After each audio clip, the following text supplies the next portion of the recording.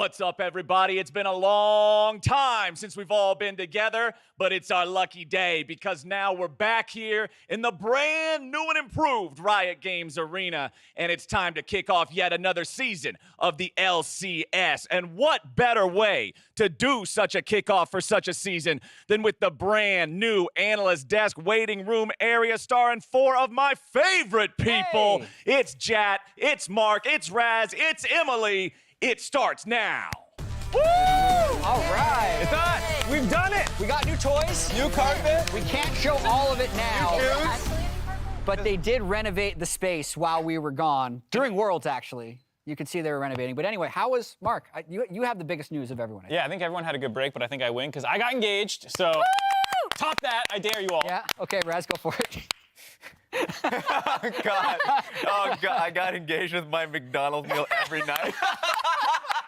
I was a slob the entire way. Living your best life, though. Yeah. Hey, Twitch kept me comfortable, thank God.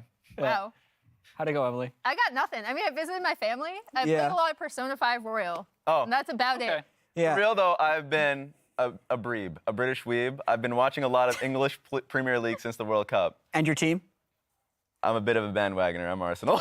All right, Look, there we go. Look, my parents were Thierry Henry fans, so I'm sticking through. I am not a bandwagoner, I promise, please. Yeah, we have a lot of LCS stuff to talk about. So many teams switching rosters. 23 of the 50 starting players from 2022 summer split return, so 27 changes. But we also have to shout out some familiar talent faces that we won't be seeing in this area, this split. Freak is giving Caitlyn mana on the balance team. Buffing 80 carries, changing crit rates, everything you can. Dash is actually going to be having a new show that he is filming next weekend, I believe. And Pastry Time, I haven't seen him around. He's gone. Yeah. Hello? He just disappeared, I think. Yeah. I don't know. Hi. Whatever happened to him? Can anyone?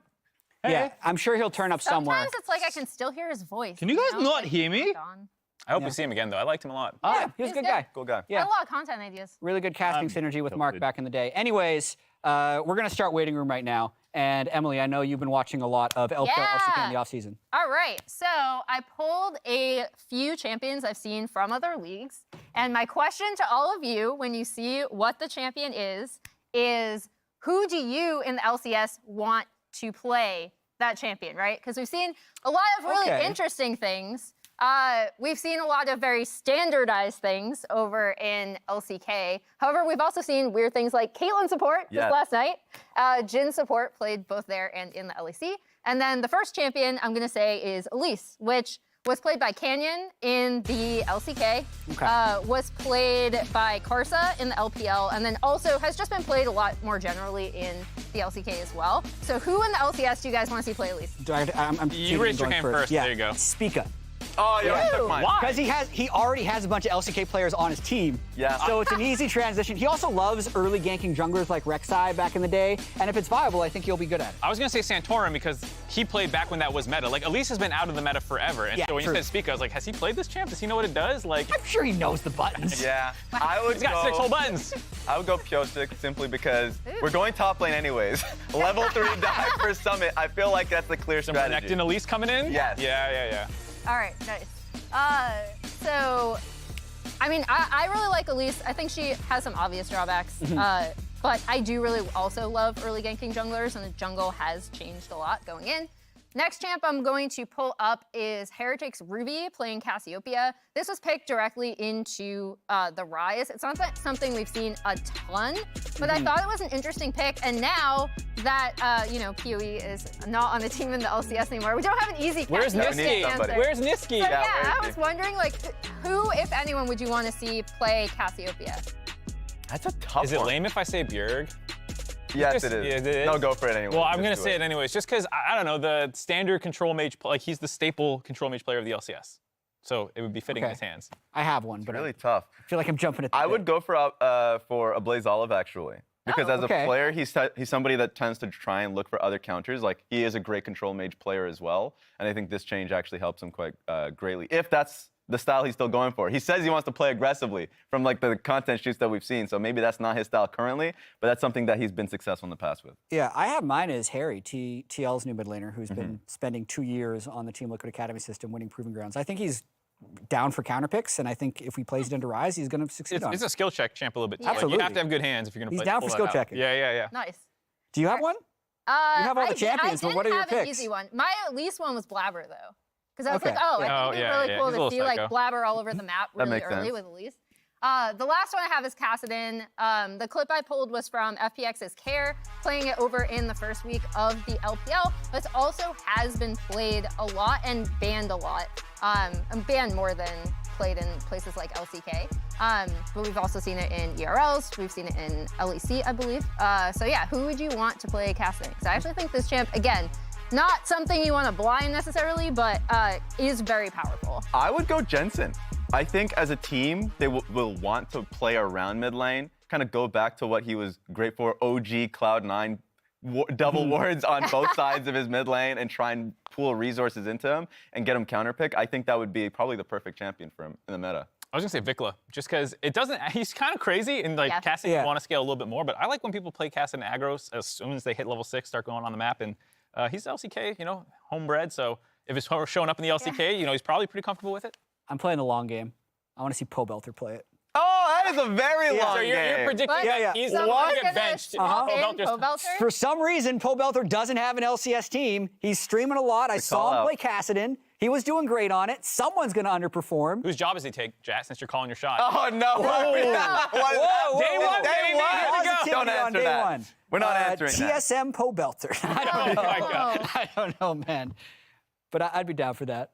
That's a good call out, and for right. Kassadin players, period. Yeah, let's answer this one though. Who wins the split? It's also tagging Bwipo and Cutie Cinderella. We're gonna have Cutie Cinderella on in just a few minutes, but we did power rankings. Yes, we did. Yeah, I guess we will answer this. I did a JLXP power ranking. Mark did a blame game and a dive power Yeah, ranking. wow. Just recycle content. That's the I same. haven't Doing it again seen right now. I haven't seen Raz and Emily's power rankings. I'm curious about theirs actually. Yeah. Pop it up if we can. Oh, okay. I see him over on the big screen. Where- I think Oh. this is the first time I've ever seen Emily actually do a power ranking. Because you feel like they're so cursed. Oh God, it's from years of having to do ESPN World, like global power rankings. I just have, PTSD around power rankings. All right, 8, 9, 10, full agreement. You and Jad are pretty 6, close. 7 also full agreement, and 1 through 5 also. So there's the 1 through 5 line are all the same 5 teams Yeah. in a specific order. Then 6 through 8, then 9 through 10. But yeah, the biggest difference we have though is the FlyQuest placement. FlyQuest And is the in- Cloud9 FlyQuest is placement. in literally every spot. 1, 2, 3, 4. I guess they weren't quite 5, so I guess there's a little bit of hope for them. The C9 is also fans very have spread out. FlyQuest as first. And remember, this is just for the regular Yeah. season. We're not taking into consideration playoffs. Yeah, right. Yeah, Yeah. this is a That's power important. ranking, not who wins the split. It's who has the best record at the end of the double round robin 18-game regular season. But Mark, when I saw you have FlyQuest first, that was, I don't know what it was, but I'm like, what? You immediately DM me and FlyQuest you're like, "What are you first? smoking?" And I'm like, what? Yeah. But now the fans have them first? Yeah, it's Is it fine. because and you the dive- brainwashed the fans? No, it's Could've because done it's that. just you run on hype. You don't think. The dive Emotions, aggregate no had them thoughts. first, right? I think cumulatively, yes, but that was because me and the fans. I think Kobe or Azale had them first as well. For the people that don't watch like hours and hours of preseason content, why do you have FlyQuest first? Okay, so if you're not familiar, they have brought in just an incredible lineup. All 5 from last year are gone. They've brought in just 2 amazing carries from the LCK and Vikla and Prince. They got Impact, who's one of the best top laners of all time in the LCS. Spica, former MVP on a new team. And Ayla, who's not here today, was arguably the best Academy support prospect. So I think there's so many things to be excited about. All 5 positions, you have a really compelling story. I do have to check.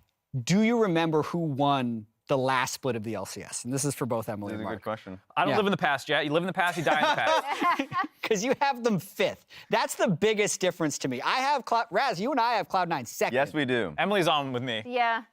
5th. 5th. Yeah. Why are you so hot on C9, you two? They won the split. They won the split and made a single change. It's a new And I feel like for FlyQuest, the biggest change that I want to see, if it works or not, is Vikla and Spica working together as a 2v2. I feel like that's the most important duo to have, and that's going to take time.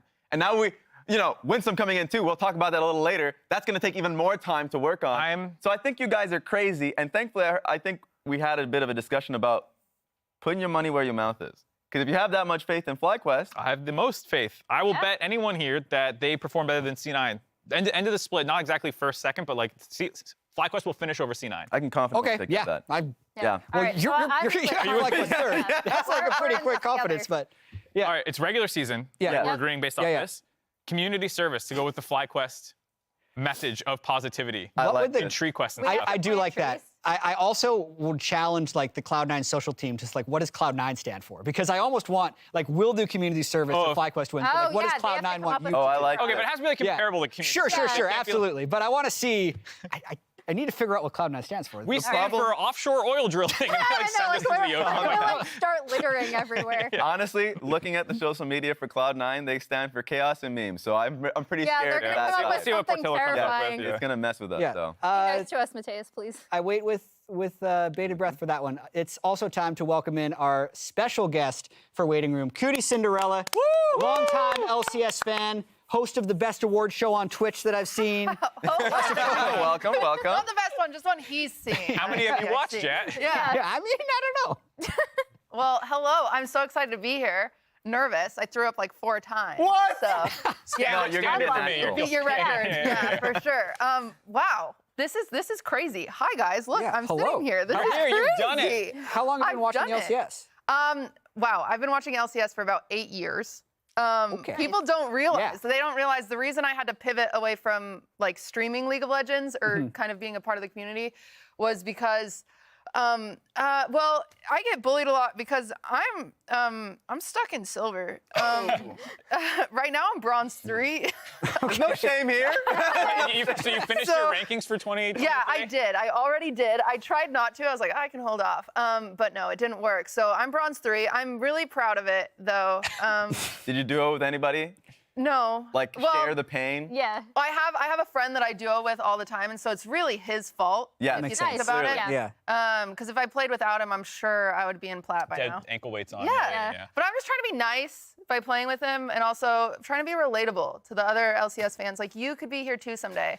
No matter your skill. You have the most relatable You gameplay can on still Twitch. love it. I do have really relatable gameplay. I've recently, this is huge for me, I've turned off all chat. Good This call. is big. Yeah, You were a that was a good tilter? call.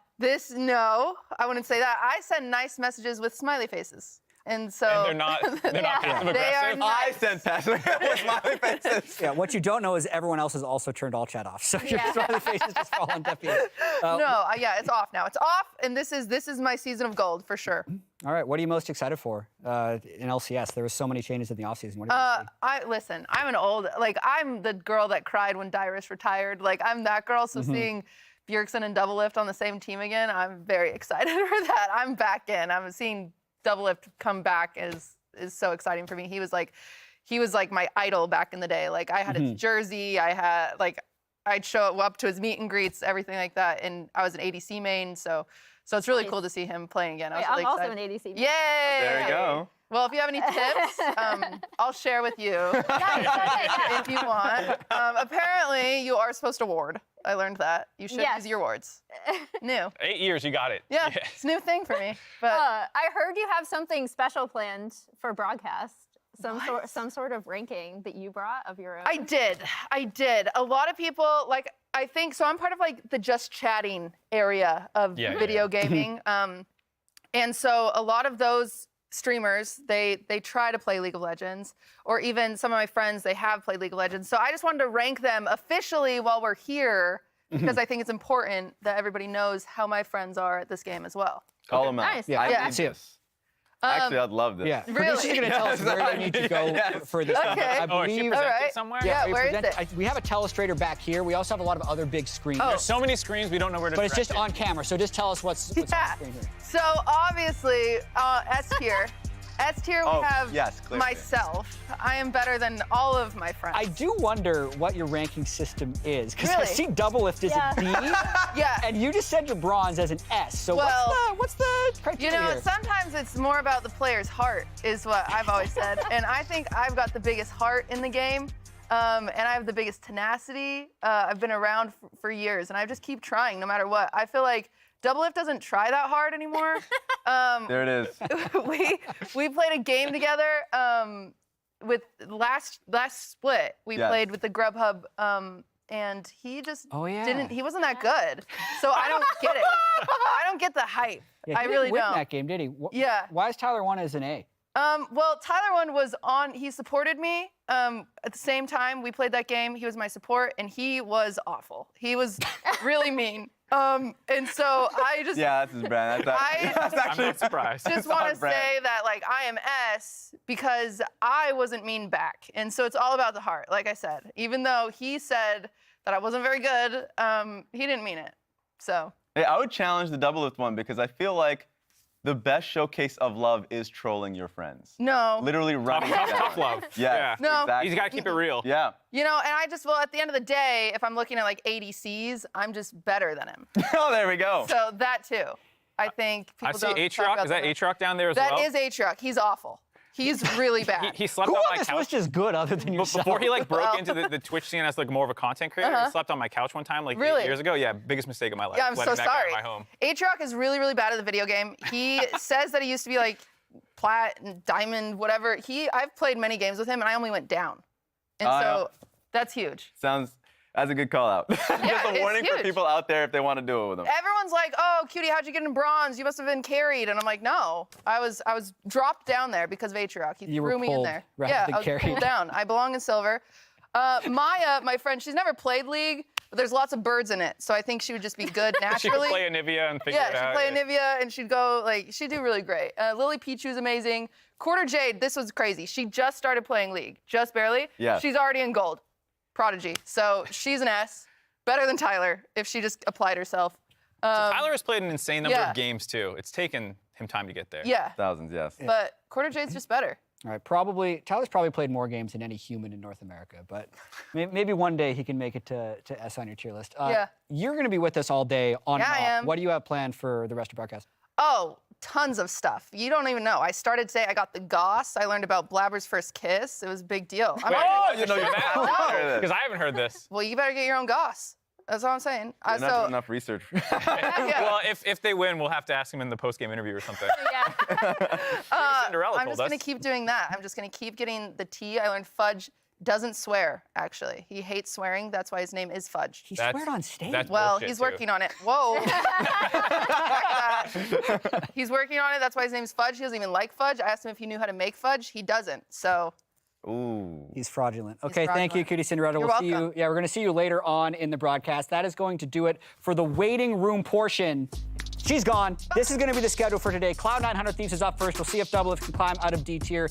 EGGG, TL Honda versus FlyQuest, and then COD Dig and Immortals TSM to close out the day. Rematch of Summer Finals up first. Rematch of Summer Finals looks dope. Team Liquid versus FlyQuest. That is also circle that one on your calendar. Yes. There's so many good games today. All right. You already stole mine. Actually, Yeah, the I was one gonna that say one's too. definitely the one I wanted to watch the most. I think even just seeing, I'm interested in seeing IMT personally, just because I want to see how well tactical plays, just the new evolution of that squad, how Ablaze Olive can, basically forms on that team. And we only just recently started seeing Kenby on pro stage, so I want to see he says confidence. He wants to find confidence on stage, so I want to see that. I'm looking forward to it. We got 100 Thieves versus Cloud9 up first. We're going to be breaking down that matchup right after this. What am I most excited about? Cloud9, the most dominant team in the LCS, have won. Winning. I'm most excited to just get back into the grind again. It's been a long 4 to 5 months. I feel like there was just so many roster shuffles, and I think a lot of the rosters look pretty good on paper. A nice throw into the wall. The multi-stun coming through. I'm just really excited to be on an underdog team again. EG, take down TL. Not meeting that expectation was really tough. I'm excited to play versus all these hype super teams coming in. Being reunited with double-elimination is really fun. The only thing that I really care about is that if I still have what it takes to win. Playing with 3 new players and my old teammate, 6-8. So I'm just really excited how that will turn out. Will they find the kill? Poppy tackles in. A double knockup. 3 kills for Golden Guardian. I mean, I'm just excited to play with my team. Just want to win everything. Core JJ is going to play around the stun. Going to pull him in. That's going to be an old combo. You're always excited to show your performance to everybody. I'm excited to smash everyone. There's a lot of teams that have some hype around them, or be some players that are coming in that people are hyping up, and just want to remind them that we're still here.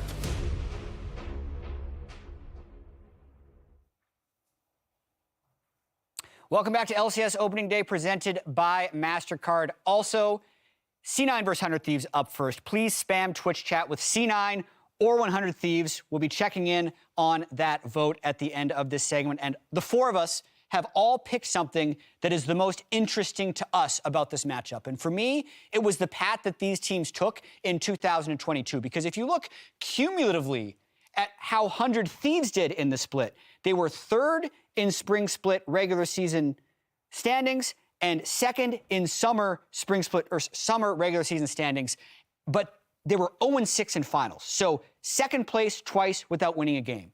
You look at Cloud9, on the other hand, they were second place in regular season spring, flamed out in playoffs. They had a really struggling summer split, but ultimately they did lift the trophy and go 3-0 in their finals. So if you looked at a cumulative win-loss between the two teams, 100 Thieves would probably be higher, but the emotional difference of 100 Thieves wanting to blow everything up because they didn't win a single finals game, they actually only return closer to their roster, switch out all other four members of the team, change coaching staff, change GM, really an entire rebuild for 100 Thieves. Whereas you look at what happened with Cloud9, and they've only made the one change in the mid lane, Jensen departing the team and Diplex joining. So for me, that's the most interesting thing, is just how these two organizations evaluated their success in 2022, because 100 Thieves, for all purposes, was extremely close to getting over the hump and becoming an LCS champion once again, but they decided to blow everything up. Raz, what was most interesting for you? Oh, the elephant in the room.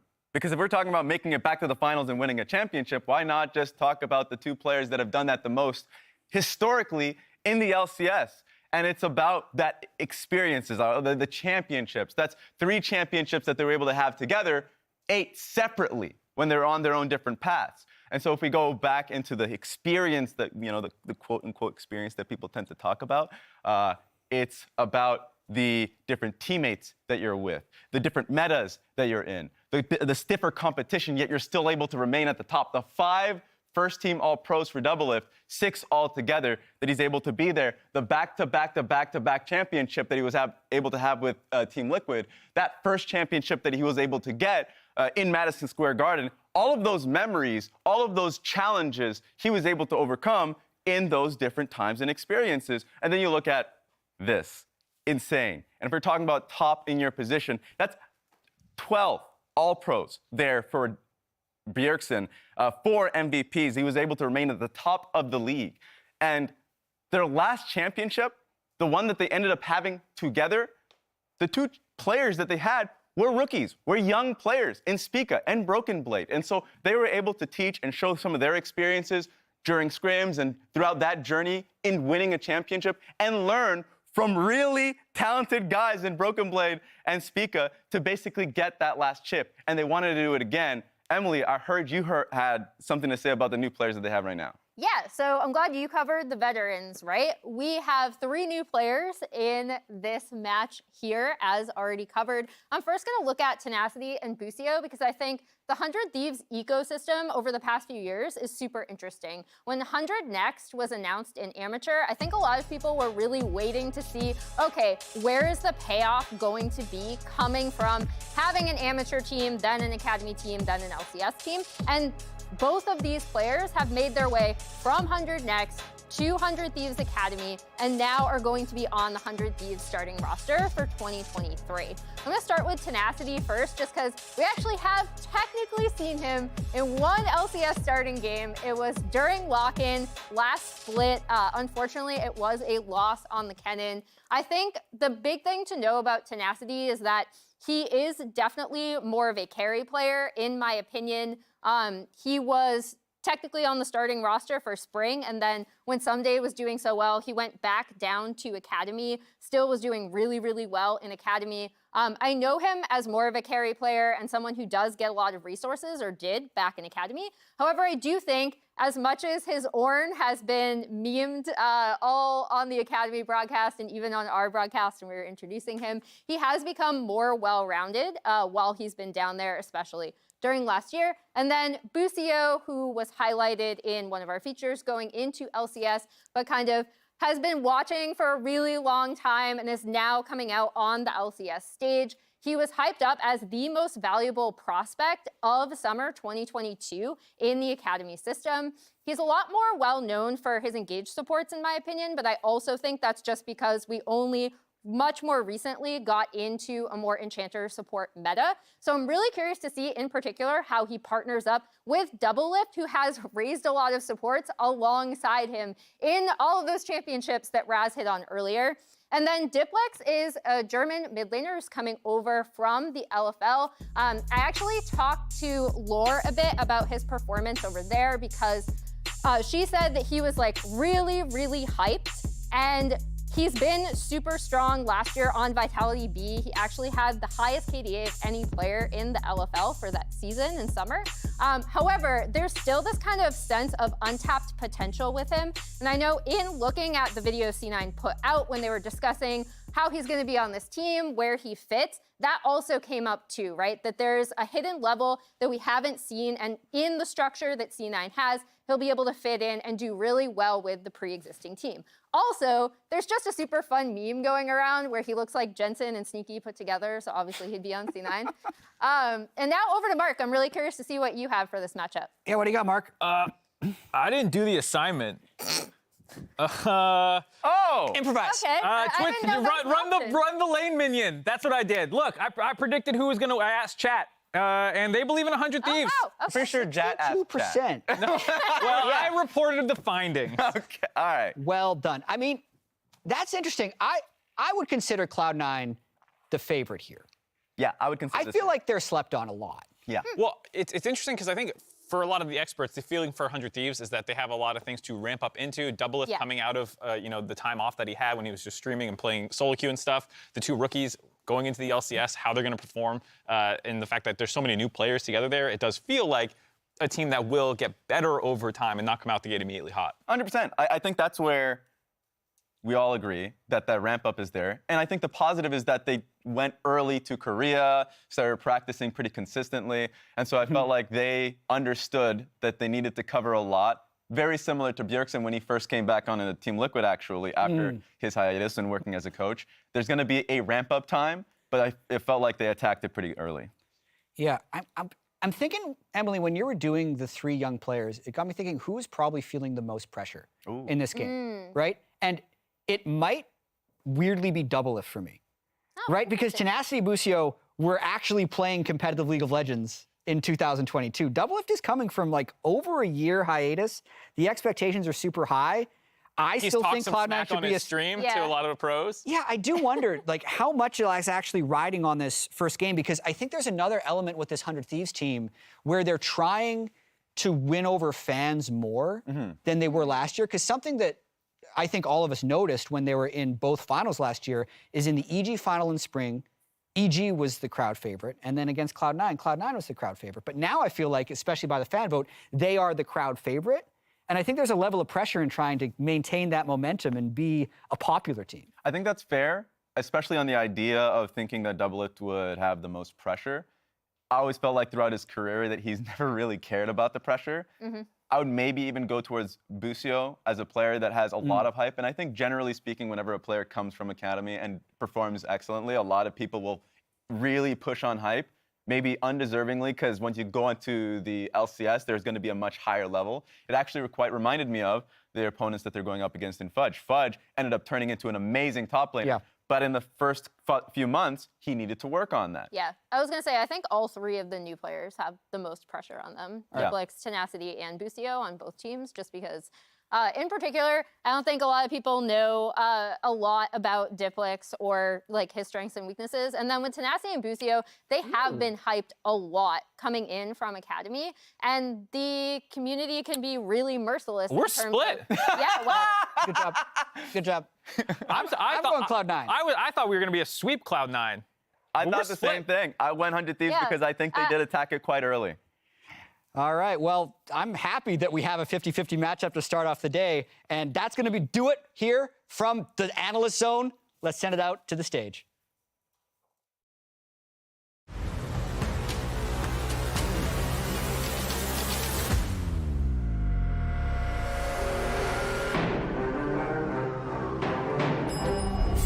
Cloud9, the most dominant team in the LCS, have won.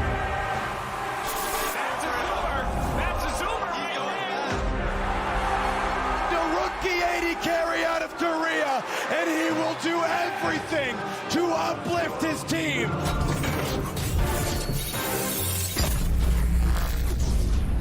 I feel so good today. Been lucky. All players, please proceed to the Champions Floor. Yes, I'll go my way. My shoes got sold. Got a strut in my walk now. Got a pocket full of sun. Won't sit, won't go down. I'm a winner, I can feel it in the city. Yeah, happy when I breathe it in it. Roll the dice for the 7, hit 11, hit a 7, hit 11 again. I'm all good. Got a 4-leaf clove. You can knock on wood. It's my lucky.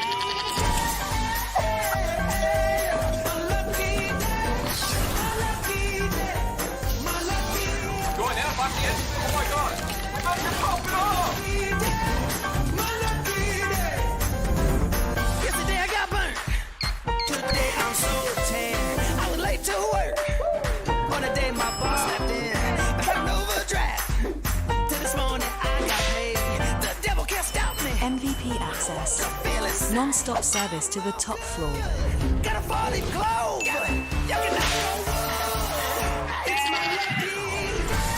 Big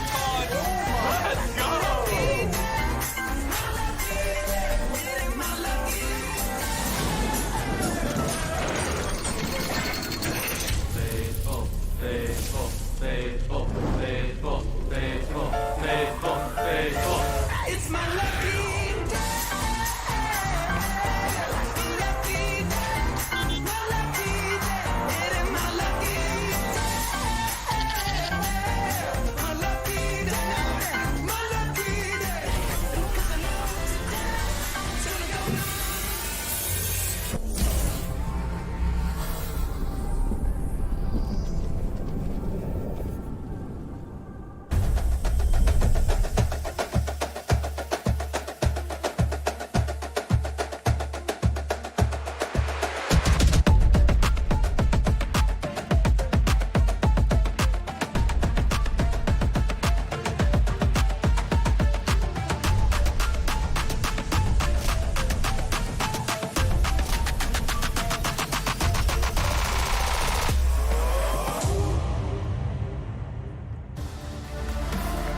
It's been 137 days since the LCS Summer Finals in Chicago.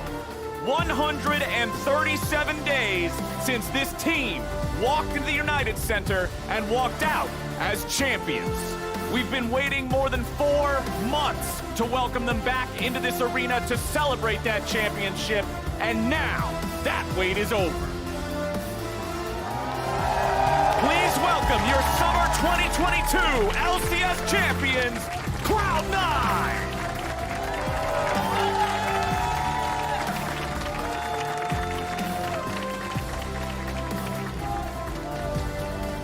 In the top lane, he's part of any balanced diet, it's Fudge! In the jungle, everybody's favorite crustacean connoisseur, we got Blabber! Over in mid, a brand new face to a storied organization, it's Diplex! Bottom lane's got the big guns, Berserker! And on support, the role swap king, it's Finn!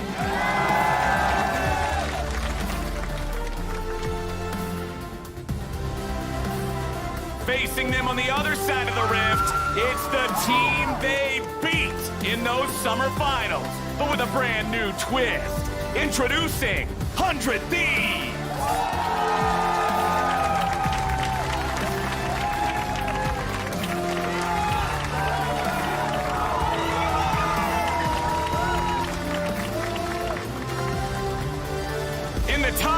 lane, he's out of Academy Jail and he's ready to rock and roll on the Rift. It's Tenacity. In the jungle, the king himself, Crow Closer. In the mid lane, the North American go-to-the-solo experience, it's Bjergsen. Bottom lane sees the return of another GOAT himself. Co-streams be damned, double-lift back in the LCS.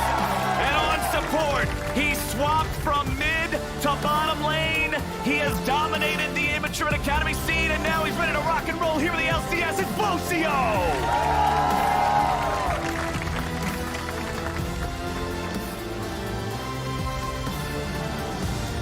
The LCS 2023 season starts right now!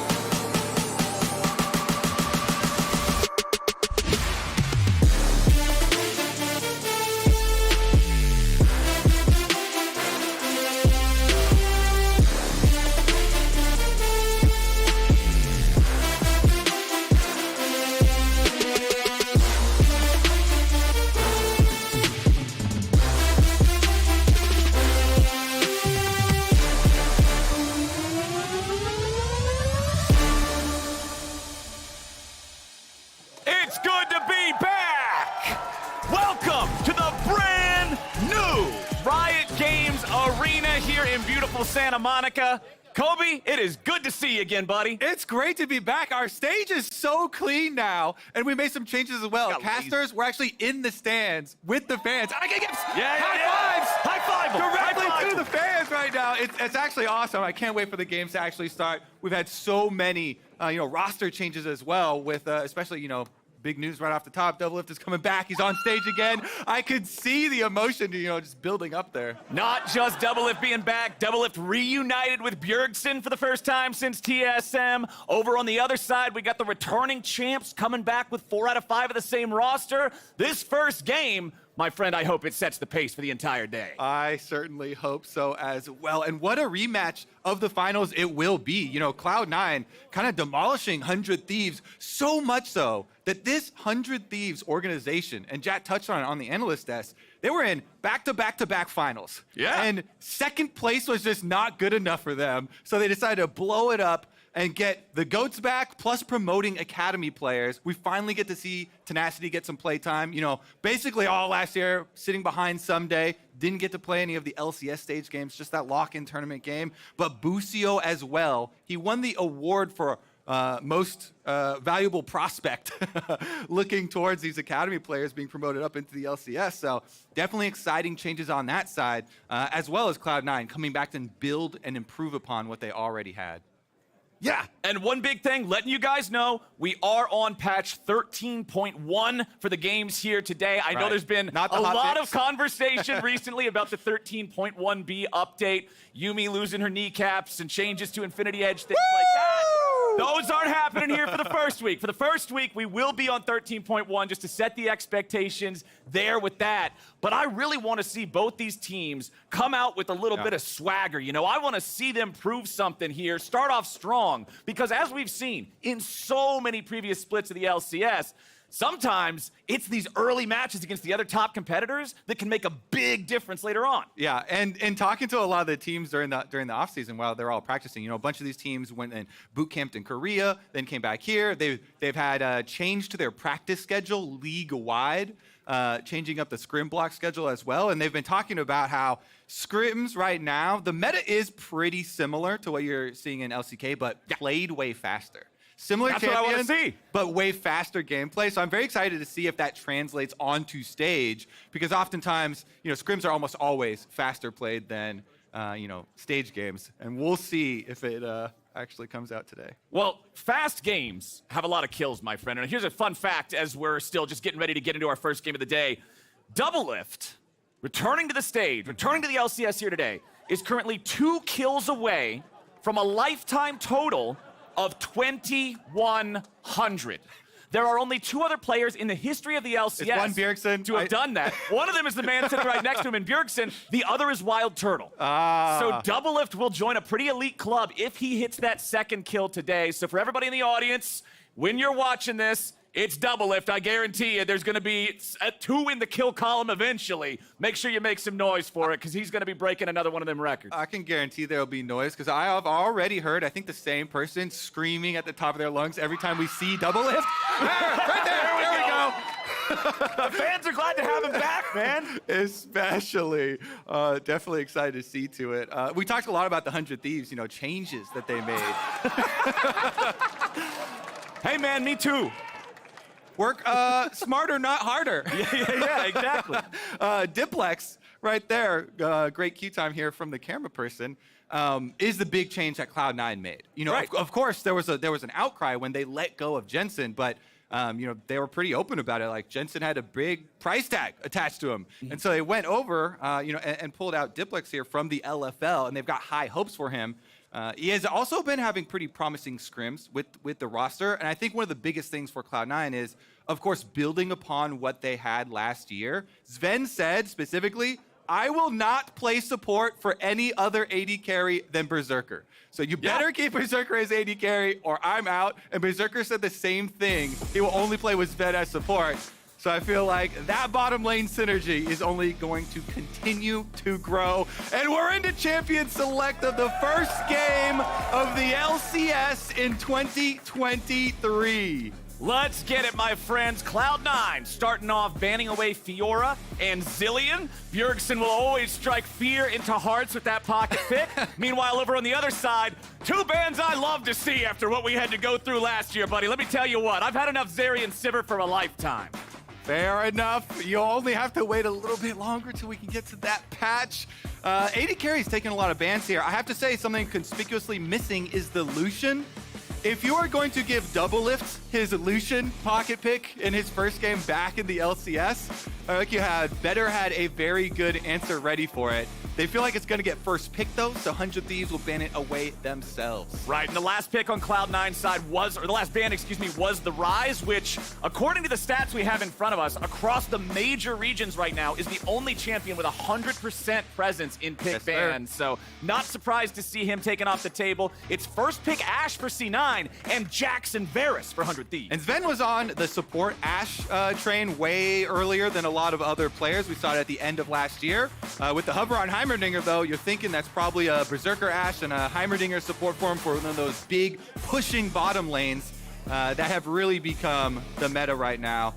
Meanwhile, on the side of 100 Thieves, with the Varus over there trying to do a similar thing, you can actually go on hit or lethality depending on enemy team comp right now. Both builds are viable. So we'll see how the rest of it rounds out. Cassante, a highly prized top laner, did sustain some nerfs, but still so high priority for the top lane into Tenacity's Jax. And we talked to Tenacity. It was really cool when we had the kickoff tournaments, and he talked about their scrims versus Cloud9 already. He said the only top laner that did beat him was Fudge. Yeah. And he's the one who had the confidence to blind pick this Jax.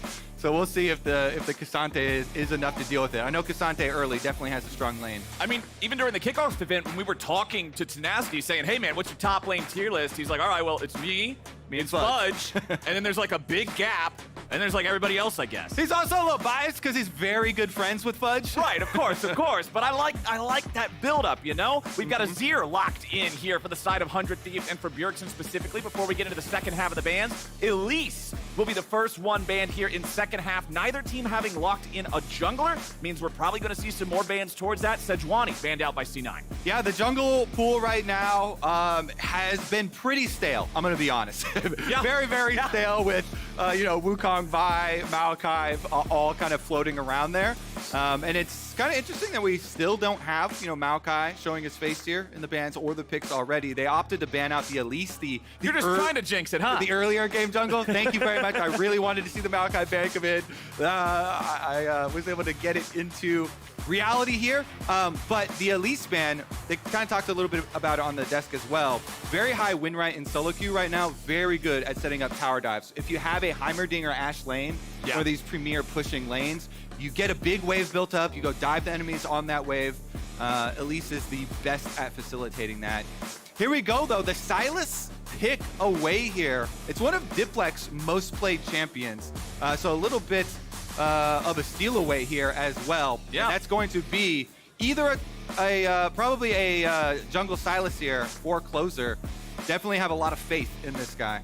And with Sylas locked in, Akali is a champion. We saw this so much during Worlds 2022. These champions always on opposite sides of the rift, often lined up against one another. And it's a very good counter pick into Azir. Does rely on confidence and going for kill threat, though. Yeah. So I like how Cloud9 are putting that confidence into Diplex himself very early on. First stage game versus Bjergsen. They see the Azir, the blind pick, and he says, fine. We answer it with the Akali. It will go for that level 6 kill. See if they can get the burst damage. And I was talking to Emily Rand about it yesterday. Hold on now. With Viego locked in, we know this is a closer staple champion. Okay. So we've got support. Busio was a mid laner. Busio was a mid laner before switching to support. And he's going with the Azir. Now this did happen. I'm trying to remember the actual game. But it did happen already in professional play. Can't remember the exact game, but the Azir as one of the counters into Heimerdinger. People are always trying to come up with these counters now to Heimerdinger to deal with the turrets because it's so oppressive, these pushing bottom lanes. That's why we saw, Jhin support become a thing. Similar idea there with the Azir. Plus you can go for these big all-ins with the move back, with the Azir sweep. Let's see if it works here on stage, though. I love it. Really taking advantage of Busio's history as a mid laner and trying to get a creative counter pick on stage. We get to have K'Sante versus Jax in the top lane. We get Akali Sylas mid. We get closer Viego. We get support Azir and the Heimerdinger support on the other side.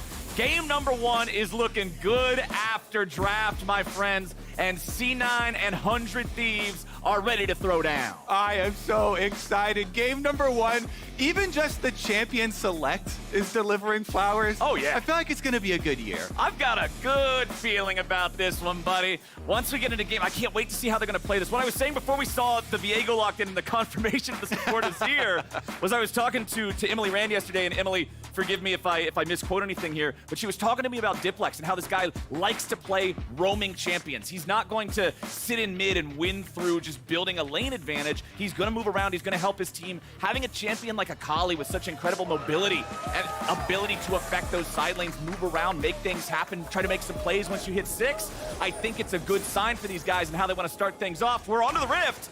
It's 45 seconds in, and we're just seeing a couple of hot shots go back and forth.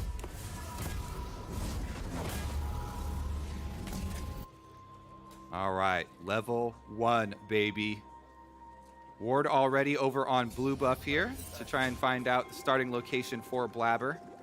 Blabber always likes to go for full clears if possible on any other champion besides like Elise or Lee Sin.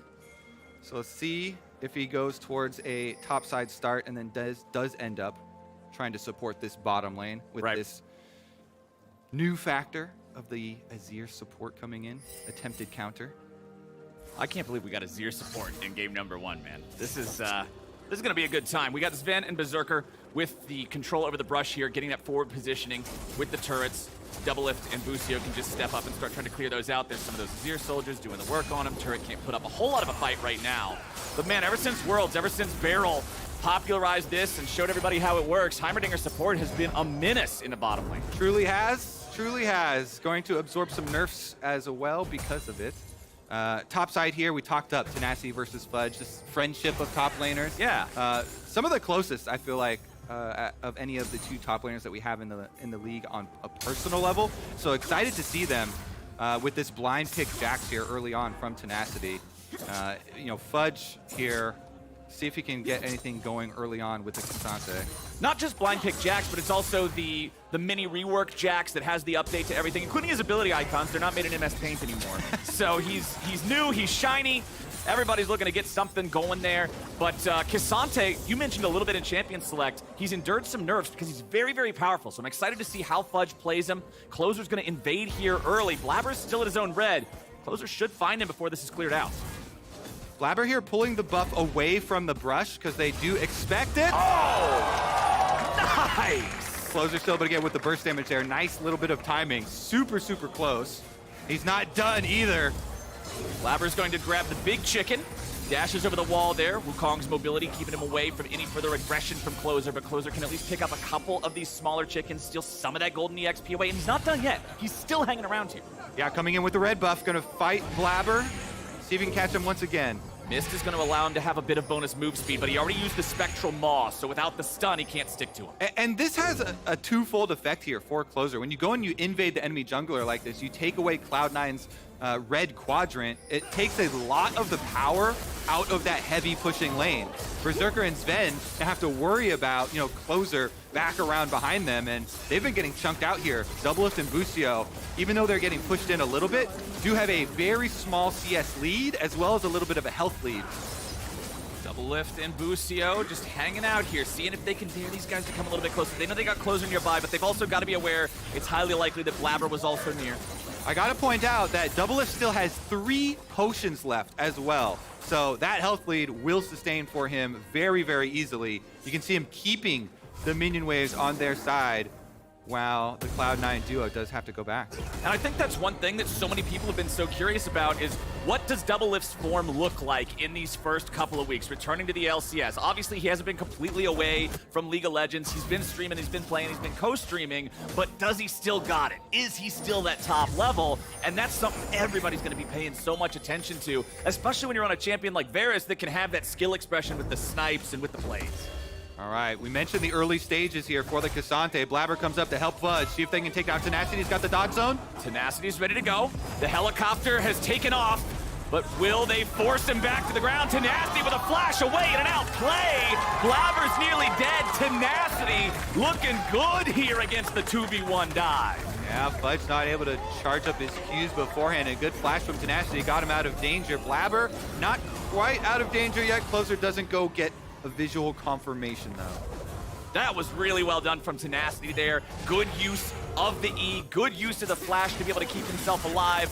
Sven's pretty low here in bottom lane. Busio and Doublelift were both able to go back, heal up, return to lane, so they're feeling pretty strong in their current position. Sven with only 200 HP, yeah, he's got potions. That Heimerdinger is squishy if they can ever get on top of him. Doublelift's arrows will be the bane of his existence unless he's got those juke boots ready to go. Still 0-0, 5.5 minutes into the game. No objectives taken yet, but 100 Thieves have a very small gold lead for themselves, built off a farm. Most of that built in the jungle. You can see Closer 38, now 40 farm compared to only the 18 of Blabber. Definitely doing a very good job with the aggressive invade looks. Of course, in preseason, they did reduce damage you're going to do to enemy camps while you're invading, but doesn't matter at all if you're going for the true damage smite as well, and he was able to get the combo off no problem, stealing away the red, taking away a decent amount. Closer Viego, of course, has that history, especially in the finals. Oh yeah. Accolades for him, and he is the piece that 100 Thieves decided to keep this year when they're making so many drastic changes. Putting faith in bringing back Doublelift and Bjergsen, combining them, and Closer back out on the map, wants to make an early move. Here we go. Spectral Maw is going to find the target. Diplex goes out, goes back in. E1, E2 takes Closer to about 60% there, but doesn't want to try to fully commit to anything, just backs away. Diplex does not want to lose a bunch of HP immediately after just recently teleporting back to lane. Worth pointing out as well, since you mentioned about the jungle changes, both junglers are using the green pet this time around. So I don't know what he's actually named. I just call him Bulbasaur. But they're going to be getting the shield. They'll be getting the tenacity bonus. It's close to Moss Stomper, something like that. I think that's actually what it is. That sounds right now that you're saying it out loud. If it's not right, you did a good job. It might not be the whole thing. Well, either way, that's the one they're going to be using. I expect to see a lot of it in pro play.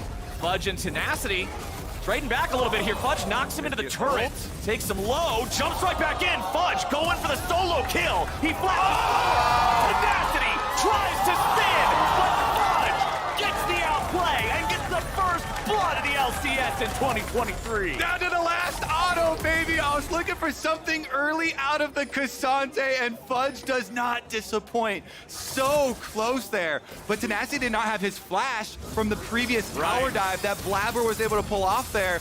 Missing the flash there means that Fudge is able to convert, and we get our first blood of the LCS. I love these skill-expressive top lane matchups where you get to outplay the guy and get those sorts of fancy maneuvers in there. Closer's back here in mid. Bjergsen has stolen away Diplex's Akali ultimate, so lots of burst available here around mid for either side, as Bjergsen can now roam with Closer towards this top side river. The Scuttle Crab was just secured by Blabber, so he's at least got that to keep him safe as he farms up his own blue. Doesn't have to pass that off to Akali just yet. And you're going to see Bjergsen right back in mid. Now let's take another look at how this fight started, because it was Fudge forcing Tenacity under the turret. Yeah, so K'Sante kind of plays like the third brother of Yasuo and Yone with the Q charge ups. Yeah. And then you always want to use your ultimate after you've already taken some damage. Fudge got really good positioning there to get Tenacity deep towards his turret, and then flashes over for the last one. The stun here, right when his Q goes off. So the timing there, still with the stun from the Q from Fudge, able to buy him enough time to get that last bit of damage off. That was a nice arrow from Berserker hitting Busio. Unfortunately for Cloud9, it was not that effective because of the fact that Busio buffered the dash over the wall to be able to escape it. But if that had not been buffered, surely would have been a kill there. C9, however, with control over the top side river, they will pick up this first neutral objective of the game in the Rift Herald for themselves. The gold has equalized thanks to the first blood that Fudge earned. It's still double lift, the most wealthy man in the game by a very, very small margin. And he's about to get more wealthy right now. He's at the turret. I'm pretty sure he should be able to get a turret plate during this time. So the price of this Rift Herald is going to be more pushing power for double lift. Busio comes down, does share it with double lift, so they split the money a little bit here. Trying to get that Azir a little bit more power. By the way, our stats person at least could not find the other professional game, so we're gonna claim, first professional. We're gonna claim it. Here. Yeah, as far as stats is concerned, it was just other challenger game as it was coming out, and Busio's gonna be able to rotate over for the dragon as well. So 100 Thieves with the bottom lane control here are able to also start stacking those dragons. And that's what I love to see. You recognize you've got the advantage of that massive pushing wave because they rotated their men top to try to take the Herald. Turn that into the plate. Turn that into the Drake. Make sure you're getting a punish there. So good stuff coming out of 100 Thieves. Still a dead even game here, 10 minutes in.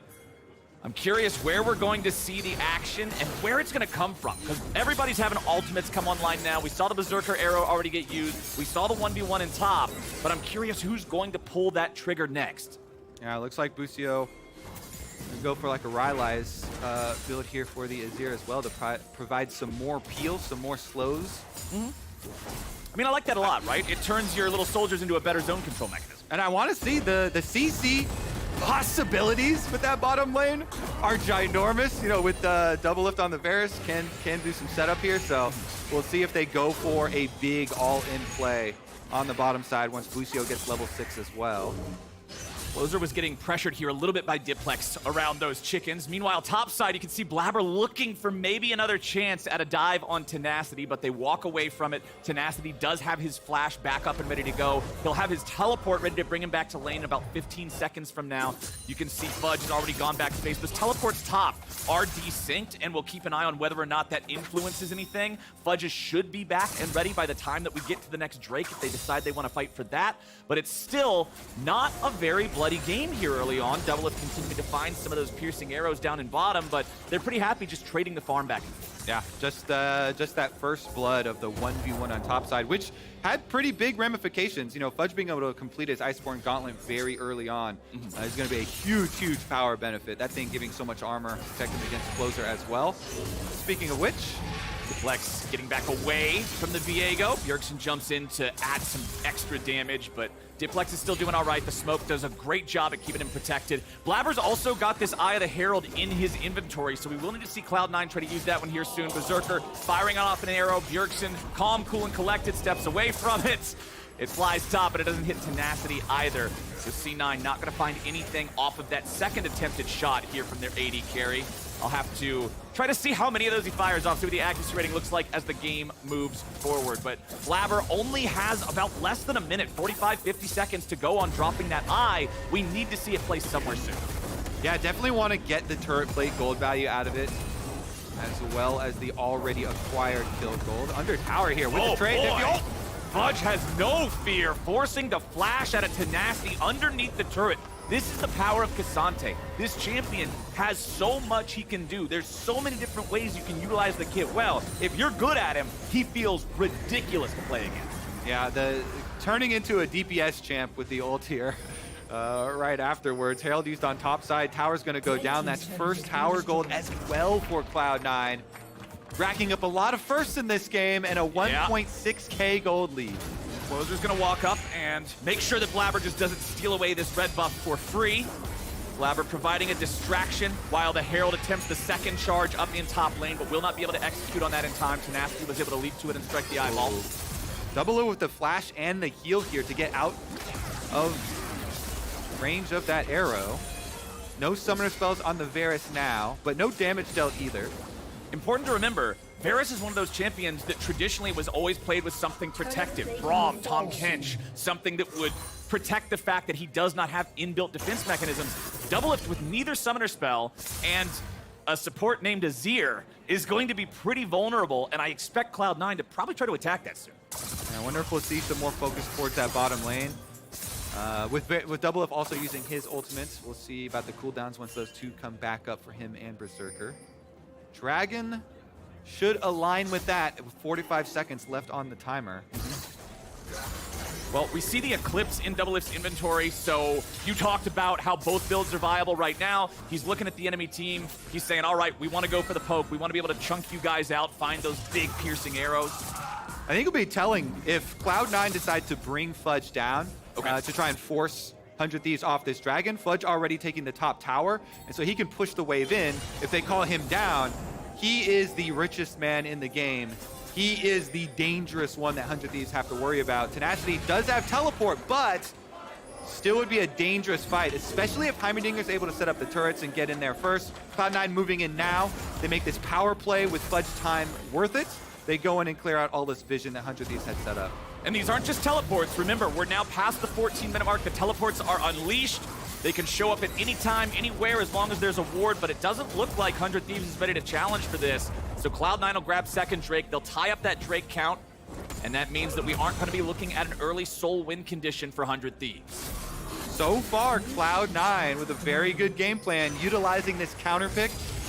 When Tenacity blind picks this Jax, Fudge, they gave him confidence to go for it. They got him the first blood. Blabber went there to burn the flash with the tower dive, and a lot of resources used. Now, though, they want to fight him off the Herald. They're ready to go. Fudge jumps in on his own. He's going to find the ulti onto Closer, looking to bring him to the rest of the team, but it's not going to work to find a kill. It will work to take the objective, but now Blabber needs to get out of town. Pops the ulti, making sure he's able to spin away, and Cloud9 honestly executes a beautiful heist against the Thieves. They get out in time. Does cost them the ultimates, but they're very happy with that. The objective acquired here, Rift Herald #2, also picked up for them. And they just continue to increase this gold lead. Fudge teleports right back out.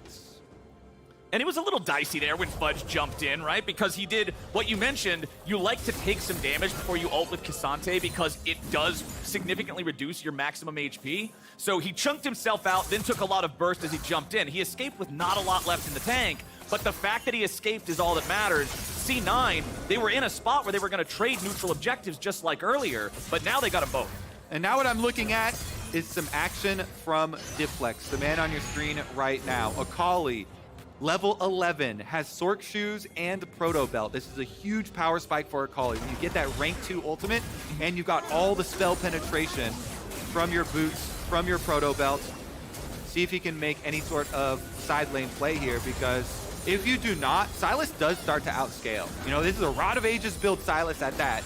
Bjergsen is very happy if there are no kills for the Akali in the next few minutes at his chances in this game. Already 4 stacks on that Rod of Ages, just gonna keep on gaining power. Yeah, the next 6 minutes specifically, because remember, this item now, compared to the old one of many years past, now gives that extra level once you hit the 10 stacks. It feels really strong. It was recently buffed because it wasn't feeling that great for a little bit, even after being reintroduced. So Bjergsen having this item, scaling up here a little bit, sitting on 0, 0, and 0 is fine. Honestly, 17 minutes into the game and only 1 kill is a lot slower in terms of PvP than what I was expecting. Yeah, we're edging towards some very hyped team fights. Yeah. I feel like with this setup. Also, the question of the split push will remain here, with Tenacity now finally got his 1 item, with his Sunder finish, does have his flash and his teleport ready. So that teleport advantage that you kept on bringing up has returned 400 Thieves. See if they can actually make use of it.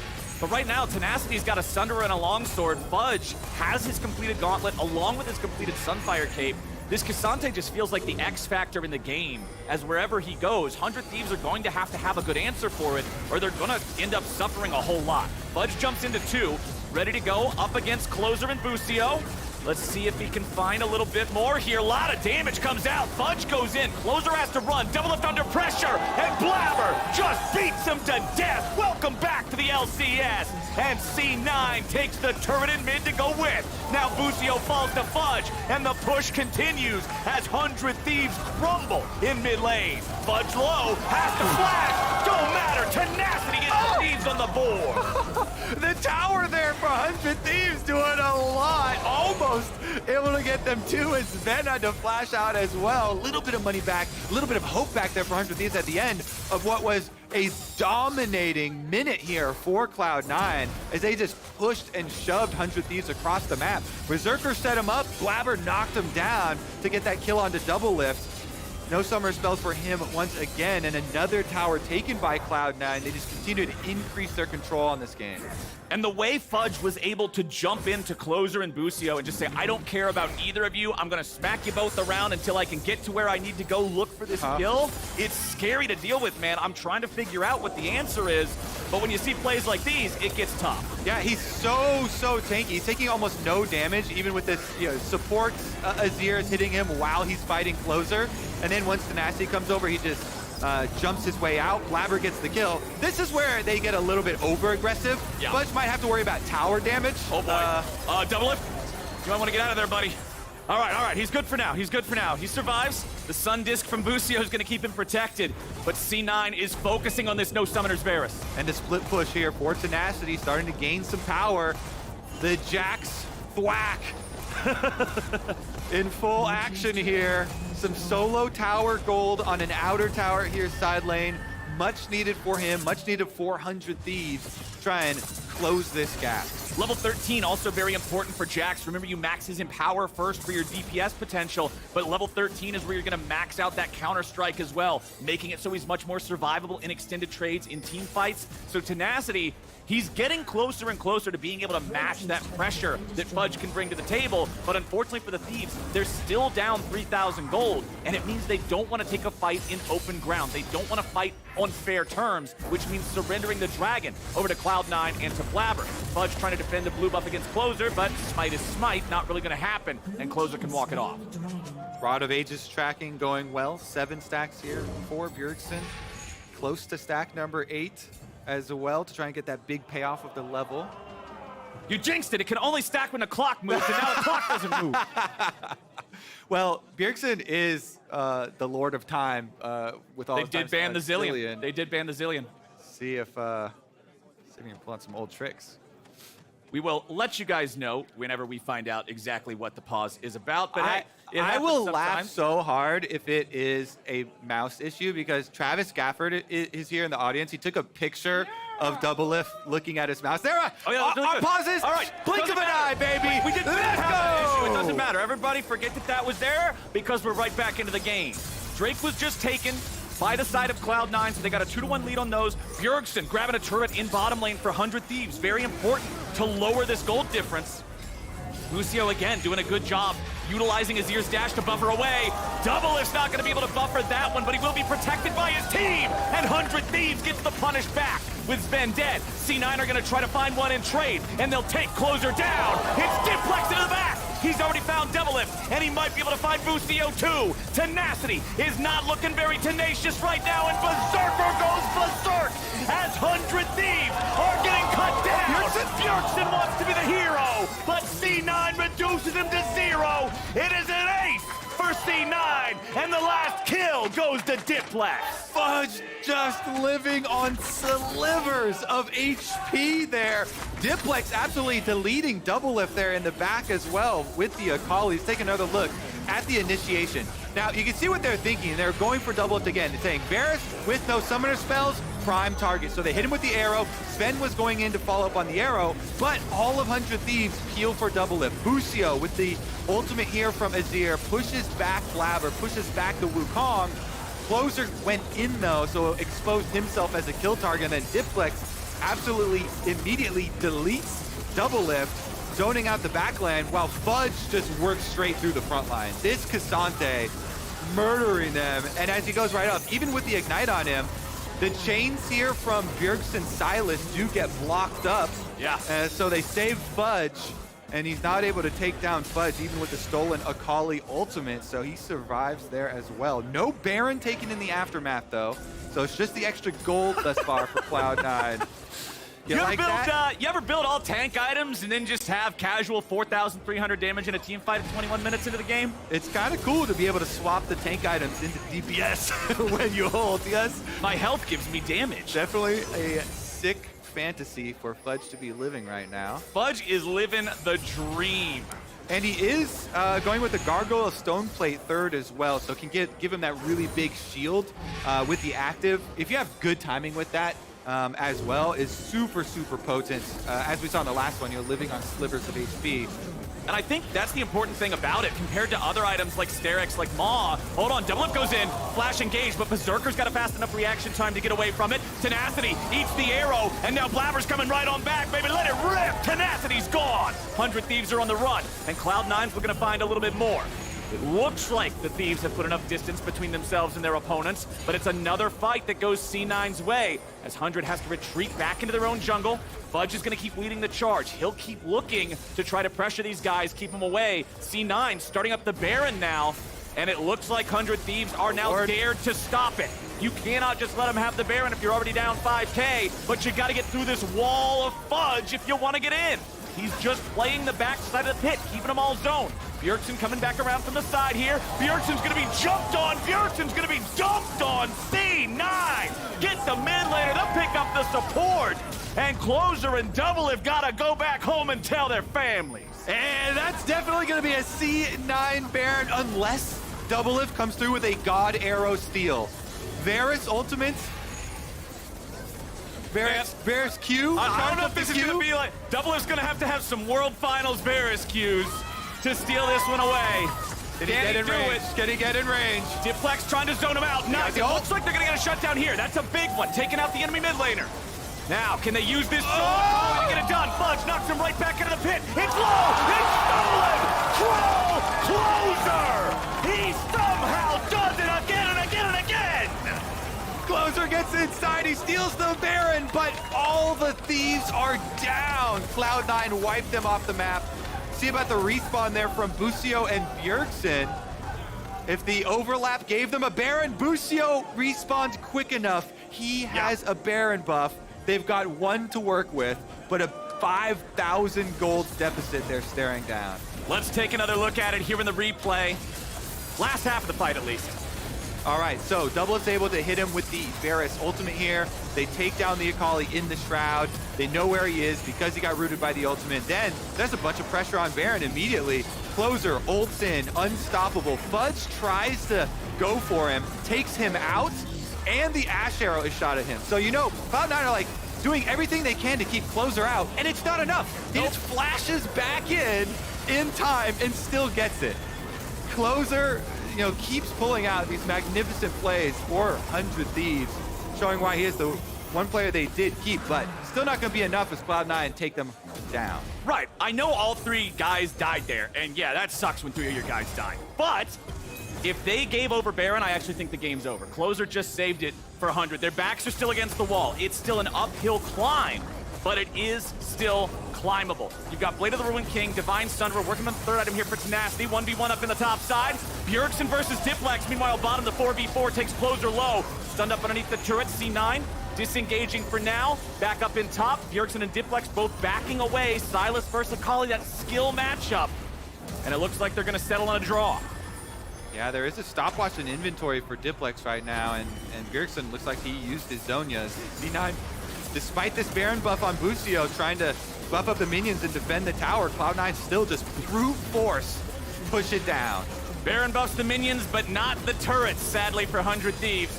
That thing's gonna crumble. It's a 5-2 turret count for C9, 3-1 in Drake's, 6.3 thousand gold lead. The clock is ticking ever forward against 100 Thieves, and they're gonna need a big moment soon before the Cloud9 War Machine becomes unstoppable. Man, shouts out to Berserker too. I mean, he's got the interesting build with the mandate, with the Ravenous. Ultimate Bravery? Plus, he has 0 deaths. He is the only player in the game not to die, and he has hit many key Ash arrows here, setting stuff up for Cloud9. So lots of good stuff already for C9 coming out of their bottom lane that wanted so much to play together again for another season. And the thing that I'm worried about, if I'm 100 Thieves, I'm looking at those inventories. I see Stopwatch, Zonia's just now completed for Diplex as well. That means a lot of ability for outplays and ability to prevent kills that could otherwise bring you back into the game. So what I'm thinking is 100 Thieves either have to find an immaculate pick from a max range Chains of Corruption or something like that, or they just got to get the perfect synergy with Azir swooping everybody in as Bjergsen steals an Akali ult into 5. Yeah, I mean, they could try and look for a trailing split push play as well. That's one of my favorites, especially when you're down and the enemy team is trying to use multiple lanes. If you send both your solo laners, the Jax as well as the Sylas into one, you 2v1 the enemy solo and then use one of your teleports to get back to your team so you don't give anything up. That could be a possibility, but this one looks like it's going to be a Cloud9 2v1 as Diplex joins Fudge. Tenacity's trying to get the better of him here in the duel, but Diplex says, nah, man, it's a team game. Puts a shuriken in his back, and now with another TP showing up, Bjergsen might find himself in a compromised spot, but he's got backup too. Closer arrives, but the Gargoyle Stoneplate keeps Fudge alive. He's able to outplay it. He turns right back around and gets to the safety of his team. Closer and Bjergsen both still looking for it. There's that Stopwatch, and Fudge baits them all in. Doesn't matter how many Thieves there are, Flowers, Fudge is gonna style on them all. My goodness, kiting out there, using that Cassante Omni Vamp that you get with your ultimate to its maximum effect here as he's kiting backwards, baits them in. He had both the Gargoyle and a Stopwatch. Come on, actually styling on them. Another one. C9, they've got so much of a lead now that they're just hard forcing against 100 Thieves. The reigning LCS champs going back up against the squad they beat to earn the title, and they're doing the same thing now they did back then. C9 take down the first inhibitor in bottom lane. They'll grab the second inhib turret, but with 100 Thieves just about to have Bjergsen respawn, they don't want to stick around. Yes, they would still have 5-4 man advantage, but with Diplex low and a lot of resources spent in the previous fight, they don't want to risk a throw. They know that they're at the point of the game where if they don't do something stupid, it's in the bag. And they're all rich. They've got so much money. And they're rich. In their pockets. Everybody going back to complete items. Berserker tops off this beautiful build with a Kempa Chainsword for him as well. He's doing so much for the team. What a team player here. This is a utility team player build from him. So much though.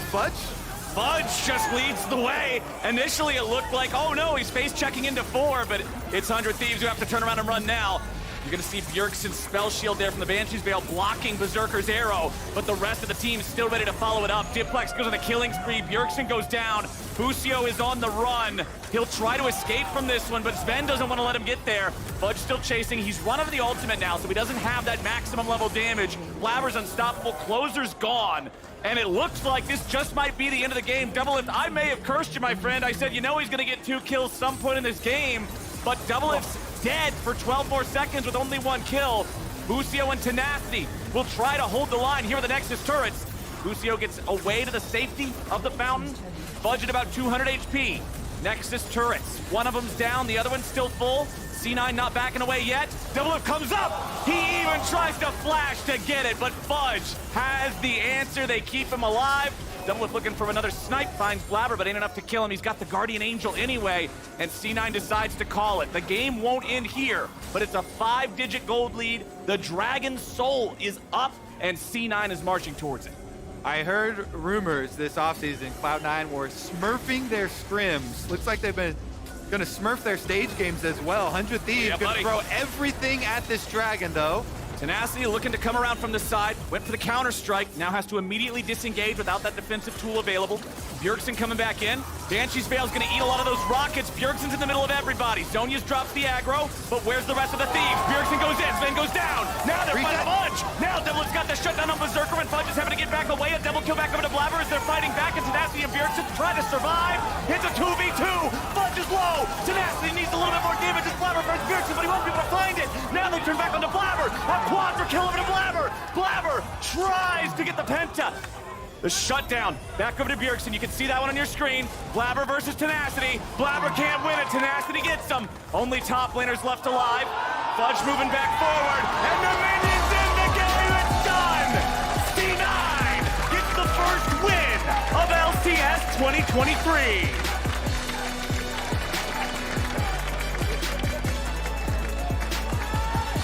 Welcome back to the LCS. Double-Lift.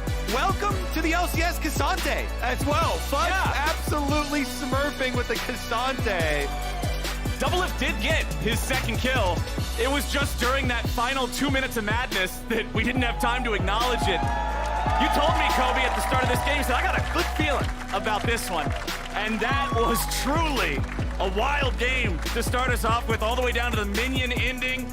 You can see the boys getting ready to take their first bow of the split. And if they keep playing like that, I'm sure there are many more to come. Cloud9 picking up where they left off.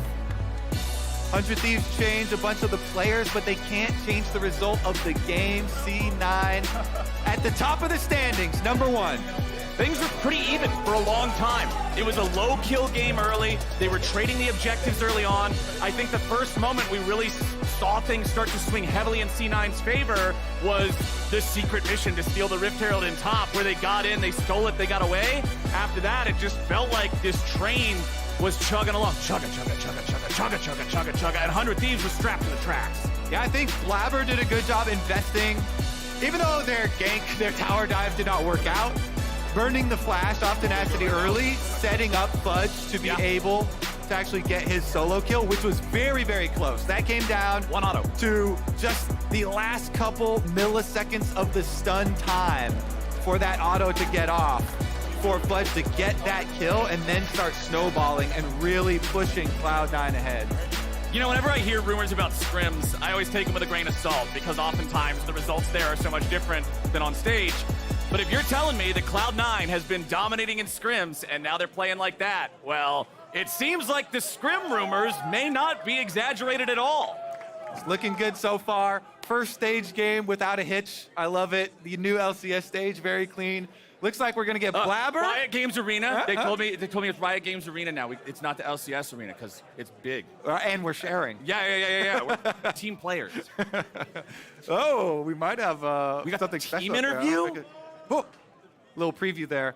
Honestly, super exciting game number 1 though. You know, the support Azir we never got to see the big moment. There was never got the shuffle. There were a couple, you know, there was a good peel ultimate to peel for the Varus when he had no summoner spells, but didn't seem like it had that weighty impact. Yeah, I never got to see the big shuffle. That's what I was hoping for. He goes in like a torpedo, throws everybody back, and then the crew mops him up, but it just felt like they fell too far behind. Yeah, 100 Thieves did start out with some pretty good control themselves, though, with Closer going for the jungle invade, taking away this bottom side jungle pressure that you want to combine with your pushing Ashe and Heimerdinger lane. Yeah. But they were unable, of course, to deal with the Fudge factor. Yeah, the top lane just ran amok with it. I mean, we saw 100 Thieves take that first Drake, take the 3 plates bottom when it was Cloud9 going top for the Herald. But then that Herald, hey, where's that go? That goes up there for Fudge. Hey, remember the flash? That went up there to Fudge. And yeah, it was quite a top lane domination game for Fudge here in this kickoff of Spring 2023. But now we're joining Cutie Cinderella, Fudge, and Blabber on stage for the Verizon post-game interview. Yay! Thank you, Captain Flowers. Hello, everybody! Welcome back to the LCS. I hope you're excited to be here. I was really excited. I knew you guys were gonna win, so I made you some cookies. Oh. Oh, lovely. Yeah, I knew you would. I feel like I don't want to do this interview anymore. Really? You can have them if you want. Can I taste it? Yeah, you can take. They're just they're because you're gonna beat them, so you're gonna eat 100 thieves. I'm That's good. what I don't want it. yeah. Yeah. Well, We'll go with that. We'll go with that. welcome back to. They're not bad. Not bad. You're not bad at League of Legends. Thank you. Yeah. Welcome back to the LCS. How does it feel back on the stage, first day back? I was pretty nervous, honestly, because it was also a bit of an ego battle with me and Tenacity. We're pretty good friends, so Yeah. there was a lot on the line this game. So I'm okay. glad I solo killed them. But Dang. I was very nervous. Might have been the caffeine a little bit, but Yeah. my We were managers backstage. briefing me, so- We were talking. We were getting to know each other. You told me a lot about yourself. I didn't say that not much. much. We No, said, I told you about it. Fudge, tell us something about yourself that's special. And he says, I'm tall. I did not say that. Blabber said that. Blabber said that, not me. They're great. They're great team members, obviously. Sorry, most of my questions. Double lift Bjergsen. Oh. Shoot. Just kidding. I know you guys were 12 games in a row in your scrims. You were winning. We were in the dressing room, and you were talking about how there's no way you could win game number 13. Here, you've done it. How long do you think this win streak is going to last? Well, I think we're going to go Yeah. 18-0 this split, you know. Okay. It's not going to end, and then we'll just win the whole split, too. All right, we'll see what happens. I will say the power ranking of the fans, they have you at 5th. Do you have anything to say to the fans? They don't see our scrims. Yeah. Yeah, that's what I tell them too when they talk about me and bronze. I'm like, you just need You don't see my watch games. me play. You know, you don't know what it's like down here. It's hard. It's hard. Thank you. It is. I agree. Well, what team are you most afraid of going into this season? Probably Team Liquid, just because I think Summit is the best top laner other than me. But other than that, I'm not really too worried. I feel like I've played against all the other top laners. Really? Armut, I guess, is a new player, but I don't think he's very good. Oh my God. My bad. Sorry. It's okay. I say the same things about Tyler 1, so I get it. Flabber, what about you? I think, honestly, I'm not afraid of any team. We haven't really scrimmed FlyQuest yet. They're avoiding us. Okay. So, Okay. Besides that, I think, we're the best, so. Okay, FlyQuest is the fans' #1 pick, so I think that's a good one to call out.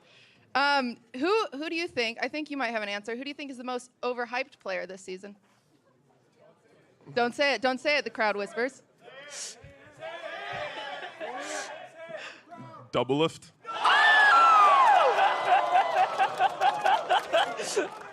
How dare you? I'm not biased, by the way. I'm not biased, but like. I'm being honest. Okay. All right.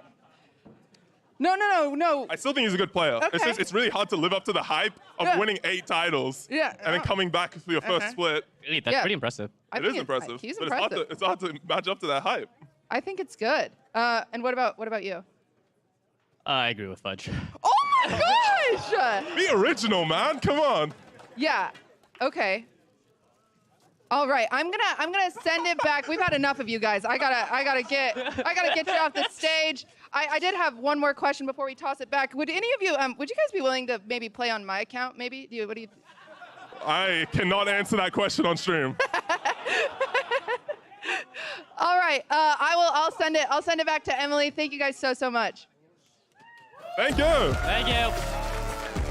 Thank you. I honestly don't know how to follow that up with analysis, perhaps some account sharing going on over there. You want to try, Emily? Yeah, all right, let's go. I want to talk about this draft because there were some cool things in it. I've been tracking a lot of pick bans across regions, like I said, and most specifically in the LCK, they kind of established this pattern where 1, 2, 3 picks on both sides would automatically handshake bot and jungle. And so right off the bat, we already see that both of these teams are not doing that whatsoever, which was really interesting to me. They both prioritize their top laners, as Fudge said in an interview and kind of in previewing Tenacity. These are 2 carry top laners, so the Jax into Cassante is something that we've been seeing a lot, but also the priority on it here plays into both of their strengths and additionally reminds me a little bit more of some drafts I've seen over in the LPL prior to their Lunar New Year break.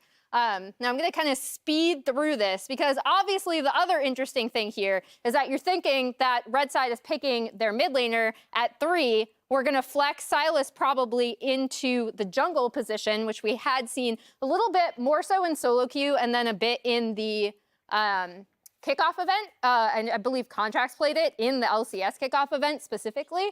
But then here we lock in this, Viego for closer, one of his staple champions, and we see that the Heimerdinger, or the Azir rather, is actually gonna go into the support position, into the Heimerdinger. And this, interestingly enough, I know Kobe, I think, hinted or alluded to it on cast, is that this is not the first time we've seen an Azir try to counter the Ashe Heimerdinger push, and specifically going into the Heimer. We saw it in Demacia Cup from Wink on IG. Unfortunately, he did lose both of those games, but I think you could see from the bot lane action, the way these kind of comps work, that they did end up delivering on trying to get that push, trying to get bot prio. But obviously, none of that matters. 100 Thieves did not win. I was completely wrong in my prediction. So Raz is over here to talk about what actually happened in game. And why I was wrong too. It feels like this is the shame game. Yeah, Mark just we got brought the this segments nonsense here. So this is gonna lost. Exactly. So this is gonna be our Grubhub delivering the win, and it goes to Berserker. And amazing Ashe game. So in the end for me, it was just how well he played, and we'll look into the play afterwards. But order Grubhub now through January 31st using the code SPRINGLCS, and you'll be eligible to redeem one of 2,000 digital Hextech chests and keys. You'll also be entered to a shot to win that grand prize package featuring a real-life Hextech chest filled with Grubhub prizes. And the prize that C9 ended up winning was gifted by this Mandate build, this ability haste stacking that he was able to aim. This is the second time that I saw that he was able to get a perfect stun onto double-lift in between the terrain, because it was the earth terrain here. And that actually completely took double-lift out of this fight. He was taken out because, of course, the Wukong ended up getting him. He was assassinated by Diplex, double TP coming through. And my favorite game. Wow. Wow. Amazing champion. Thank you, Fudge. Wow, I love this champion and his Intofos. Wow, okay, you know what? I hope we get to see more of that going into the next game. Golden Guardians versus Evil Geniuses. We might see even more amazing Cassante gameplay. Okay, see you guys later. Fuck, you guys see that too? Did you guys see that too? That was so cool. That was amazing. Did you see his Intofos? Only one oink. Support down 5. I said oink for PD. Oink louder. Oink, oink, oink, oink, oink, oink, oink, oink. Good. Takes him low, jumps right back in. Fudge going for the solo kill. He flashes. Tenacity tries to spin, but Fudge gets the outplay. Fudge goes in, closer has to run, double-lift under pressure, and Blabber just beats him to death. Welcome back to the LCS. Tenacity is not looking very tenacious right now, and Berserker goes berserk as 100 Thieves are getting cut down. Bjergsen wants to be the hero, but C9 reduces him to 0. It is an 8. Typical beginner's mistake. Yes, they all start from the outside. So, will we help him? What else? Here, try it with Red Bull. Red Bull gives you wings.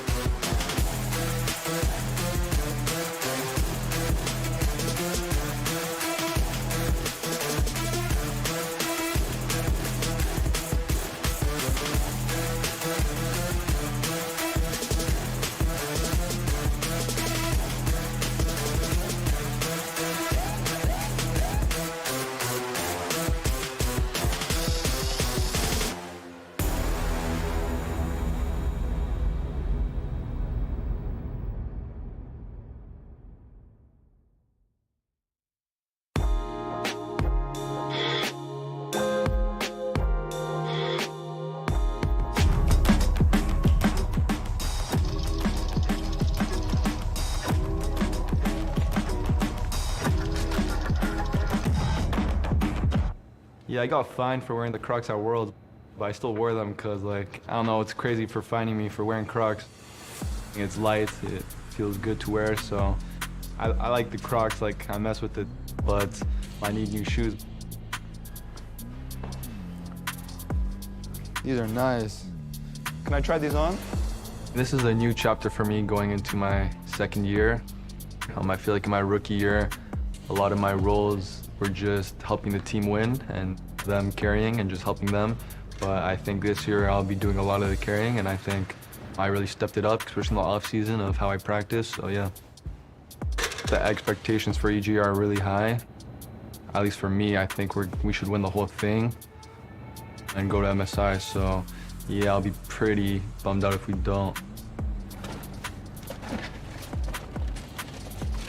When I first started off my career in spring, I mean, spring honestly wasn't too hot, at least in the regular season. I wasn't playing well, I was pretty bad, but during playoffs I improved and the team improved a lot, so we won the whole thing, and that felt really good, especially in my first split. Yeah, they would look great on stage.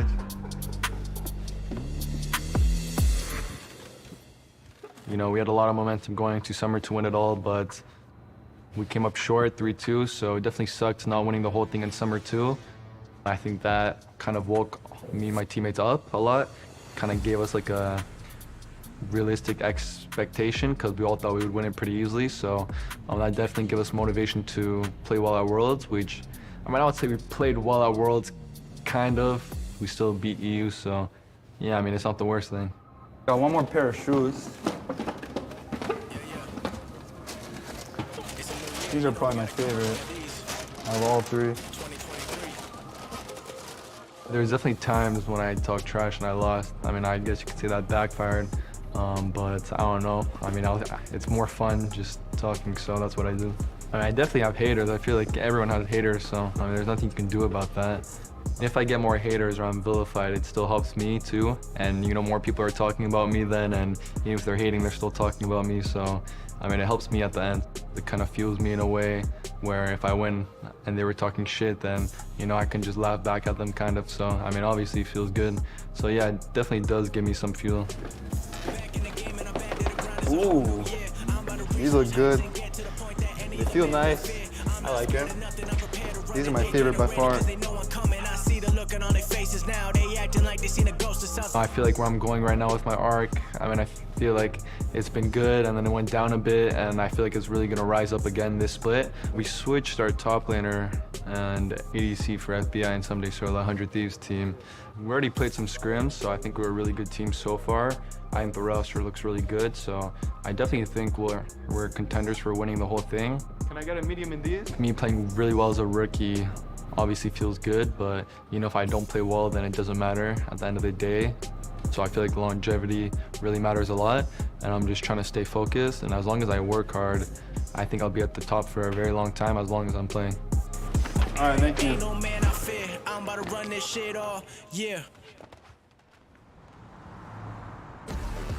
Welcome back, everybody, and probably a great time to remind you of how dominant Jojo Pyun was last year. It's insane to see. First in kills, assists, solo kills, CDSD.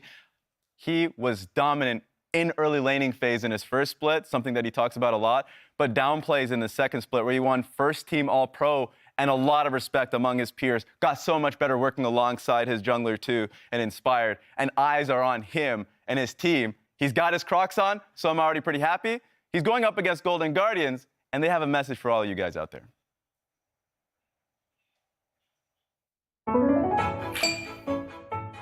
As someone who's been in the Golden Guardians for a long time, I've seen all the negative comments that everyone has said about us over the past few years. And I'm just here to tell you, you. You. Like, why does a team like Golden Guardians even stay in LCS? They don't have a single fan. Boo! You! Every year, this GG should sell their spot. GG is 10th place team. Well, guess what? You. You.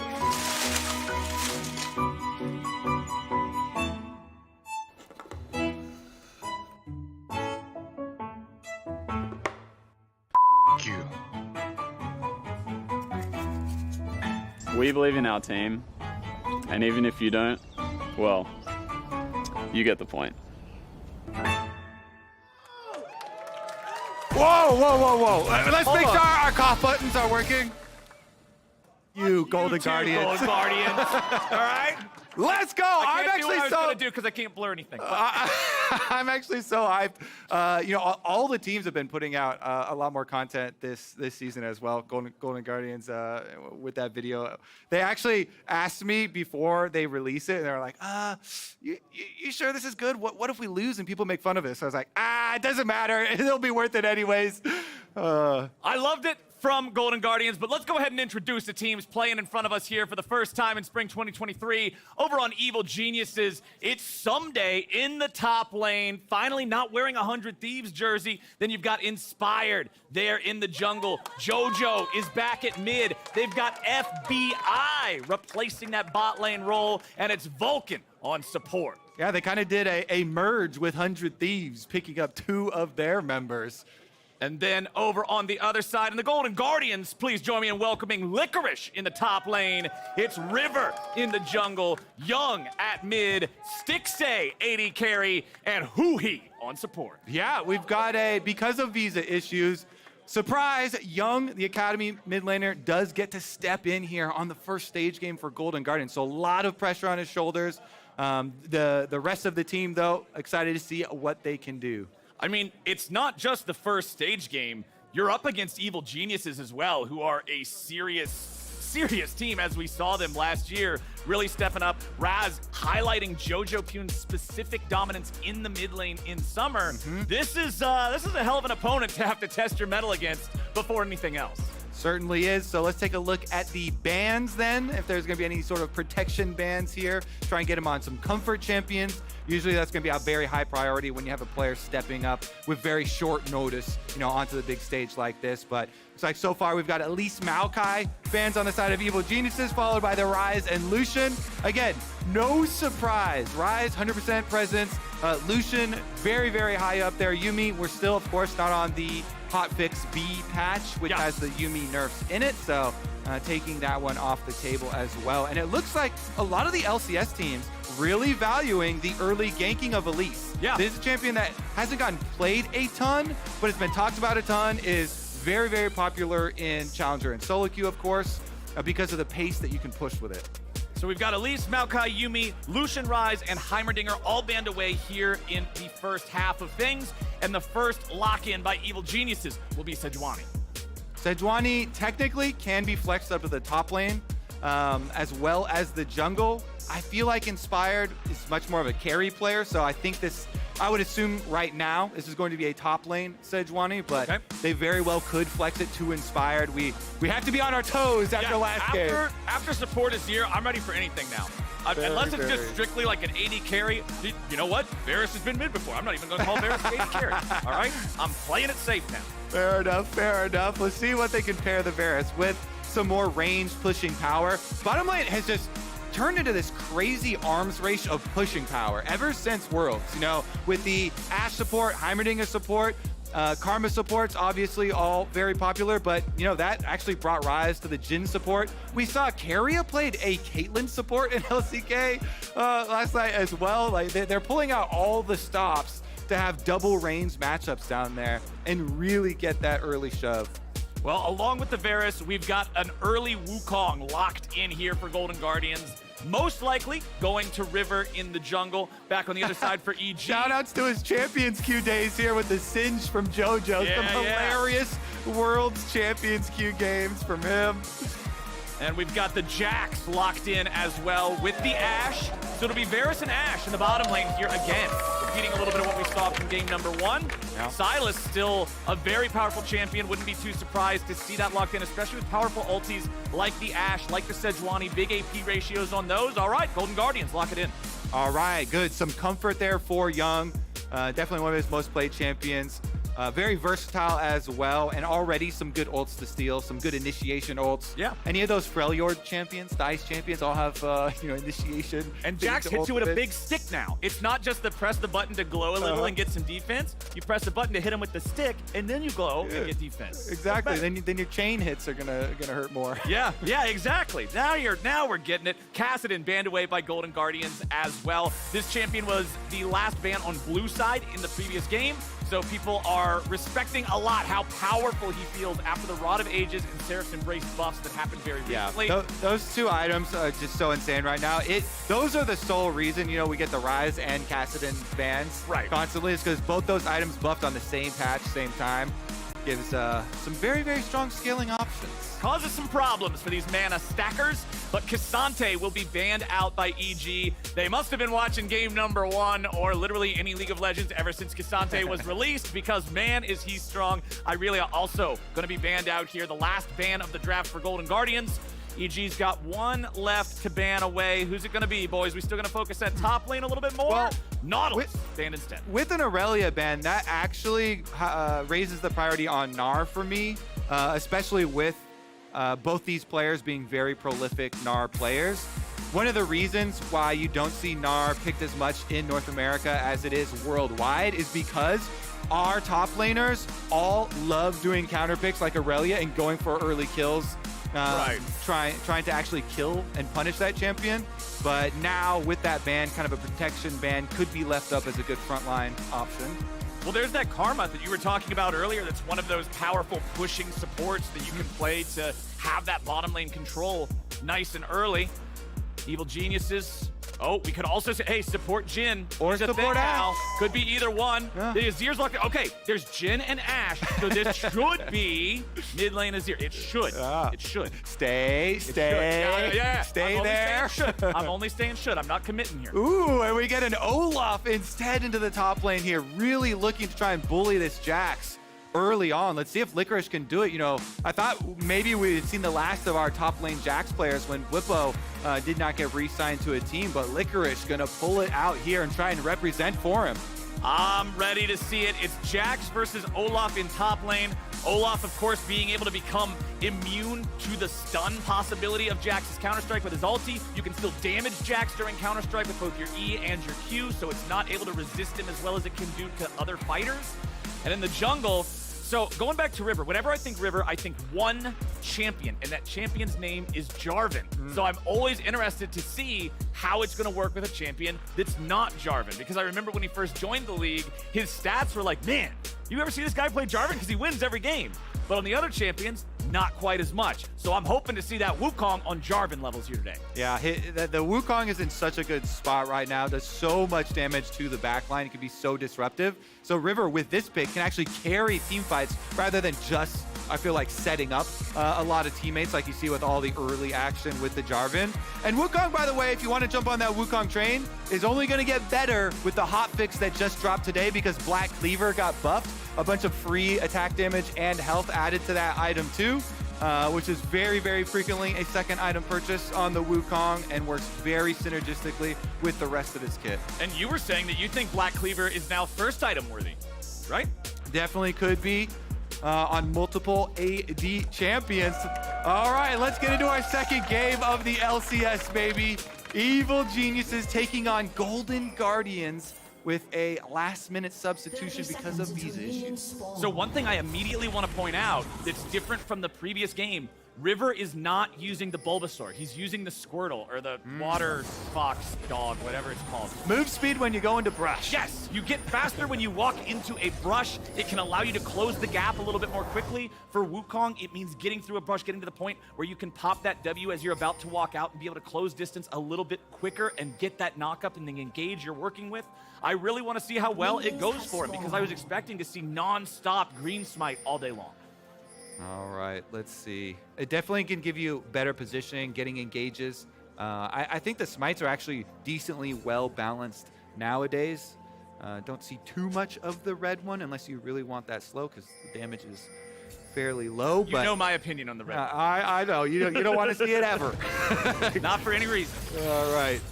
But something that's very interesting to see, and something that I think a lot of us are going to be watching, someday not on 100 Thieves. This guy was a legacy player for them. He had been with them for so long, and so now we finally see him on a new squad. He's with EG, and I'm very interested to see how that plays out, as Evil Genius's FBI and Vulcan just nice and early here, taking control over the lane, as Licorice will force Someday back in top in a similar fashion. Yeah, there's just so many stories with them. You know, yeah, Someday a transplant from 100 Thieves, FBI as well coming with him, so EG absorbing a little bit of 100 Thieves 2022 power. But then we've got the bottom lane matchups there. You know, Huhi and Stixay back together after all this time from their CLG days. And who's he going up against? None other than his old lane partner, FBI, at that. So a lot of history going on in this game, and especially the bottom lane as well, which, as we've talked about, you know, has become this arms race of double range champs, always trying to shove, and with Vulcan being the one to pick up the Ashen and not being the support Jhin this time around.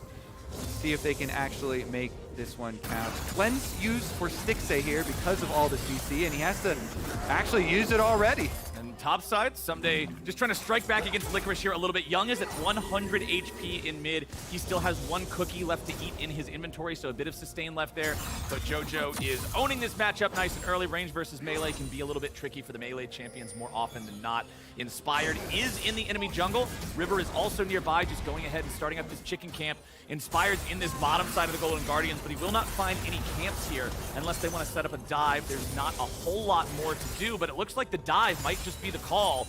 You can see Inspired wrapping all the way around, not even coming from the tri-brush. He wants to make sure he has this complete cutoff angle. Vulcan is down to 400 HP. He has to flash, and Stixay has to die. It's first blood to the genius. Yeah, you mentioned it. Inspired takes that super long wrapping route all the way through the top side. Make sure enemy jungler's not coming. Make sure everything is accounted for. Plus, even if they had a ward in the little tri-brush there, not going to see him either. And just like that, 400 gold advantage here for Evil Geniuses off the first blood. And they take down Stixay. Well done to EG. This is what I love to see from my MVP junglers. This is what I love to see from a guy that you expect to set the pace, set the tempo for this squad. And you saw the aftermath there. It is Wukong looking to try and punish him for that. They're like, oh, Inspired just used so much time to go for this gank. The Sejuani is going to be behind on CS, as we see it pulled out again. Well played by him, you know, going with the Q, then flash to make sure there was no response possible there from Stixay. Yep. Gets him before Stixay could even flash himself. But you know, Inspired had cleared the bottom side, so there was nothing that was actually taken from him. Definitely is going to still be lower in CS, but it's Sejuani. You operate on a lower economy here as a tank. And he even goes back and he gets the deep wards for himself to keep track of River, who is one of the junglers best known in the LCS in previous seasons, especially for getting off a lot of these early creative ganks. Just in this case, Inspired beats him to it. Yeah, and you mentioned the vision. They keep track of him. They know where he's pathing. They know where he's likely to be. Inspired also knew, because he went through the enemy jungle, that those camps down there were all cleared. So they have an idea where he could be pathing next, unless there's an obvious gank opportunity, which River's looking for here in mid. JoJo has been shoved up the entire time. He has a 15 farm lead over Young. So now River will come around. E2 from Young lands. JoJo, he'll flash out, but he'll take barely any damage doing it. Pretty efficient gank here from River to be able to get the flash without a lot of time investment. He does have his own ward that he left behind by the Raptors. If you see just below, Sejuani just passed over that ward. It disappears, but it gave them the information. So Golden Guardians are aware. Inspired was last seen in this location. Young not going to fall prey. Yeah, Inspired walks up there, probably just hanging around to make sure River's not immediately still there for some sort of a repeat gank. He allows Jojo to walk back into lane and continue to assert his dominance here. You can see Jojo picking up a very early Oblivion Orb, which this has been discussed on Twitter. I know plenty in the past about how it's not actually the right answer to early Sylas because the healing it disables isn't that much after the changes to Grievous Wounds. I'm not exactly sure on that math because those threads sort of confused me. So I just know that they exist. I'm bringing up the talking point. We'll see how much value he can get out of that against this Sylas that honestly isn't even able to trade into him very heavily. You can see that Jojo has just been running the lane from the very beginning. Young will recall inside Fog of War. Unfortunately, he did have to reset that recall because he wasn't quite out of the range where he thought Jojo would be able to threaten him. So he'll get back to base now. Jojo with a 20 farm advantage. Young, without a teleport, had already used it earlier. Means he won't even be able to jump back to avoid further CS loss as this wave crashes into the turret. And Jojo's feeling great about the lead he's got here. Yeah, the healing cutting, the Grievous Wounds, such a hot topic because of cutting down on the regeneration, especially these melee champs. With the Doran shield as well and innate sustain. But one thing's for sure, on the B patch, the hotfix that's coming out, the buffs to Grievous Wounds are coming in quickly. Right. Especially to these component parts, which is going to make it very, very effective. Even the component parts are getting buffed up to the 40% mark. So you can, if you buy it, and you buy it with intent, it's going to have a bigger impact. River there, able to get the Scuttle Crab with his Olaf lane. Licorice, by the way, quietly taking advantage of his early levels here versus the Jax, getting a CS lead for himself and being able to push up and allow his jungler some extra territory to work with. Well, I mean, they're gonna need it because they're down over 1,000 gold at 7 minutes, and there's only one kill on the board, which means most of that money is coming from leads built elsewhere, and a lot of that is right here in mid, 74 to 44 in terms of farm. Everywhere else ain't that far apart, but the mid lane farm difference is just an absolute canyon as Young is being put to the test here by Jojo, and Jojo is setting one hell of a standard. Yeah, what kind of grade do you think he's getting on that test right now? Not a very good one. Stixay had to flash, it don't even matter, baby, knock, knock! FBI opens up. And he pops the cleanse at the end there, trying to get off the last ignite tick, but they have the damage already for EG, so that's no summoner spells on Stixay, and he's in the dirt again. And then as soon as Licorice tries to go in topside on the Jax, it's just an immediate disengage coming out there from Someday. He's just chilling on weak side. It's all good. I think I heard some FBI chants starting there. They don't know if they're going to gain much power as we move on. That was it. Never mind, Jojo. Jojo swoops them back, but it's a double swoop as the stolen ulti from Young guarantees they get the kill. And that is so critically important here for the Golden Guardians mid laner as Licorice finds himself in a 1v2 against Someday and Inspired. He might be able to win the duel, but it's a team game. And EG gets their third kill. Time of junglers. Junglers rise up, Flowers. Gank mid, saving the solo laner there. Then the response from Inspired, though, actually is more valuable. So even though it's first strike there for River, jumps in, he's able to get the kill for his Sylas, which is much needed. You just went over how hard he was losing in the CS battle and the pressure battle to Jojo. He would have already worked off the turret plate. Jumps over Raptor Pit with the W. Stolen Azir ultimates, pushes him back both, and they're able to get him into tower range to finish it off. The more valuable one is the follow-up response here from Sejuani, because this one, not only do they just quickly burst down Licorice here, and there's no need to recast this. This is a stand and fight.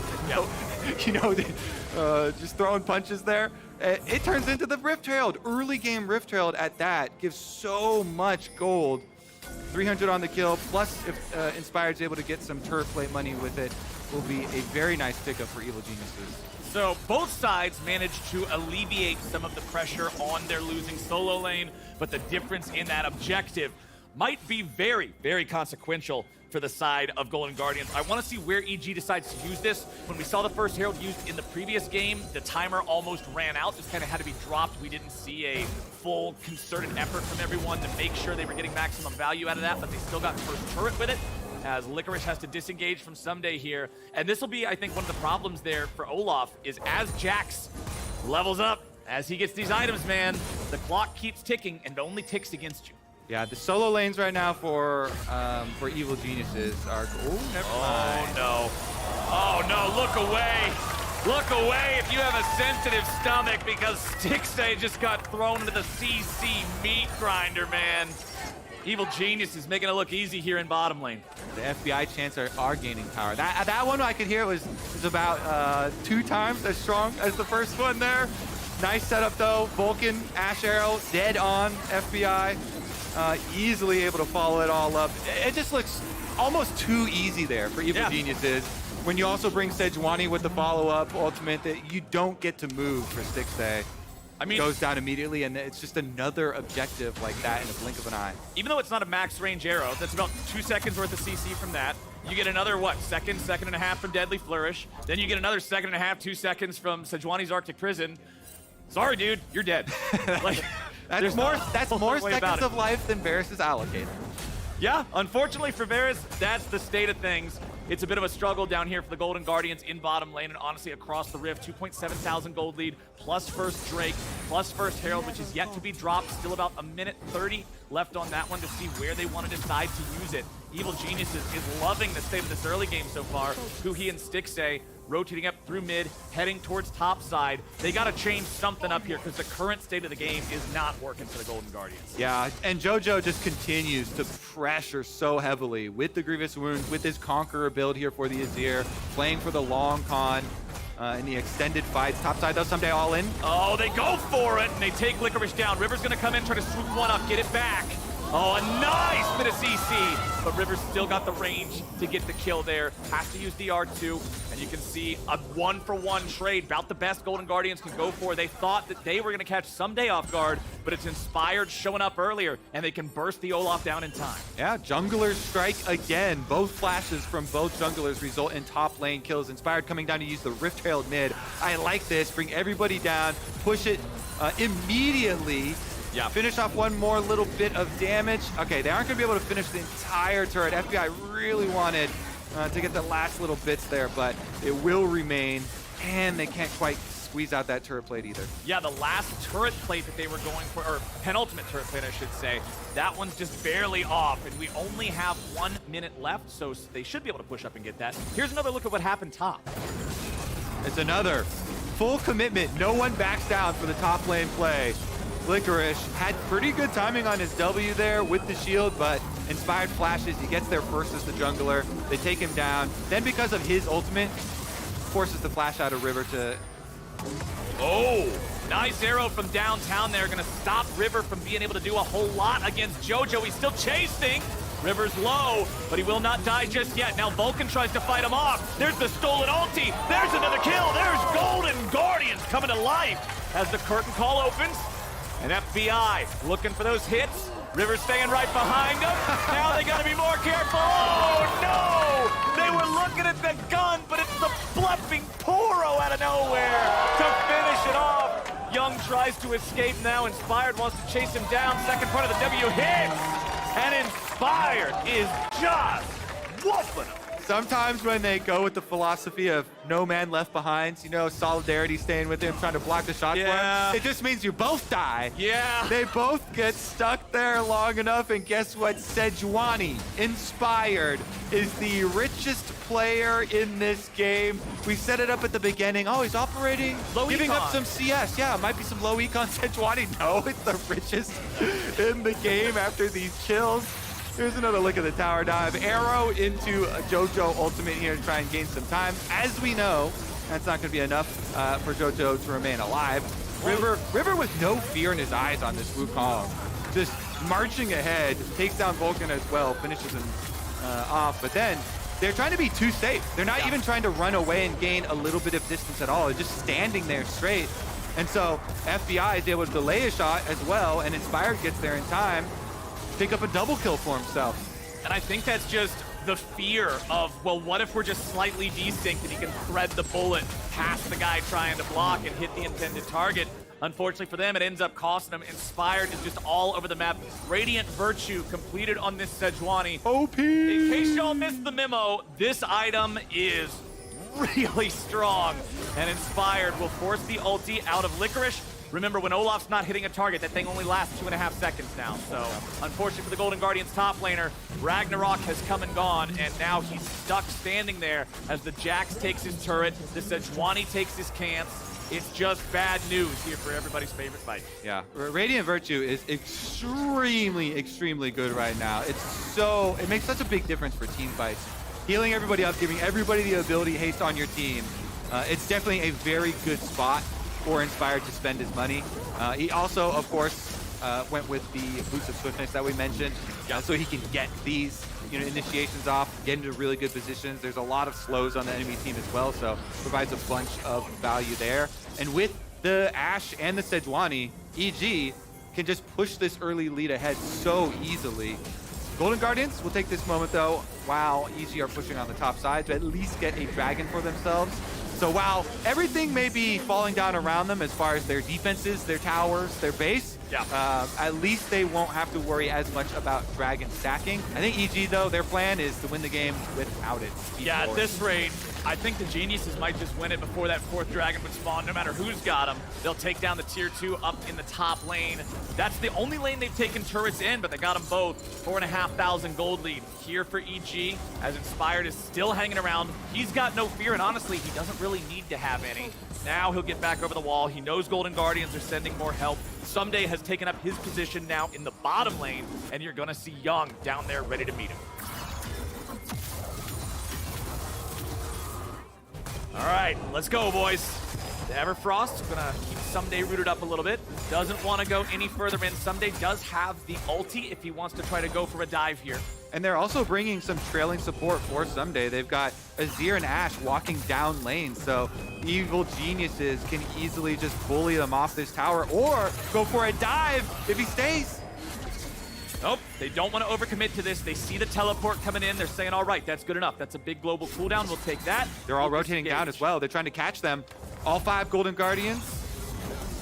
Sundisk summoned up. Big advantage of having Azir is the ability to create these zones of threat that opponents cannot easily pass through, and it stops the Golden Guardians' collapse from collapsing. Still extra gold picked up for EG as Sejuani pushes out on top lane. This Sejuani is getting lane farm, is getting a bunch of kills. This is a very, very rich Sejuani here for Inspired. Meanwhile, as you said, with the Azir turret, they put a stop to any sort of counterplay from Golden Guardians on the bottom side, and FBI no problem farming here against Stixxay in the mid lane. And Sejuani has Thornmail completed as second item. Lethality Varus is just not going to do any damage whatsoever to this front line. Stixxay is in for a very, very difficult mid game. 3 minutes until the next dragon spawns as the Golden Guardians reassess where they are. And Evil Geniuses invade the jungle. They're going to find the catch here onto Licorice, who's trying to get away. Someday's not going to get the stun there with a counter-strike. The Ragnarok continues. Someday has to try to get out now, as Young may look for the angle to grab him here. Second counter-strike comes up, and it won't matter. Nice punish. Golden Guardians take down the EG top. Yeah, good defense here from Golden Guardians to get a much-needed kill as they punish. Teleported to the top side just to push out on the lane there for JoJo. Keeps on eating up here with the Azir, continuing to scale, even though he's died twice. Has 189 CS, highest in the game. Looks like he might die again. It's up to River to do the damage. He'll be here to help him. River trying to flash after JoJo. Ends up being able to use the W to go back over the wall. And with that level of control, JoJo dies a third time. And River's feeling good. But he did teleport up and get another minion wave before he... yes. Word. Still keeping up that far, baby. Meanwhile, on the bottom side, the Olaf split pushing here for Licorice is going to arrive in the turret as well. Golden Guardians doing their best to try and chop down on this lead, but it's going to be so difficult for them to deal with so many lanes, especially because they don't have a strong split pushing presence here. It's going to be very difficult for them to get, side lanes under control. And they're facing an extreme team fighter in Radiant Virtue Sejuani, which you mentioned has the early Thornmail. Guess what? The magic damage on your opponent team is pretty far behind. It's just a Silas and a little bit of random, karma damage there. So there's not a lot that is going to be able to really put a dent in Inspired. So he's going to continue initiating for the team over and over. And then, of course, with the Radiant Virtue, their team fight has so much power once he gets that initiation. The one silver lining here for the Golden Guardians, and for Young specifically, we mentioned how rough the laning phase was for him, and he was down about 30 or 40 CS.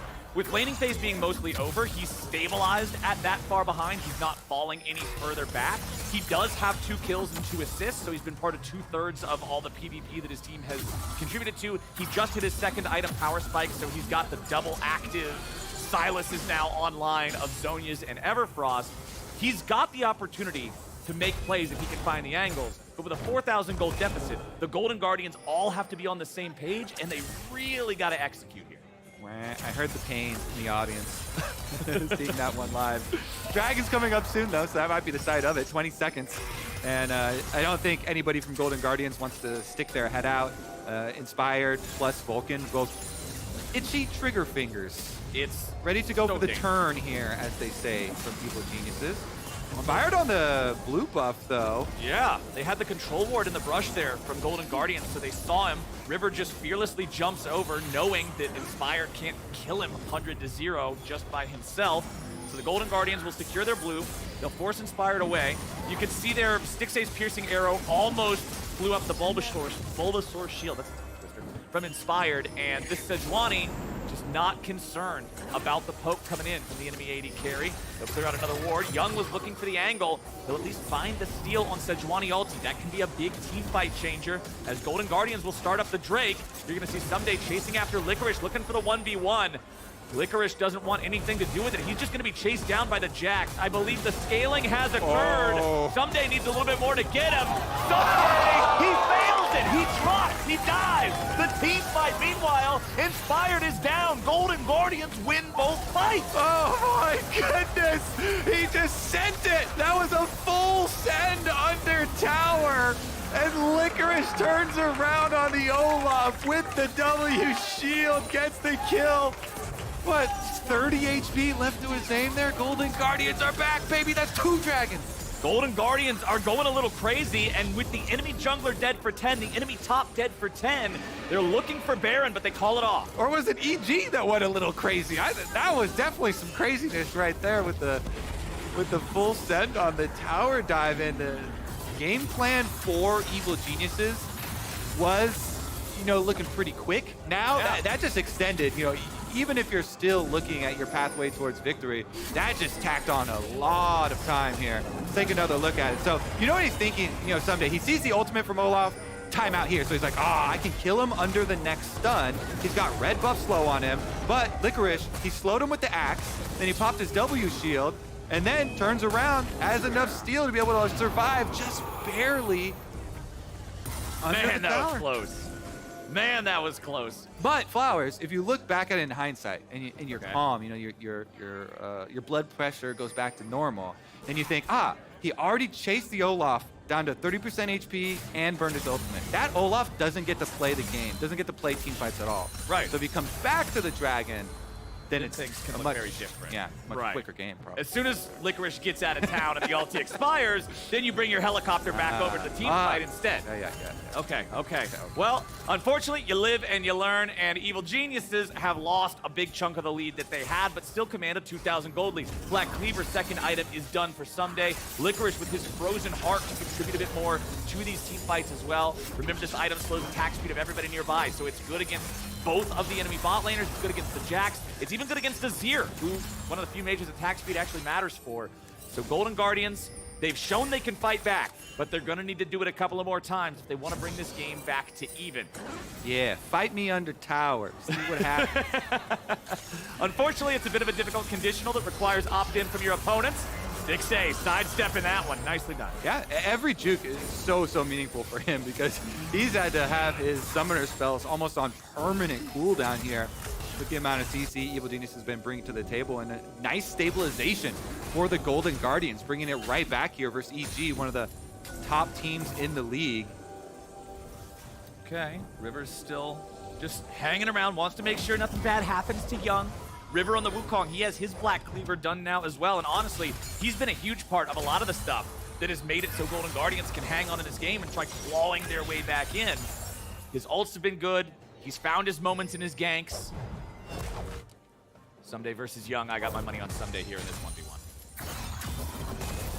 I'm not going to take that bet. You're not going to take that bet? I'm not going to take that bet. Looking at the mini-map, too, they both have a lot around them.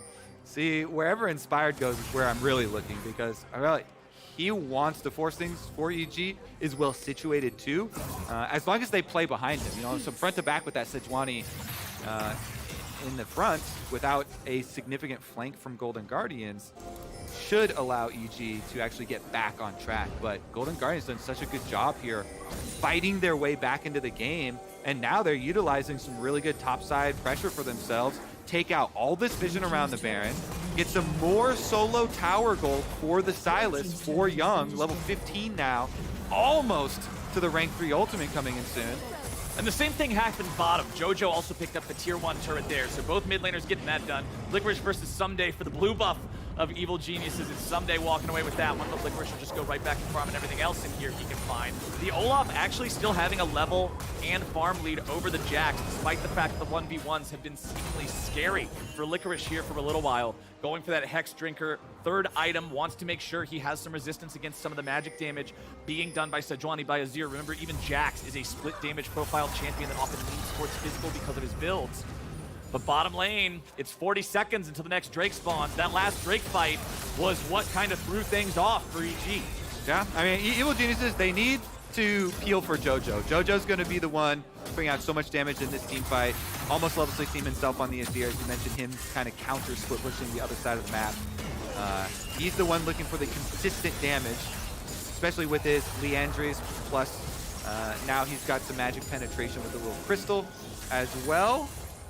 Vision control is once again set up pretty early for Golden Guardians, though. River here got the crab, got the wards through River preemptively before Dragon even arrives. And this would be number 3, the Soul Point Dragon.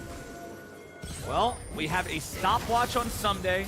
We've got Zhonya's on Young, and we've got Evil Geniuses saying, take the Drake if you want it, we're going for the Baron. They've got control wards in the pit. A blue trinket's going to spy the Baron and force EG back, you would think. And yes, it will. You can see him coming around the side now. The stun finds its way onto Huhi, and he'll be the target here at the very beginning. Now River steps in, but he's got to step right back out. JoJo's at 1/3. A nice bit of burst coming back from Golden Guardians. Neither side loses a man, but with River at almost no HP, it'll be EG who has prio over the Drake. And JoJo's the one who got chunked out for EG. He's got a teleport on the Azir coming off cooldown very quickly. So JoJo just goes back to base. He's walking out. He can help push and always has the confidence that if a fight breaks out, if Golden Guardians got frisky and tried to chase you down, don't worry, I can teleport and join. So Golden Guardians just give it up. Meanwhile, taking over some vision around Baron, taking the opportunity while the other team is at least getting that objective. You gotta get whatever you can, right? Yeah, it feels bad to trade Dragon for a couple of wards. It feels worse to trade Dragon for nothing. So Golden Guardians trying to at least equalize this battlefield that you would expect the next few minutes of the game to revolve around, right? We're 28 minutes into the game. Champions are working on completing third items. People are powerful enough to really threaten the Baron after a big fight win. Young goes in after JoJo. The double shuffle yet again. Young's not done. Or, okay, never mind, Young's done. He's not done until he comes down and tells him, you're done here. We're out of here, man. Let's relax. No harm, no foul there. Both of them using their ultimates. No summoner spells invested, but a message sent. And we've got actually a bounty on Licorice's head on this Olaf. Okay. How the tables have turned from this early game, which was so much, towards Someday's favor. And a big power spike coming in there for Stixxay too, as the Muramana evolves. Gonna add a lot of extra damage here to this Varus. You can see Eclipse, Ghostblade, Muramana. The poke build is very strong. It will not hurt Sejuani too badly unless you have 3 stacks in the Mega Charge W arrow. But it'll hurt everybody else pretty severely. There's no armor on Azir. There's no armor on either one of the bottom laners. Stixxay with some good aim can chunk these guys out. Yeah, plan for Golden Guardians is not to go through the Sejuani. It is around and over the Sejuani with having multiple flank angles. Golden Guardians trying to control vision so they can get those flanks off. If they can get, River around the backside and threaten JoJo, maybe that Varus poke damage over the top to get him low enough, then you've got Sylas, Wukong, and Olaf all making a beeline towards the back line. Gold lead's down to 1.3K.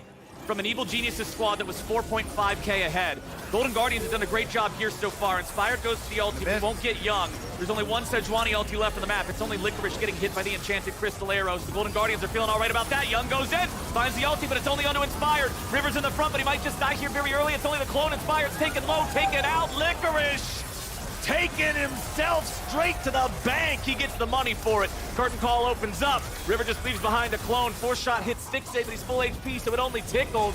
Golden Guardians are fighting back. Yeah, and I gotta eat my words. They did go straight through the Sejuani. They just melted that poor O-Rider. Everybody dumping damage into him, and now with the enemy jungler dead, they're gonna start up the Baron themselves. The recall does get off for Someday. He's got teleport on the Jax. And it was Young who threw the Sejuani ulti at that enemy jungler because he knows how much AP he has, and there's no MR on Sejuani. Someday's gonna find Young off to the side now, though. Has to use the Zonias, keeping himself safe for a little bit longer. Baron is down. It's claimed by the Guardians. Someday's coming in here for the counter-strike, and Licorice is ready to turn it right around. Someday goes golden, but he might just be a trophy. They're doing it! Angel's gone! River gets them! It's 2-0 plus the Baron. Golden Guardians just bought themselves a combo meal. They just said, F you, Evil Geniuses! Golden Guardians! It's a new season for them! And they're making the comeback a reality. Gold lead acquired. Wearing purple, the Baron March starts now. This is one hell of a turnaround.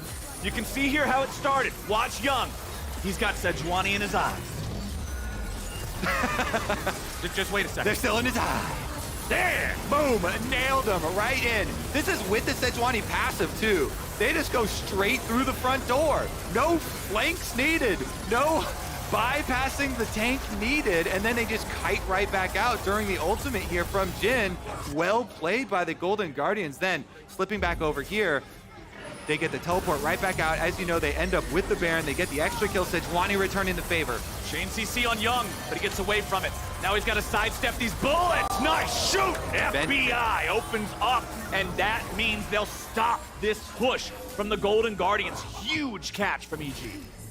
Game turning with every single Sejuani ult fired, no matter who's firing. Yeah, these things are cannons, man. Inspired and Young going 1-for-1, blow for blow, and this one is going to overlap with the dragon. So I assume Evil Geniuses will just pick up this dragon since the death timer for Young is going to overlap with it. He has no teleport, even if it was closer. The Zir turret's put up for EG. They push out mid first. Their bottom lane is already pushing, so they've got 2 lanes of pressure, both around the dragon. They collapse back to the dragon, and that will be number 3, Flowers. All right, Drake number 3 for Evil Geniuses means the next one gives them a Cloud Soul. Meanwhile, Golden Guardians have Licorice up in the top side. Things are very different from the way they used to look. Now it's Jax who doesn't want to deal with this Olaf, who has his 3rd item completed with Maul of Malmortius. Now Jax will complete his 3rd item with the Zhonya's Hourglass, Someday recognizing the importance of being able to jump in with Counter-Strike. Then as soon as it ends, pop the Zhonya's, then just about be ready for another Counter-Strike after that to guarantee that he doesn't just die, because Golden Guardians have a 2,500 gold lead. They have the 1 Infernal Drake on top of that. They've got the burst damage to take him out. Yeah, this started becoming popular for Jaxes to be able to enter the team fights. You know, the value, we've seen it so many times. Various bruisers over the course of history, if they have decent AP ratios, looking to add this to their roster. And Someday and the rest of Evil Geniuses now eyeballing that long game that we thought was not going to be anywhere on our radar in this matchup. And yet Golden Guardians, you see the graph there, they have been able to set themselves up for a very nice comeback. The graph says it all. Like I was saying earlier, it was 4,500 gold lead for EG, nearly 3,000 now. That's a 7,500 swing in gold. That's so rare in a game of League of Legends, and especially coming out of this particular matchup, right? And now they can look to pressure those side lanes. Those have become such a good option for them with so many ways to chase down and pick off side laners. Look at the vision that has transformed this map. All of a sudden, Evil Geniuses, you know, their wards are becoming very few and very precious as Golden Guardians start to push in on all sides. So EG making a concentrated effort here with multiple members to try and fight back for some of that vision. FBI doing as much as he can, laying out traps all around the mid lane for a little bit of extra safety. Vulcan still has the hawk shot. So one thing that I like to keep my eye on at this point in the game, hold on now. There we go, okay. Oh wow, everybody just exits immediately. The ulti from FBI not gonna do a whole lot, but what I was about to say is keep your eyes on the playmakers. Keep your eye on Vulcan's arrow, on Inspired's ulti over on the other side. If Stixay can land a Chain of Corruption or Young can steal one of those 2 tools from EG, whoever starts the fight off on their terms, that's usually who's been winning these. As River's gonna find JoJo, he'll walk away from it for now. River goes right back in, and he just blends him.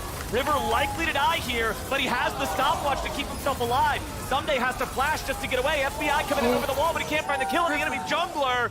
EG lose 1, and Golden Guardians barely gets their man out. Oh, it was, I would guess under 50 HP before that regen started happening there. Oh my goodness.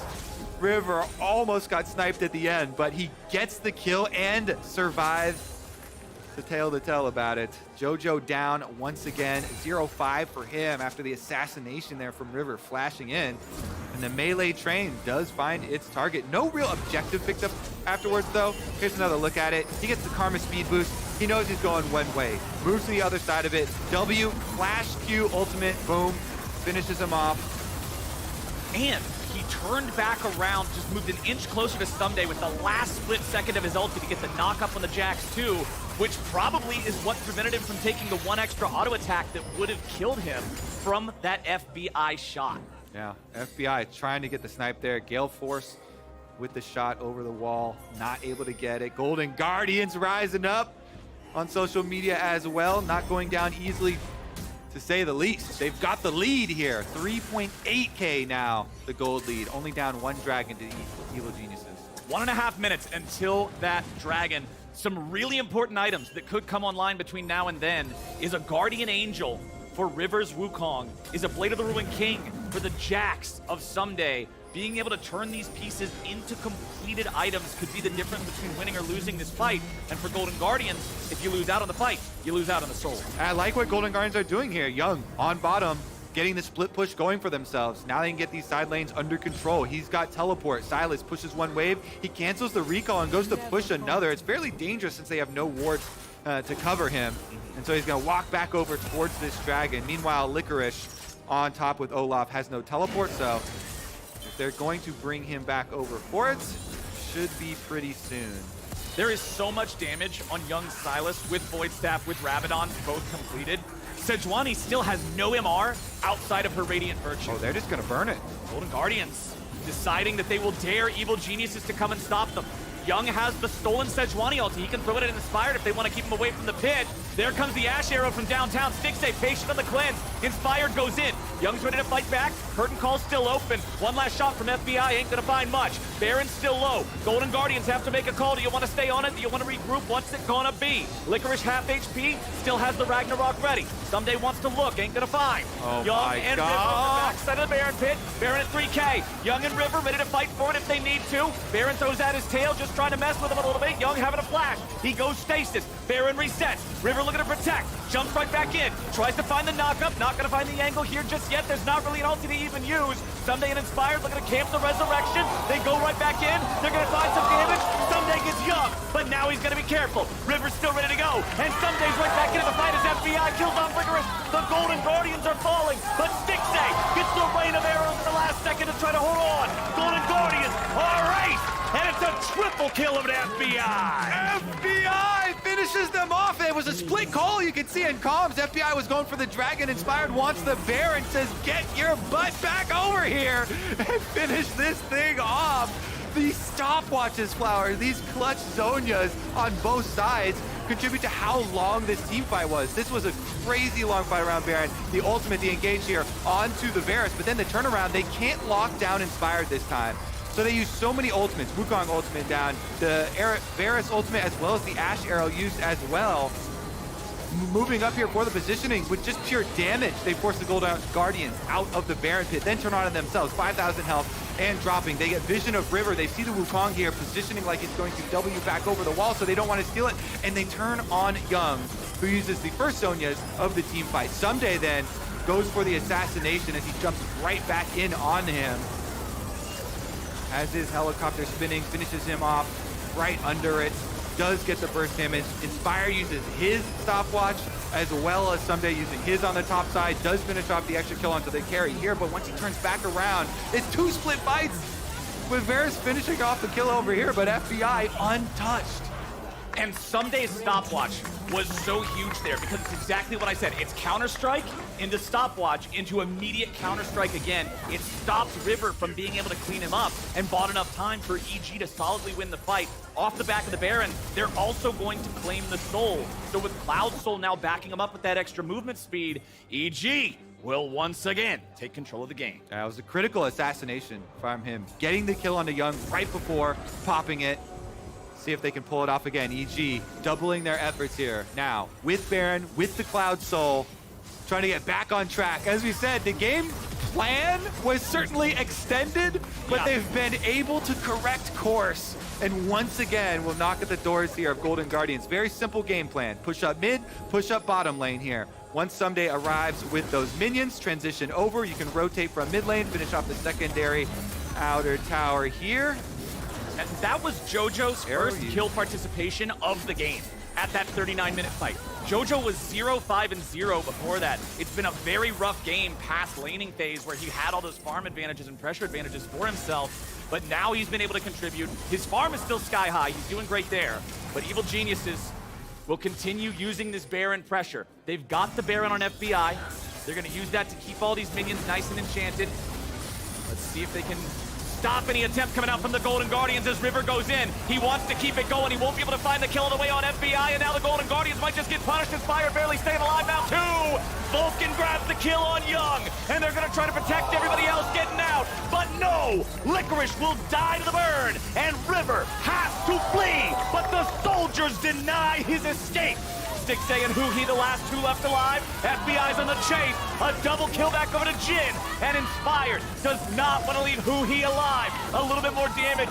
Not quite enough just yet, but he does not care. It's an ace for Evil Geniuses, and the game will end here. What a battle here in game number 2 between the Evil Geniuses and Golden Guardians.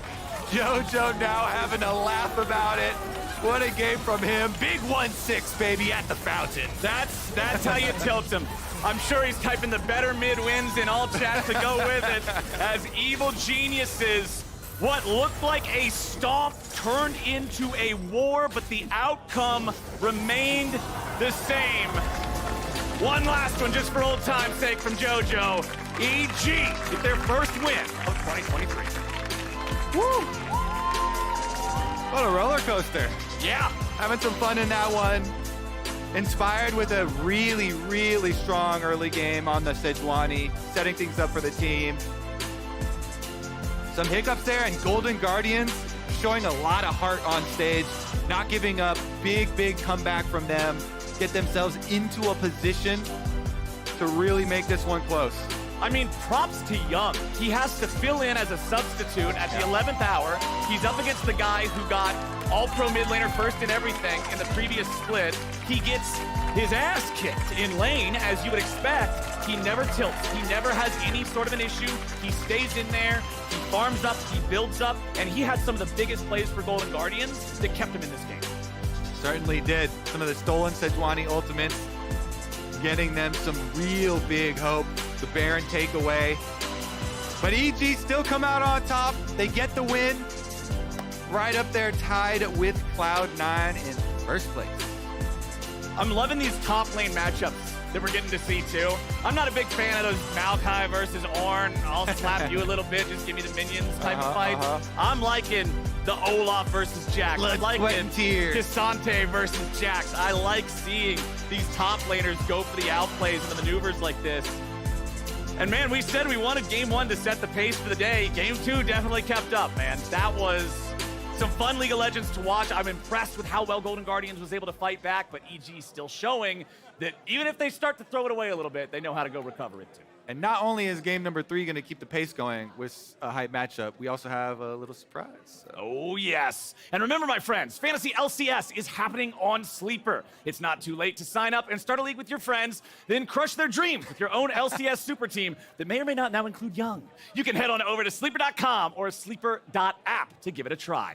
And with that, we're going to go ahead and toss to commercial, but don't you go anywhere, because Vulcan joins up with everybody back at the analyst area after the break. They give us love. They give us joy. They give us lessons in sharing. So give them some love back. And what says love better than something you can chew on? Use your Mastercard to make secure purchases from anywhere. So your gift will end up in the right hands or mouth. Because being there for each other is priceless.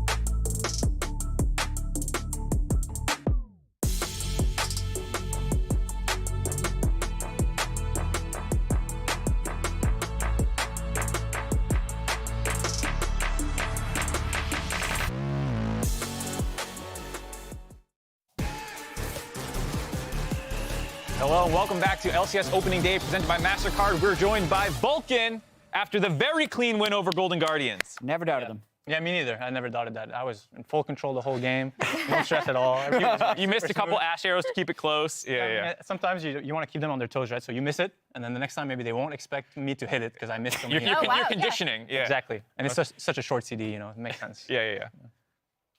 Few of them at the start were really clean when you were comboing with the Jhin, Ashe, and Sejuani coming in. But I wanted to get your opinion on these power rankings because personally, Emily, myself, and Raz were thinking EG was getting slept on. You're still technically undefeated, but my question is more like, how do you generally feel about how the offseason has gone and the power ranking of the teams going in? Well, first I have a question for Marks. You have anything to say in your defense? Oh! I mean, I could just feel the vibes were wrong. I just saw that game. It like looked a little messy. I just feel like. Oh, so you can see the future. Yeah. Right. Okay. I saw how this game was gonna go, and I was like, second.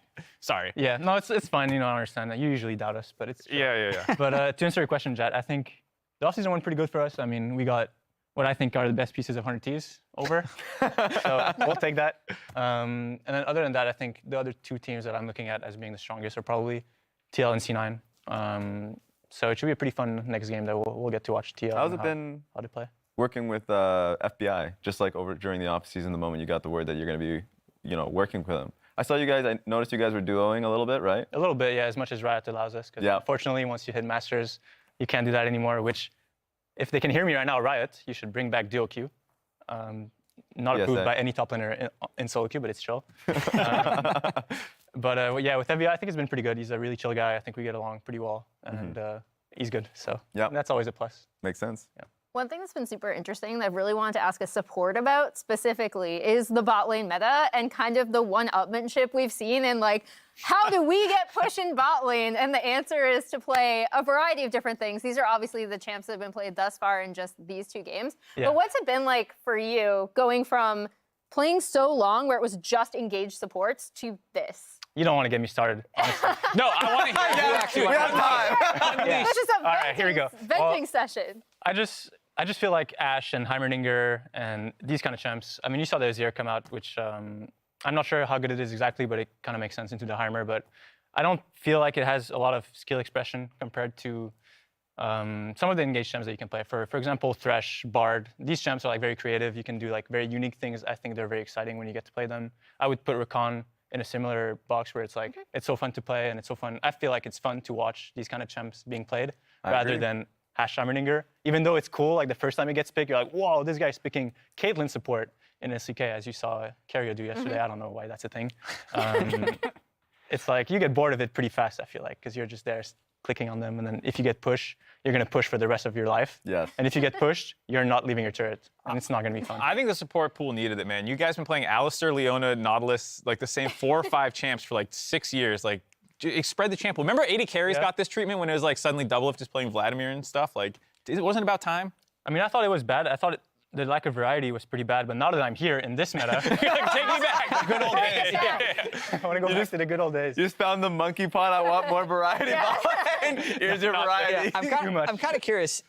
The teleport got changed last year, and then it felt like range supports kind of became popular at Worlds, but now it's just been taken to another level. Do you think if teleport started the game unleashed and you could teleport behind the perma-push bot lanes, would that actually change it? Because I just remember back in the day when I was on the design team, it was like this puzzle of, well, melee supports will always be strong because there's the teleports, there's the fact that they're more durable for warding, there's the fact that they can engage, but it almost feels like that teleport. Do you think that could be the thing that is allowing this to happen, or is there more to it? At least a little bit, because definitely, like, there's so many times I found myself in the game going past the minion wave, and like, especially on Ashe, I'm like, I have my Hill of Blades up, and they cannot walk up to me, and then I'm like, zoning them past the minion wave, and before when you were able to TP on minions, I'm definitely getting TP'd on the minion behind me when I'm doing that and trading like that. So I think it's partly because of that. I also think that Spectral Sickle and Spell Thieves give way too much gold, and you can... Oh, because you can stack them so fast now. You can stack them so fast, it gives 20 gold. So I think that's another reason why they're so strong, Well, we have some gameplay from that game for you to break down for us, a little highlight reel of your Ashe play that you were just talking about. We want to get your thought process through these clips. We'll get the first one up on screen. This is just a volley montage. Yeah, it's just volley spam. No, I actually don't know what these were. I wasn't here when these were pulled. What's going on? So here, this is the whenever combo. Bars presses Q, it's very easy to land the arrow. Otherwise, it's like kind of a flip. But when he presses Q, he slows himself down, right? And we knew the Canyon minion was low HP. And this was called by our jungler-inspired MVP of last summer split. Ooh, it's very smart. Pretty good guy. By the way. And he was standing out like an arrow because he will walk up for cannon. So I did that. This one, Jojo is trolling. He should save his ult for when they're actually tanking. And I think it's good. Maybe my arrow, I should have saved it a little bit longer too, because I used it before they had aggro by turret as well. So I could have waited, and now I'm just now you're just sad. It's when you question mark ping Jojo initially to be like, you baited me down here. Jojo's fault. And this fight, I think now we had IE on Jhin, and we were pretty confident. We just flashed out Wukong's engage, and we had more damage than them. My arrow came off CD because I had 35 seconds cooldown on my ult. I was Yeah. looking at it during the game. I had a few Cloud Drakes, and I was just tossing them, see how it goes. Question I actually had, it's not in the reel, but like that first dive where Sejuani just does bot camps, then goes for the dive. It's a risky play because there's nothing in the enemy top like bot side jungle, but you guys end up executing it. Is that something you guys communicate when you just see the champions and you like build out the plan? Is that something that Inspired is already thinking of, or is it triggered off a trade? I think it's something that, especially in these matchups, it can always happen, right? So it's not really going to the game, we'll say it. He knows that when I'm playing Ashe, I have a very strong lane champ, so we'll most likely have these angles. And then we had a really good trade where I think he blew his cleanse on the Varus, and then we saw that the waves were like in a really good spot to have level 3 on both me and FBI versus level 2 on the enemy ball lane. And I Oxshot topside, saw that River was not anywhere near, so we were just pulling the trigger, push the wave super fast in, and just send it. I think the dive was not too good for me. I think I took way too much damage and almost died to Varus flashing on me. That would have been still good, but... It looked clean for what it's worth. It was like, ooh, great bait. That was incredible. Yeah, that was calculated. Don't worry about it.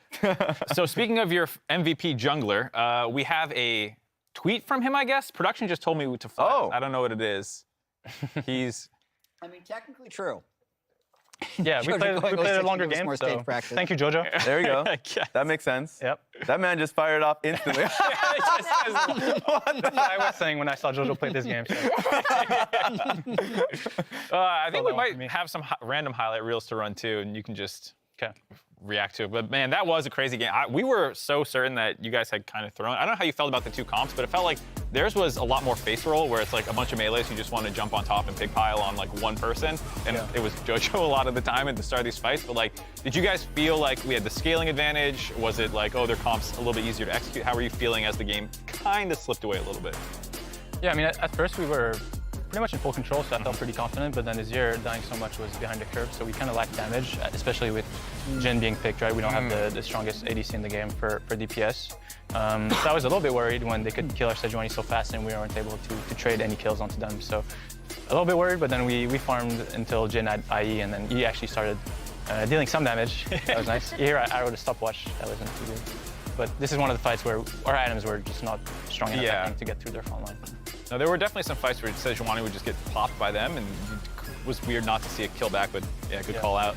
Here it just felt like they baited you, like frustration that they got the Baron and someday overchases. How is it? To get something back, they got the match just like that. We got to get something. How is it with Someday, given that he's one of the new additions? Impact for Someday swap has been talked a lot about in the community. How's it playing with him? It's been I've been positively surprised by him, because from the outside looking in, obviously I don't know much about how he is as a player, as a person, but I've been, pleased with how he is as a person. He like, sometimes would, after reviews, you would like, hey, Phil, come watch this, like I have something to show you, show something on his PC, or he's pretty active in reviews, and so far he's been very good. Yeah, and I think a lot of eyes are a lot on those new players that just you guys have accrued, but the fact that your core, you, Jojo, Pion, and Inspired, are coming back, and I know that spring split of last year was a lot of like learning period. But how's it been, the fact that you guys are coming in just kind of going off running? Have you guys felt like there's been something that you guys improved on? Like, have you felt like there's been a big point of improvement from, let's say, summer split till now with those three? Yeah, I think so. I think just the fact that we get to play versus stronger competition at Worlds, I think that's something that helped us a lot. Also, whenever you're at Worlds playing scrims, reviewing, you'll usually kind of extend your playbook, if you will, where you'll see plays that the other teams make, or you'll see an angle that maybe you didn't think about before that someone does against you in scrims, and you're like, wow, I can't play the game.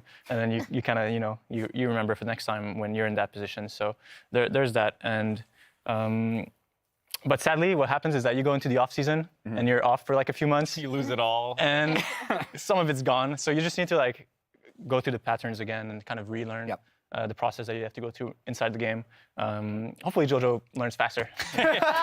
He's a quick learner. Yeah, he's a quick learner usually, so we'll be fine. All right, so we got the next game coming up. It's FlyQuest versus Team Liquid. We'll show these rosters very quickly. There were a lot of changes for both these teams. FlyQuest, 5 new guys. Impact, Spica, Vikla, Prince, Winsome. For Team Liquid, they have brought up 2 young players from their academy position, Harry and Jan. They're really not that young. I mean, they spent 2 full years in academy. Young by LCS standards. Summit, Yoshik, and Core JJ rounding it out. That's a lot of new faces. So the way that we're going to help LCS fans get acquainted is we're going to do a little bit of a roulette game where we're going to have a face that will be assigned to each of us, and we'll have to speak as if we're this person introducing ourselves to the fans at home. So up first, Emily, let's get the roulette going for her. Okay. Okay. And oh, nice! Wow, what a coincidence. I am a KT Rolster fan. So I'm speaking as him, right? So who is My this? name is Vikla. I came up from KT Challengers through the KT Rolster organization, joined the team in spring last year, subbing in for Arya at the time, and my prowess in the mid lane helped transform this team into a team that nearly made the World Championship. They lost narrowly to Damwon in playoffs. They lost narrowly to DRX in the qualifier, but I am one of the most promising South Korean mid laners in a while, and I'm ready to be the best mid laner in the LCS. Very humble of you. All right. okay. I know, right? Very humble, one of the best mid laners in the LCS. All right, Raz, you're up next. Back into Emily. All right, let's see what we got here. All right, 3, 2. Where's the faces? Bam! Who do I got? Of course. Mount Summit. Look, my name is Summit. I was once the MVP of this league, and I still think I am, because it wasn't my decision that I didn't come back in summer. In fact, I was getting a little bored, so I went over to China, played for FPX, and started boosting them. They were already in a pretty bad position, and I boosted them to be somebody. And guess what? Did you go to Worlds? Liquid saw that. Did you go to Worlds? Look, we don't need to talk about that. I came too late. I can't be the savior that helped that team. But I'm here for Team Liquid at the very start, and I'm gonna get an MVP again. Inspired, I know it's back to Raz, but inspired, I'm back, and I'm challenging for another one. Okay, I guess I'll go up next. Let's get the faces on screen. Stop.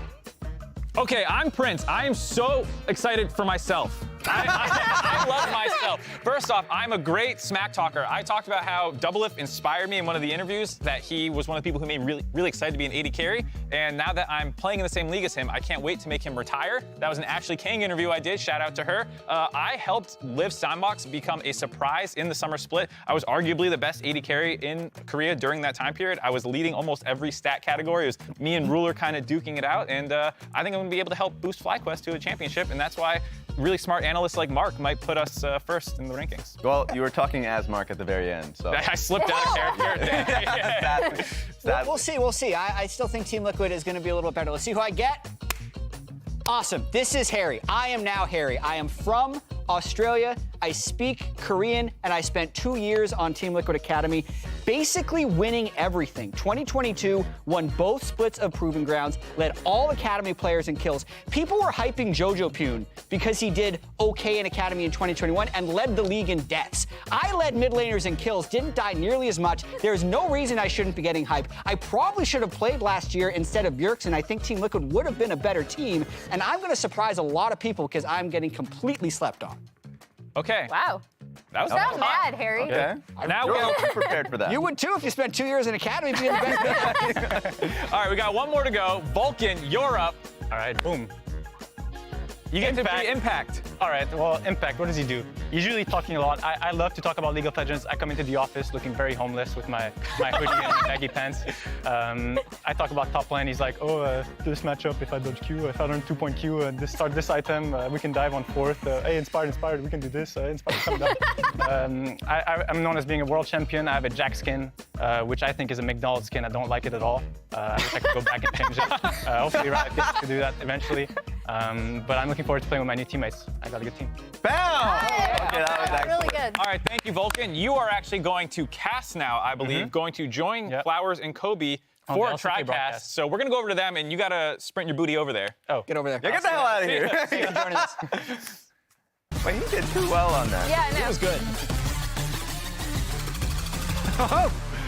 Well, let's buy some time for Vulcan to get over here. Put your headset on. Look, I got you back. You show up to work. There we go. Look at Spiffy. Nice.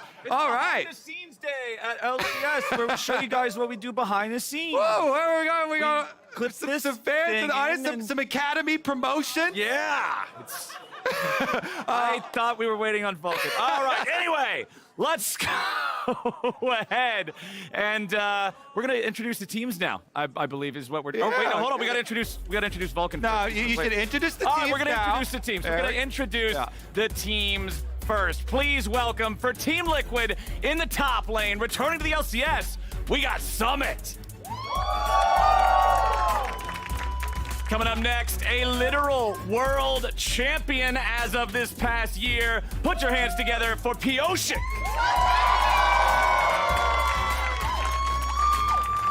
In the mid lane, it's Harry. Bottom lane, Yeon. And support, you know who it is, Core JJ.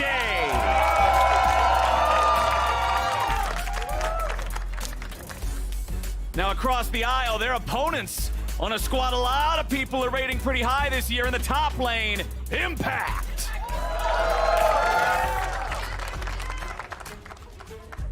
In the jungle, it's Spica.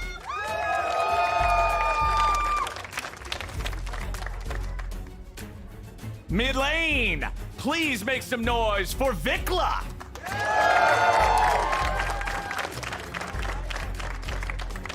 Bot lane, a new AD carry enters the scene. It's Prince.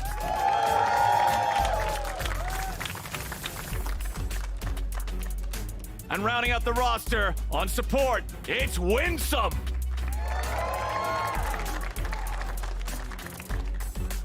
And now onto the third desk, joining us as the third man, Vulcan. Thank you. Well done. How do you feel about the supports matching up here? You know, obviously they got Winsome on stage. With them for the time being. Well, I think Cortez is a little bit better than Winsome. A little advantage? I mean, a big bit. So we'll see. It depends on the matchup. Okay.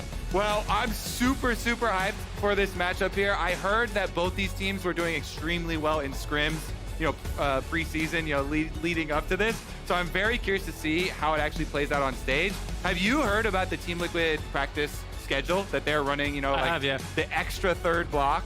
Yeah, and how they're playing solo queue until 2 a.m. Yeah. So this should be, pretty good right off the gate and grind Lord strong. But we'll see how it goes. It's a marathon, not a sprint. I ran into Papa Smithy backstage. Papa Smithy's birthday, by the way. Happy birthday, Papa Smithy, from all of us here at the LCS. But he said he was a little nervous coming into this one. He said Team Liquid looks like a really strong opponent, especially here at the start. So I think everybody's looking forward to seeing these two squads go head-to-head. The Rise that we all know, 100% pick ban presence, that's banned away. The Kindred target ban against Pioshik. This is the champion he chose to get his World Championship skin for. And Renekton's banned out. K'Sante, of course, banned out. Kassadin banned out by TL. I mean, if your name is named after a champion, you have to ban that champion when you're playing against that player. Right. It's a pretty important aspect, I feel like. It's sort of one of those things that they give you a hint that you're supposed to be able to understand. That if you fail the hint, then you lose to the boss, right? Right. So great job by FlyQuest's coaching staff recognizing. Great research down there. Well done. Really good. He's been a Kindred main for his whole career. Well done. Insane coaching so far. For you personally, looking across in this current meta, what is most painful for you to play against?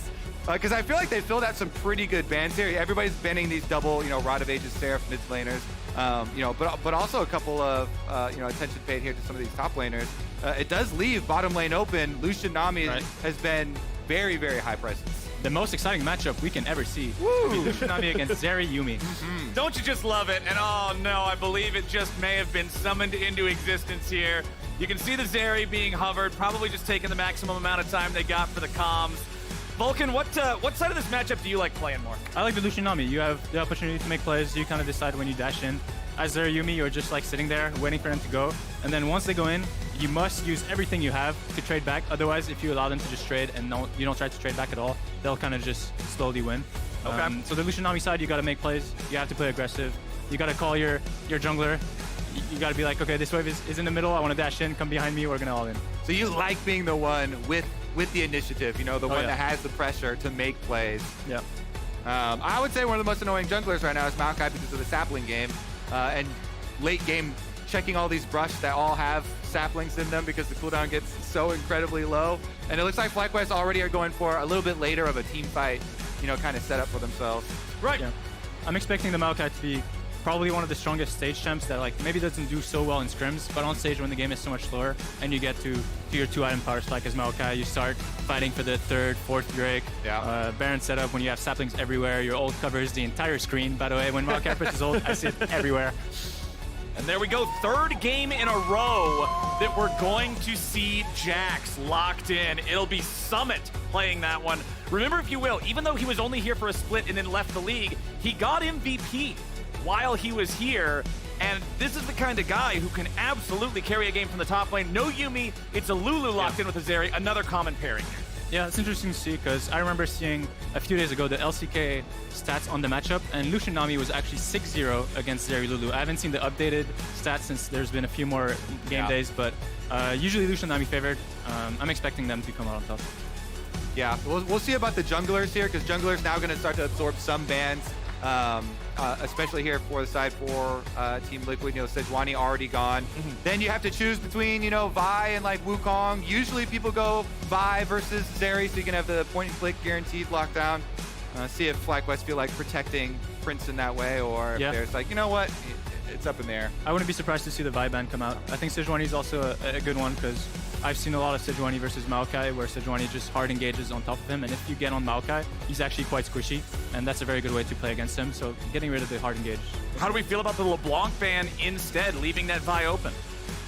I'm not sure. LeBlanc doesn't feel like that strong right now whenever I have JoJo playing it, but maybe after today's game, maybe I don't want to blame the champion too much. I don't know. When Harry's playing it, maybe it hits different. Maybe it hits different. A little bit of a target there on his back. All right, one more to go. The Akali, the LeBlanc, a little bit of attention being paid to Assassins here. Okay, Silas, we're not going to get to see him for a 3rd game in a row. Both bottom lanes have been locked in, but a top and a jungler means this second half is a bit lopsided here. Who does FlyQuest want to pick? I would expect it to be their top. Oh, wait. Yumi, Lulu, you get both. Yeah, it's a shout out. Okay.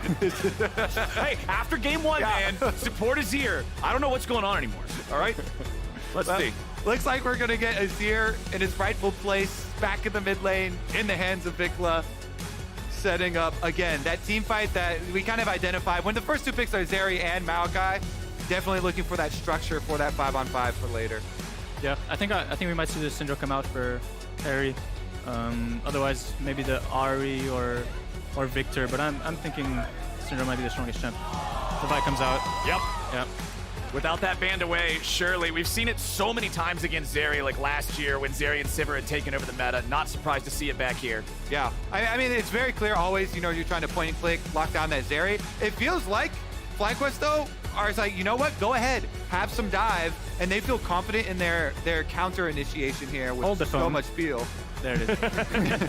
They're just That's psyching not us out, Palafox man. up there. He's not gonna. That's a curse of being a commentator. You get excited seeing something hovered like and the they're Yoda. they're just trolling you. Here's Syndra, man. Enjoy. Sorry, Enjoy. I'll stop doing it. Look at the fun we could have had. Yeah, but it made your heart beat a little. Get you a little excited. Raise that blood pressure a little bit. Now this is an Impact staple. We have seen him on this champion so many times throughout his career. I'm sincerely hoping that we get to see it locked in against the Jax, and yes, we will. You got a pentakill last year on this champ. Yeah. I'm just saying. So, Vulcan, let me ask you this. We see all 10 champions locked in now. Which comp do you favor more, and what's your reasoning?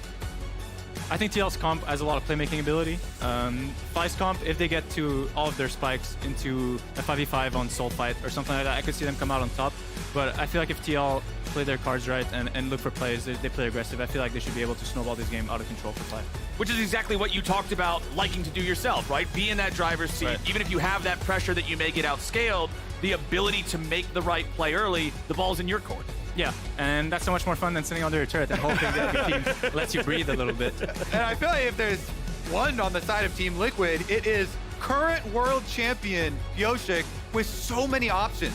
Every single lane is a volatile lane. As a jungler, I just love that, opportunity. It's the same idea as, you're playing the Lucian Nami. You want to be the one to make moves. This Vi can go to any of these lanes early on, try and set up, some early snowballing like you're talking about here for Team Liquid, and they want to play it quick and fast and get that win before the FlyQuest team is allowed to scale. Well, as we load in, I want to ask our esteemed guest here. So you're loading into this game. Like, let's go ahead and look at it from the position of the Lucian and the Nami, because that's the part of this matchup you said you would like to play the most. What's going through your mind? Like, what are the most important couple of things that you're thinking about loading into a game like this with this matchup with these comps, if you were playing the Lucian Nami? Right, so the enemy bot is a little bit stronger level 1. They should be able to push because they just keep spamming Q, and Lulu is quite strong with passive as well. But you don't want to like completely give up the lane. You want to be able to trade a little bit. Every time Nami has W, you want to use it on yourself, bounce on Zeri, or Lulu, and then Lucian can get a hit in. If he can proc his passive after you heal him, that's a lot of damage. And you kind of just want to, every time Lucian has first strike, you want to make sure that you go in for a trade. You have to be careful though, because sometimes if you dash in too aggressively, there's a chance that Zeri Lulu can turn on you. And it's also interesting he went for Cleanse rather than Ignite. We've seen some Lucian opt for the Ignite. Cleanse makes him a little bit safer, but I do like the Ignite. Play aggressive. And on what you were talking about earlier, guys, with the ability for FlyQuest to say, all right, have some dive, we're going to outplay this, we've got the defense. You can see Prince with barrier, Winston with heal, going for maximum defensive capabilities here to guarantee that Zeri stays alive and survives the dive. So eyes on Pioshik to see if he can keep that lockdown right where it needs to be. Jan and Core JJ, the pressure's on. Spica's ready to cook already. All right, he's starting now. Let the cooking timer begin. Uh-oh, they're on a ward. Nothing happens. Yep, that's all in. Unlucky. Have you scrimmed against Team Liquid specifically yet? Because they're coming in this game with so much confidence. Pioshik did an interview and he was joking around that he would retire if they lost to FlyQuest. And Core JJ was tweeting out, he was like, no one would believe me before if I told you Harry and Jan are better than Vikla and Prince, but after today, people will believe me. Is that normal boisterous talk, or have you scrimmed against them? You have actual data for us. I mean, I feel like Core JJ historically always hypes up his teammates like that. Yeah. I think back when he was playing with Tactical, he said he's the next ruler. I think he's just a good teammate who hypes up his boys. So, but I have scrimmed TL, and I would say they're probably the strongest teams we've faced. We haven't scrimmed everyone, but the teams we haven't scrimmed are probably not the ones that we would expect to be at the top. So, fair enough. Yeah, they will remain unnamed. I like it. Some respect. I appreciate that. I appreciate that. He's navigating things well. Like, this is a natural-born neutral commentator, my friend. I don't want to get in trouble. Exactly. We're all just keeping it above the belt here. Summit versus Impact up here in this top side. The Gangplank into the Jax this time. Last game, we got to see it up against the Olaf. We saw how that sort of swung back and forth throughout the craziness of that matchup. I did not like that. Yeah, that was a bit of a wild one there, buddy. I thought you guys were going to make quick work of it, and then we were here for 40 minutes. Yeah, I wasn't ready to stay on my chair for so long. My back hurts now. Well, hey, that's why we got you standing up now, right? You got to warm up the legs a little bit, get some of the circulation going. So it wasn't a team idea for JoJo to start feeding and extend the game time on stage. Maybe he had a one-on-one with our coaches where they were like, JoJo, you know, you have a good reputation already. Yeah. Our new teammates probably want to do well on their first game. You can afford to run it down, make the game a little bit longer. More practice. What a considerate dude. What a team player. While we were talking about it, Vikla did have his flash blown mid lane. Pioshik showed up for a very early gank here, just applying some pressure there, getting rid of that safety summoner spell from the enemy mid laner. Now Spica's going to return the favor. Maokai just walking up here, twisted advance right onto Harry, who tries to get away from the follow-up damage. The soldiers can't get a stab, and Harry lives.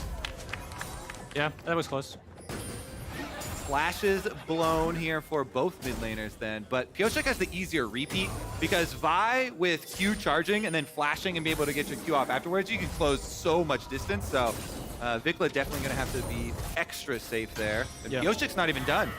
He charges over the wall. Vaultbreaker misses Spica, but Maokai's not much of a duelist against Vi, so he's going to back away from that one. Vikla now seeing that the enemy jungler is still hanging around. He's going to get back underneath this turret. He's going to go ahead, go back and shop. I expect to see both these junglers paying a lot of attention to mid throughout this early game, but now it's Spica going topside. He'll look for Summit here. Remember, he already used his flash in mid, throws the sapling into the brush for vision, but doesn't want to chase Summit any further.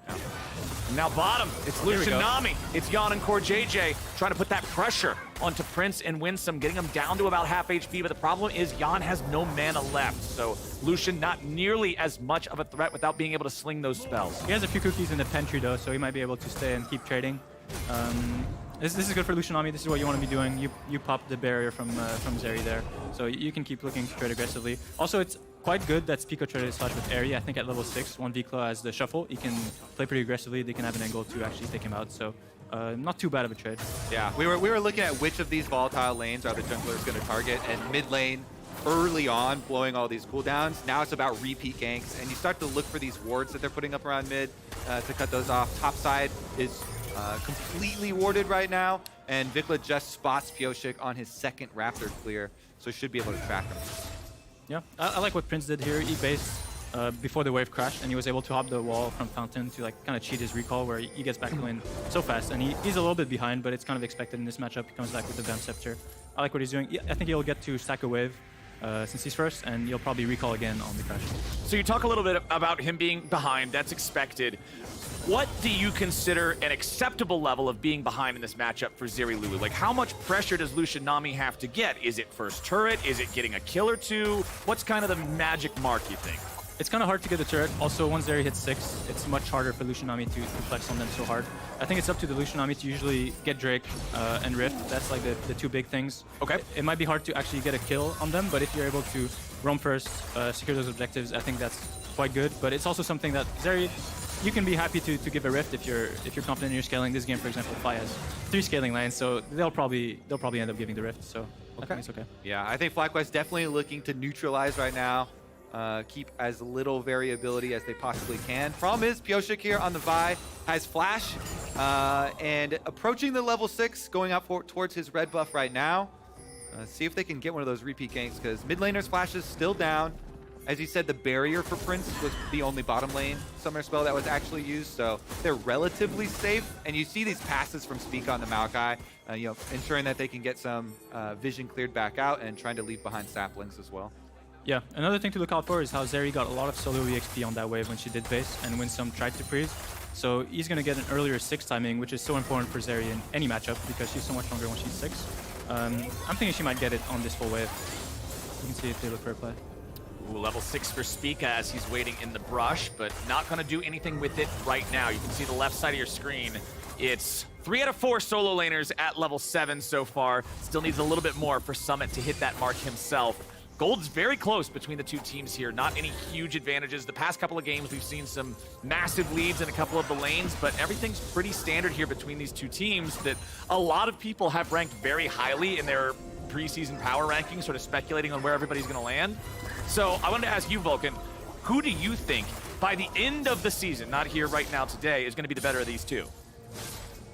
I would have to go with TL. I think once their rookies kind of settle in, they get more stage practice. I feel like they'll only be better, right? And I think Fi, well, they're playing with the sub support right now, so they're going to take more time to gel. And overall, I would just expect TL to be the stronger team, and just the fact that they have 2 rookies, I feel like they have more potential. Yeah, and I love the pairing that Team Liquid has done. You know, when you've got Core JJ to build a team around, he has such good culture for the team. They want to outwork everyone. They've been very clear. They're like, all right, everybody else, you know, is kind of 50-50 on are we going to do these double blocks of 3-hour scrims, and Team Liquid just adds another block.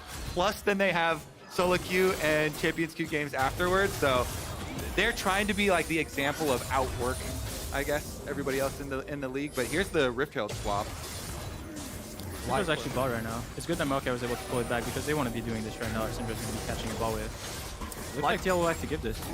FlyQuest has control over the topside river. TL's, I mean, they're hanging around, but it's just so dangerous to step up. Yeah, you can see there's no way for Harry to become involved. Considering FlyQuest has this total control, I don't think anybody's moving in to stop them. So first neutral objective goes their way. They've got a very, very modest gold lead to go along with it. Harry's going to try to catch up some of that here, taking down the second plate in the bottom lane, at least trying to get something cross-map. And you can see pings coming out from FlyQuest towards the Drake now, too, with that topside neutral confirmed. So I grab the Scuttle Crab real quick while they have the priority on bottom side as well. Get that lasting vision, and the extra turret play picked up here for Harry, for Syndra. Definitely going to go a long ways. Let's see if they can set up and deny this dragon. Ultimate available for Pioshik if anybody steps out of line, so nobody here from FlyQuest wants any action. Like we kind of said, they're scaling, and they did get the Rift Herald there, so that's a lot of gold that's going to help out their scaling. As long as they don't have any casualties, I think they'll be happy. It slows down a lot of the snowballing for TL. I think it's very good for their comp that they're able to do that. I think even though Syndra got a little bit on bot, I feel like Rift is more valuable than the wave and a half and play that he denied. It's arguable, but it's quite good to deny the play. Also, they don't have to worry about, let's say for example right now, if they did add Rift and Spica shows bot, maybe Vi can go top and look for a Rift play when they have the numbers to play. Yeah. I definitely do love grabbing Rift Code way more than before when they added the extra 200 gold onto local for just grabbing it as well. So yep, gonna get their nice full turret plate value as well as the cash in here for the bottom lane. Ideal area to try and funnel some more money into this Zeri. We take those. We definitely take those, especially if it's Prince. You know, Prince is one of the most hyped up, transports that we've had into the LCS. Yeah. Super hyped up for bottom lane especially. Were you sweating at all? You feeling the pressure? Did you look at some of his LCK games? And oh yeah, I've seen some of the things he's done in LCK. He has good movement, I have to say. After playing against him a few times, he can dodge abilities. Well, that's the whole goal for Pioshik and TL, is to lock him down, blow him up before he can dodge away from all that. FlyQuest still have themselves an early game lead right now, which is a little concerning for TL, but not the end of the world. Nice little triple barrel combo there from Impact. I always enjoy watching really good Gangplank players because the character just looks entirely different compared to your average GP. It does make me want to play the champ. It's a very fun champ to play. It's very smooth to pop your barrels. Satisfying explosions for sure. The scaling story continues for FlyQuest all 3 lanes as well. Impact getting some extra gold, obviously out of the passive. So even though the CS is very close up there for him in Summit, right? Got a little bit of extra money. It is drawing a little bit of extra attention as well, though, from Pioshik. And we haven't seen a Vi ult used yet to try and push this game state forward. Yeah, that's one thing we were talking about, expecting a lot of repeat ganks towards mid, a lot of pressure after those flashes were blown, but neither jungler was able to capitalize on that, so mid laners have flashes back up. Honestly, flashes available for every single player on the Rift right now. Summit is just trying to dare Impact to go after him. Backs up a little bit here. You can see the Vault Breaker charging, but Impact's not taking any bait. He's too old. He's seen everything. Yeah. It's not happening. So much is always talked about with Impact and how much he brings to the teams and his communication. Obviously, you're just coming off of playing a bunch with him. What's your interpretation of like what kind of stuff Impact would be calling for this game? Is he trying to like calm people down, remind everyone to scale, or? Oh. I think so. Oh, hold on. Pioshik goes for the ulti, but Pioshik is just immediately shuffled back underneath the turret. Pioshik nearly dead here, trying to make that play on Vikla. You can see the Maokai ulti comes out and it catches them. Spica first bloods the world champ. I just want to say that's the one NA player on the Rift, and he gets first blood, so. Let's go, Spica. The deadliest cats I've ever seen. They finally catch him. He goes in to finish it off with style with the smite too. He also tweeted, "Let me cook." That's what this game has been. It's been 13 minutes of cooking there. He's gonna cook some saplings later too. Spica serves him up. Man, oh man, you can see Pioshik's idea there, but just not respecting Vikla enough, flashing underneath the turret. That is one of the ways that you can outplay both Vi and Maokai with Twisted Advance, and the Vi ultimate, you can bring them to a different spot if you're fast enough on the reaction time, and here he did it. Goes in, flashes him under tower. Tower starts coming through. Just the end of the Azir ultimate. Nice little tag there. Pioshik didn't think he had to flash it because he was so close to the edge, and then the little bit of a late flash. That last kitten grabs him. Yeah, I think if he waits to see if Syndra stun lands, there's a very good chance if the stun actually does hit that they can completely one-shot the Azir. But no, yeah, good reaction by Vikla to be able to flash out there. Vikla looking good here at the start. Has his Luden's Echo done. Turret plating is gone, so I expect to see these teams, swap around a little bit, look to make something happen here, knock some of these objectives over. FlyQuest still got about a 1,000 gold lead, 45 seconds till our next Drake spawns. It was TL grabbing the first one, and that's about the biggest advantage they have right now. Topside's feeling all right with Summit and Impact still being neck and neck. And you can see bottom lane, Yon has the Gale Force completed, but still no Imperial mandate for Core JJ, so they're not at the complete one-item power spike for that duo just yet. Nice bubble. Pioshik ready to follow it up, finds Spica. Twisted advances right back onto him, ready to walk away. Pioshik just goes right on in. He's got backup. Spica flashes now as Winsome loses 2/3 HP. Vikla seeing if there's a follow-up to find. CoreJJ and Jan running out. CoreJJ flashes out of the shuffle to be able to keep himself alive as Vikla looks for a little more damage. Both Team Liquid bottom laners now very, very low on HP. Pioshik also less than half. Even though FlyQuest took some damage, they still came out on top. Yeah, I think it's very beneficial there for FlyQuest. They're so happy they have the gold lead, and they're able to get the health lead ahead of this dragon to stop a dragon stacking strategy for Team Liquid. Definitely very, very big stuff. Even though there's not a lot of kills going down here, I feel like it keeps on being these small wins for FlyQuest. Yeah, Dion was actually quite lucky there that the Azir didn't knock him back fully. He actually bonked into the wall, which basically just knocked him up in place, and he didn't have to blow his splash. Also, CoreJJ sadly still doesn't have the mandate. Once he has it, he's so much stronger. It's like a completely different champ once it's completed. I'm assuming next recall he'll be able to complete that, and then they can look for much more plays.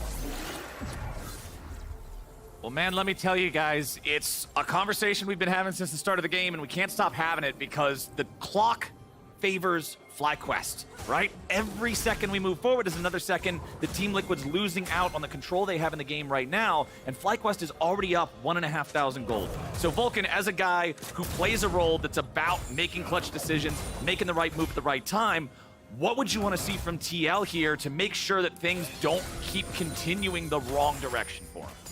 I think they have to try to gank people. I feel like this gangplank is killable. If Lucian shows up after getting mid-prio and runs to a side lane with Vi ulting on GP, there's a chance that they can get the ball going. Also, I think even though the scaling favors Fly for sure, I feel like TL has so much playmaking ability on their comp that they should be able to contest in late game anyway.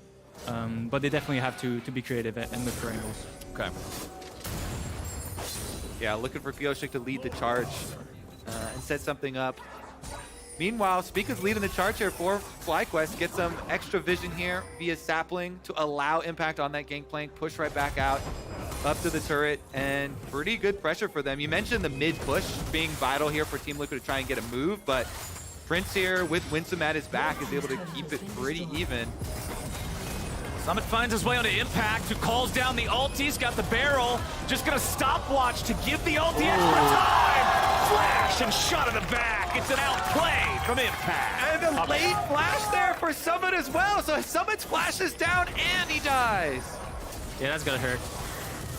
Impact's too clean, man. He's been doing this for too long. Team Liquid making the dive bottom lane. Should be easy money. Harry ends up getting paid for it, but that's what they had to find. They bring one back. They find their first kill of the game.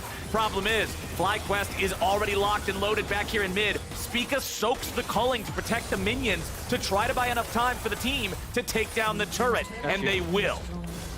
Yeah, getting mid turret is so important in any game, honestly. Mid tier 1 makes you so that you're so much safer when you contest mid wave. Once it's down, especially with the Maokai on the other team, you can come from the side, ult the mid lane. It's so huge that it's kind of hard to contest mid wave. Very big win for FlyQuest. Yeah, and you see him now too, moving into the enemy jungle. Leaving these saplings around in the brush is one of the most annoying things. Enemy jungle coming in with you know, all these escape routes. Now that mid turret is down, there's wards, there's saplings flying around. It becomes very difficult for Team Liquid to do exactly what you wanted from them, and that is to be able to get an early move, make these priority plays with the Vi, get some engages on picking people off, because they do have the playmaking. It's just that if FlyQuest have so much information on them and they see it coming, it's going to be difficult to pull off. Old man Impact here with the stopwatch, baby. He still got it. Use that noggin. It looked good at the start for Summit, but then unfortunately, he got greedy at the end. Thought he could just use the leap strike to get away. You don't miss. No, Impact having that, it's hard to miss with a point and click. You just pop the gun and have some fun. There's not a whole lot of ways for Jax to get out of that one, but nicely played from Impact. That stopwatch really just catching his opponent off guard with the damage from the ulti, having that bit of extra time to seal the deal. FlyQuest with a 2,500 gold lead as both junglers turn their attention back towards the top lane. Spica's standing on a ward. He's not aware of that. He's got his sapling in the brush next to him. There are a lot of Team Liquid players nearby. Pioshik gonna charge over the wall as they drop the blue trinket into the brush just to make sure nothing Unsightly is waiting for him there. Summit's gonna turn right back around. He's going after Spica. Spica with a flash away. Pioshik with the follow. Pioshik might be able to grab the kill here. He will. He almost gets out, but he won't find it. It's a 1-for-1 with junglers. Core's nearly dead, but nearly ain't gonna do it. Prep with the flashback over the wall. He stays alive too, but now TL has to get out of town. A double killer to Spica, thanks to a sapling. He stepped on a landmine, and Core JJ drops 2. Oh my God, another one. The demonic embrace saplings. Slowly watching yourself burn to death here as a champion with healing as well. It's so freaking painful. Harry, though. That's really the worst way to go. He was probably watching the end of that fight, walking away like, oh, nice, I made it out. That's good. Demonic Embrace is getting nerfed on the hotfix speed patch that's coming out, but... Can't wait for that. Yeah, still going to be powerful. Yep. Speaking of which, I actually wanted to ask your opinion ahead of this, since we're only going to be on this patch for this week. How do you feel about the upcoming Yuumi nerfs? Like, this is a popular topic among the community at large. Devastated, I can tell. Yeah, it's very painful. I've been trying to expand my champion pool, see if I can replace her with anything. The void that she's going to leave. That's exactly the kind of answer I was hoping for, but you can see here, Spica lived just long enough to drag Pioshik back underneath the turret. Yeah, flash for junglers and ult for ult, both junglers. E goes down, Impact gets him with another Q in the back, and it's enough damage for the sapling to kill. This sapling here, you can tell, oh, there it goes, the kitten's running, Cortege gives it a hug, and is able to burst him down. Meanwhile, Prince there got me kind of excited as he jumped in on the Zeri versus 3. I was looking for a highlight play. I saw the pentakilling. Yeah, I saw the angle as well. It doesn't manifest, though. Not yet. Maybe after his 3rd item. I like that he's playing this way, though. I think it's nice to see a Zeri play this aggressive. Yeah, jump right in, pop the ultimate. Does have to burn the flash, but FlyQuest are in such a strong position here. You can see even kind of casually taking the dragon. Pioshik does go for the attempt on the steal here. Q over the wall.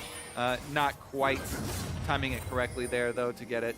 Dragon already secured by FlyQuest. They're in a very comfortable position right now, up 2 Drakes against TL's comp. And they see all of TL around the bottom lane after having arrived late to the Drake. And that means FlyQuest is calling for a Baron. It's only 21 minutes into the game, and they're going to try to force it down. Summit's in bottom lane. He has no TP. FlyQuest can at least turn and force TL to show up. They won't even have to worry about it. They got Baron before 22 minutes. Open. FlyQuest, baby. They're here to stay. My goodness. Crazy changes for this organization. I mean, what an offseason for them. Picking up a bunch of staff as well as all of these players.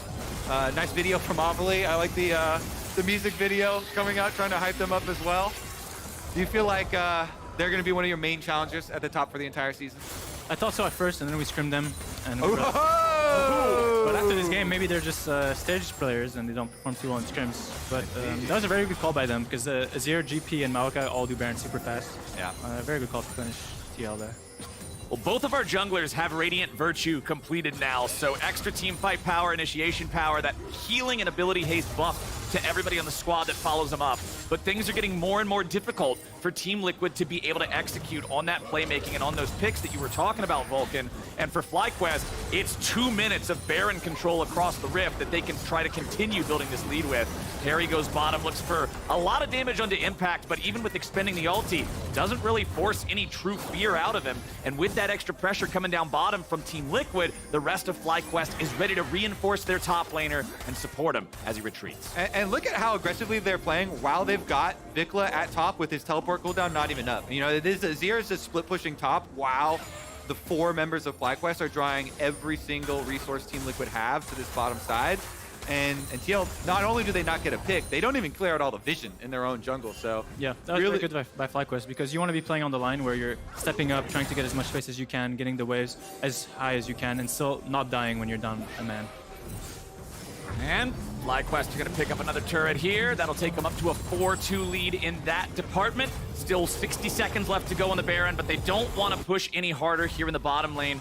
Vikla retreating up in top back towards the brushes. Gonna make sure he doesn't extend too far while he's the only man out on the map for his team, recognizing that everybody else had already fallen back. Red team's turret has been destroyed. All right, as a team that just got a lead in a stage LCS game, and then fumbled it a little bit there. Oh, never mind. We don't even have time to set it up because Speak is going to take the Hex Gate right in. But if you're FlyQuest, how do you go about playing all lanes to keep your pressure up and close this game out without giving, you know, that opening back into it? I mean, yes, they have the benefit of some very strong scaling as well, but yeah, I think it's up to Spica to track enemy jungler and see what plays they want to make. He's been doing a pretty good job at it so far, where he's just showing up in the enemy jungle, placing saplings. He's only died once when he was on that ward, right? So I think that maybe you can say it's unlucky, but I think he's been doing a pretty good job at just neutralizing the plays that TL want to go for. I mean, even his one death, he took 2 players from TL with him thanks to that sapling placement that caught Core JJ. So still delivering value, still finding it worthwhile. 1.5 minutes before our next Drake spawns. FlyQuest currently has a lead there as well. And I mean, if you're Team Liquid, do you even fight for this Drake in open ground, or you just give this one? I think it'll depend on how they're able to push sideways. Jax currently has bot wave pretty pushed in. So if they're able to actually be there first, where Maokai doesn't have saplings in every single bush, it is much easier. So we'll see how much Jax is able to push sideways. Ooh, speaking of the Jax, goes after Vikla here, who just shuffles him away. Spica eating a lot of damage from culling. The Lucian pretty strong, so gonna force him back with that one. But Jax at least getting the ulti out of the Azir there. 50 seconds left on the timer for the Drake, so that'll be up around the same time, I do believe, as Pyosik clears out some of the vision, taking the opportunity to make this dragon setup as difficult as possible for FlyQuest. It looks like TL has to take a reset though, so FlyQuest coming out of base. This Maokai is going to portal right into the river. He is going to start dropping saplings in every bush, and I want to wish good luck to TL. Good luck, have fun, walking through the minefields. Yeah, FlyQuest are also not even... Oh, hold on. We got Prince going in. Prince just dives Yon and blows him up. Now no Piosik's going to try to get away. The Lulu buffing Prince as much as possible as Spica and Impact look for a kill here onto Summit as well, who flashes out of the way. He gets caught by the very end of the Maokai ulti. And here's the flash, twisted advance, knocked back into the barrel, explosion. He'll burn on down with Yon and Summit out of the picture. I don't think that Drake's going anywhere but FlyQuest hands. Yeah, I would love to hear the comms on the TL side, because that one's looking a little bit doomed. It's tough, man. It's tough after one of those. Prince immediately going in. You guys talked earlier. I like seeing aggressive Zeri play. How about that? Yeah, that was aggressive. He's diving through 2 alone.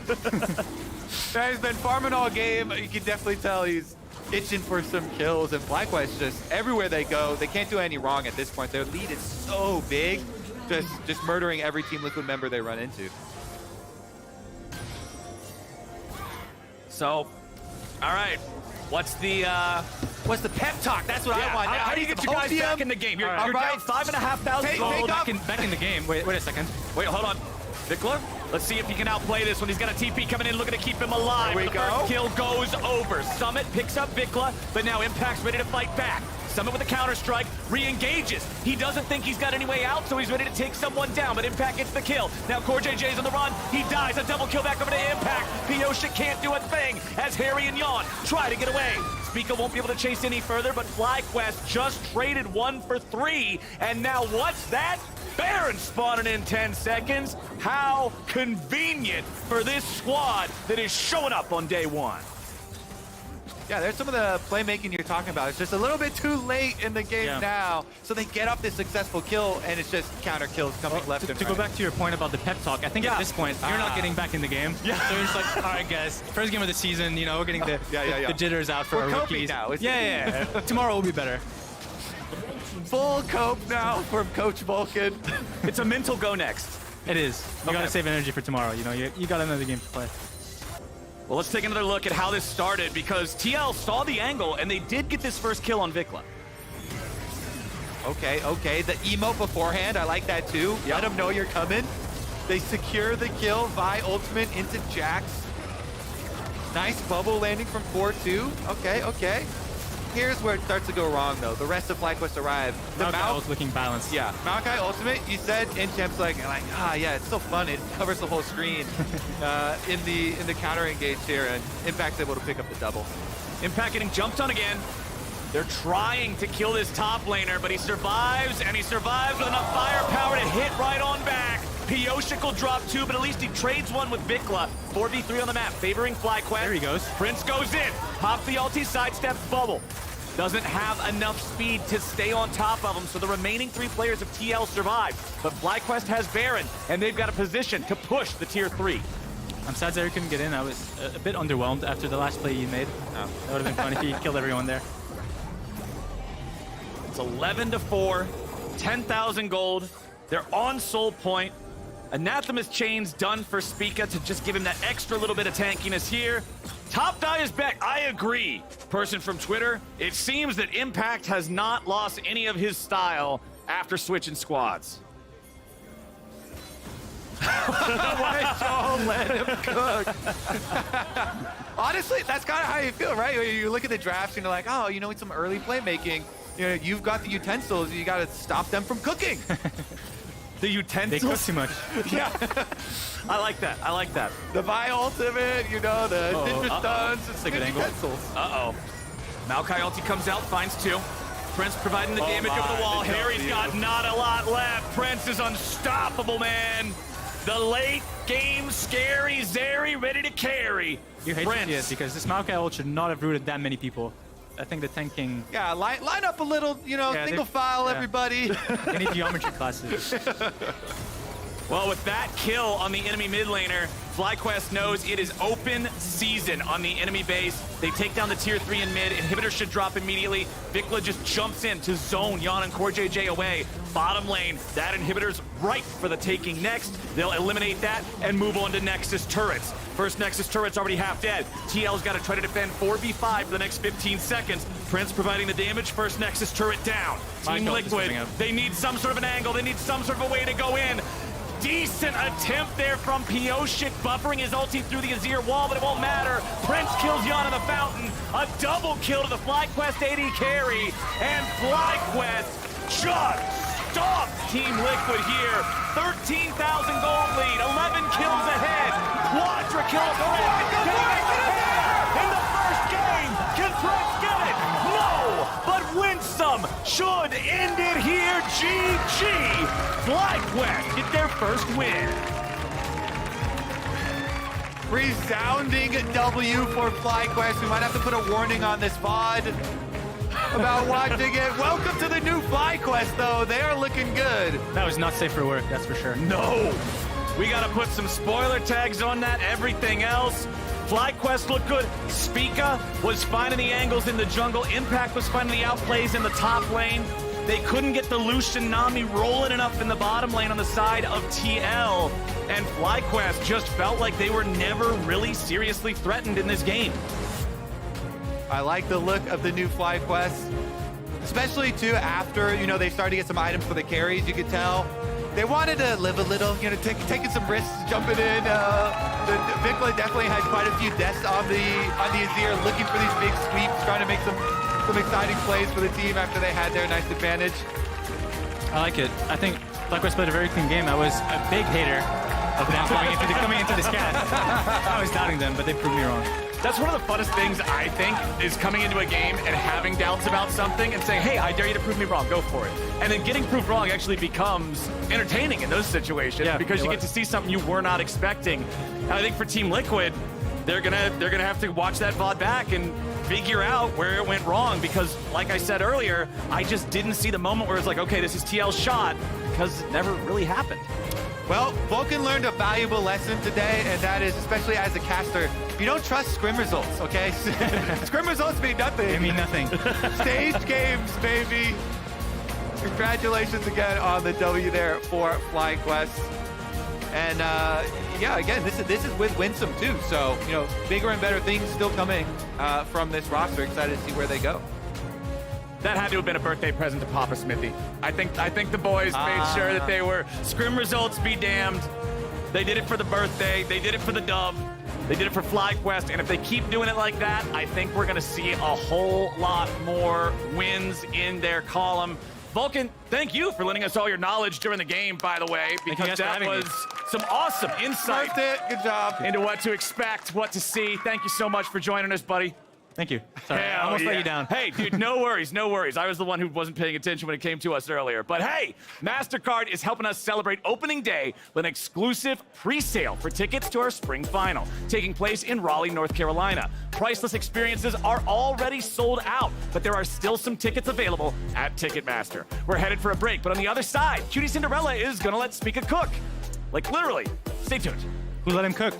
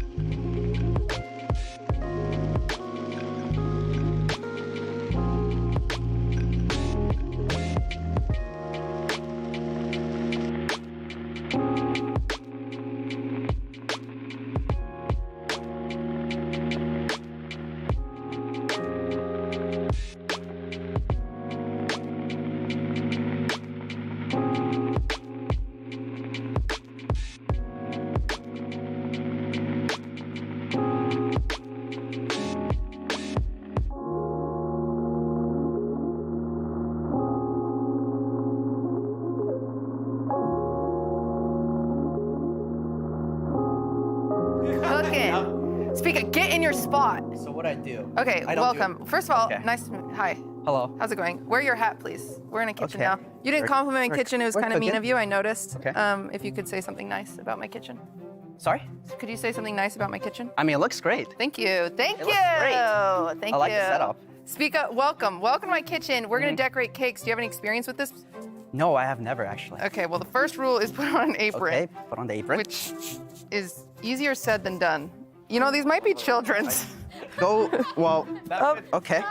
I'll be honest. We've done it. Okay, so I'm just gonna need you.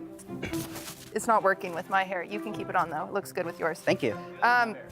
We're gonna. Hey, that's messed up. So it's scratching my mic, so I'm taking that off too.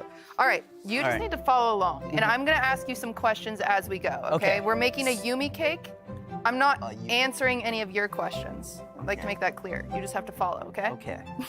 You confident? Is this real? No questions. All right, let's go. We're making Yumi. Do you know the character Yumi in League of Legends? I'm quite familiar. Really? Okay. Do you like her? No comment. Okay, perfect. Good job on your game today. I'm not answering any questions. So. Okay. Sorry. Sorry. Keep up, Spica. Anyway, we both were on TSM last year. Did you know that? Yes, I know that actually. Do you think they miss us? Well, I don't know if they miss us, but I'm Really? doing quite well myself, so you know? I've noticed. Yeah, a little better. What is This is Yumi. You're doing great. You're doing so good. I okay. Oh, sorry. Oh. You gotta switch. You gotta do the yellow. She has yellow on her head. What is? Stop. But that's the same color. Go. Sorry. All right. Do you failing.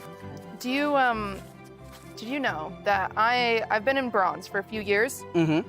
So I recently switched to jungle because I heard it's easier, right? No, it's not easy. Really? It is not easy. Everyone says jungle's OP, but I disagree. I think it's one of the hardest roles in the game. Okay. Well, do you have any advice for me? You know, honestly, the only advice I have is you gotta have a strong mental, you know? Really? Yeah, sometimes when I play jungle, in solo queue especially, I just can't take it anymore. I need to take a walk, you know, be in a good mindset. Okay, so that's your advice, is go for a walk, have a good mindset. Are you okay over there? I can't tell. I'm okay. I don't really. I'm okay. Okay. Yeah, that looks good. That does look good. And down. Oh, chocolate. That is chocolate. It is chocolate. What advice? Focus. Sorry. Oh. I was checking to see if. You're doing great. Keep it up. You're doing great, Speaker. You're doing great. Don't ask any questions. Look how concentrated he is. He's doing good. We have some tea time. Tea time over here. Tea time with Cutie. Okay. What advice would you give to the team you just beat? You just obliterated. Well, you know, the first thing I gotta say is that they need to find a new jungler because I think Piotrek is going back to Korea. He said he will retire if he loses. So. And I'm available. Yep. Exactly. Pink. Okay, huge. What about FlyQuest? What does that even mean? FlyQuest. What? No. FlyQuest. Okay. All right. Good to know. I'm happy. I learned a lot right there. You're new on this team. What is the meanest thing someone on the team has said to you? I don't know if it's appropriate for a broadcast. Oh my. Well, I don't. You know, I'm not trying to get in trouble here. Yeah. Okay. I'm not trying to get my teammate in trouble. So you know, honestly, they're all great. You know, we're getting along great. No one ever says bad things about each other. Just all positivity. You know what I'm saying? I mean, it is tea time, so you at least have to tell me who it was. It's tea time. Sometimes Prince is a little aggressive. That makes sense. But you know, it's okay. It's just friendly banter. Yeah, he doesn't mean it at the end of the day. He doesn't mean it for sure. Just like your solo queue teammates don't mean what they say, right? They never say anything mean to me. Oh. It is. Are you playing this right game or? It's me saying a lot of things to them. What do you think is the meanest thing you've said to your teammates? I mean, I'm usually not that aggressive. Yeah. So, play better. You know? Okay. Do you have play better. Do you have advice? I already asked that. I'm sorry. I'm new. It's okay. You know. We work gotta around start here. somewhere. Your cake looks great, by the way. Thank you. Who do you think is the most overrated player this split? Overrated this split? Yeah, I don't want to cause any drama though. That'd be weird. So just think about it. Let me think. I mean, I'm pretty sure when Double Lift came back, you Why is expect. everyone doing this? Why are you talking? I love him. Why are you doing it? Why are you saying? Well, why are you choosing? we're buddies, so I don't want to flame someone I don't know. Okay, keep going. Yeah, you know, Yeah. when Double Lift comes back, I'm pretty sure he expected better than 0-1. Screw Double Lift. You know, but I'm sure he's getting into it, warming off his fingers. Okay. Yeah, I think it's because before, right, LCS was starting on 12, but now it's 1. So like he's kind of old, so he's not, you know, adjusted to the late start time. Yeah, so he's old. I think he needs to get used to it and get back into it. Old, yeah. I agree with you. You're behind. I'm behind. I would like to point that out. Is that you? Or... I think so. Okay, I'm trying my best. Yeah. You are trying your best. I think you're good at this. I think. Thank you. I think if you weren't playing League of Legends, what do you think you'd be doing for a job? Really? I don't know, actually. That's okay. Maybe this. Maybe this. You're pretty good at it. I'm getting better. You do have to add her jewels. Jewels? On her crown. She has a beautiful, beautiful crown. Well, I have a question for you. Do you think that this is a tough one? So just no. I'll be honest. It's just you and me. I'll be honest. It's just No you and PR. me. The camera's off. Yeah. Do you think there's a chance that Riot shadow banned my account and that's why I'm in silver? Why? Why? Well, do you say because I've been playing for 8 years and I'm like really good. Like really good. But I'm still in silver. Do you think that's on me or on them? Well, I mean, honestly, I think it's on Riot because you're really good, right? I'm really And good. I wouldn't lie about that. sometimes you just always get unlucky teammates and they grief your game, right? So I think probably bugged. You need to talk to Riot, see if they can fix it. Riot, please, I'm begging you. Because I've watched some of your streams. Oh, and what? That's so nice. Thank I you. don't know, every game, your teammate's just not performing. Every game. I don't know. You hear that? I think if your teammates play better, you could definitely replace Pureshik. Thank you so much. I've been thinking that. Well, here's our Yumis. You want Mine looks good. Wait a minute. That's beautiful. His is sad. She's crying because Riot just nerfed her to the ground. That is why. That is why. Have you liked the jungle changes this season, as well as the jungle? You know, to be honest, I'm not a big fan, but you gotta do what you gotta do to win. I'm not gonna complain, you know? It is what it is. All right. More Maokai gameplay? It's fun. I don't, no complaints there. All right. It's fun. It's freelo. You gotta abuse fast before Riot nerfs. All right. Do you have anything you want to say to any of the teams out there watching right now? What you expect this season? What do you think is gonna happen? Well, we're 17 wins away from 18-0, so. Huge. Huge. All right, thank you, Speaka, for being here. I really, really appreciate it. We're gonna throw it to our newest caster. Ladies and gentlemen, I've been waiting for a damn long time to say this, but welcome back to the LCS. I'm Rafa. I'm joined here by my buddy Azael. Thank you so much for guiding me into the LCS. Of course, man. I'm happy to be here with you. Long have we awaited. Rafa has arrived to the LCS. And the fans are loving it. Oh, let's go. We got a chant. Holy. I'm overwhelmed. I was just coming here to be casting some more games with you guys, but We'll really, get to that. We'll get to that. Yeah, we'll get to that, but really appreciate everyone for showing out, and we have a really nicely packed studio for the first day as well, something that I'm really happy on seeing, but of course, we've got our other match today, CLG taking on Dignitas here. In the top lane, it's going to be Dokla, aka Big Dokes himself, over in jungle. Contracts El Contrato. Mid lane, Palafox. And of course, for any longtime Academy fans, will know Luger and Poom from 100 Thieves Academy making their debut last year. As we head on over to their opponents on the other side of the rift, it's going to be Dignitas. Top lane, Armut. From the jungle, it's going to be Santorin. He's here, guys. Don't worry. Wait. He just went for a bathroom break or something. Mid lane, we got Jensen as well. And then making his official starting LCS 80 carries debut, it's Spawn from Academy. And then support, Biofrost subbing on in. So far, everyone is super excited to see these two teams. And one of the things I was really excited about coming into this season is, that yes, there's a lot of fan favorite teams up the top, but even teams like CLG and Dignitas have a lot to prove in this season. Yeah, absolutely. I mean, Dignitas, I think, making some big swings, picking up some big names here, trying to really push to the top of the table. And CLG, it feels like they're kind of in the same position that they were in last year, where they're having to disprove a lot of doubters, right? I had them ranked very lowly last year. They disproved me. They were able to actually finish in 4th place. Right. They disproved a lot of people. And then again here, coming into this split, a lot of teams made upgrades. A lot of rosters got some new, big, exciting players. CLG stayed the same. And so everyone, again, kind of has them lower in those power rankings. And it's, again, up to CLG to really be able to show out and show that they are better as a cohesive unit than some of these big individual names that teams are picking up. And they can outperform some of these rosters that I think people are really overlooking them for.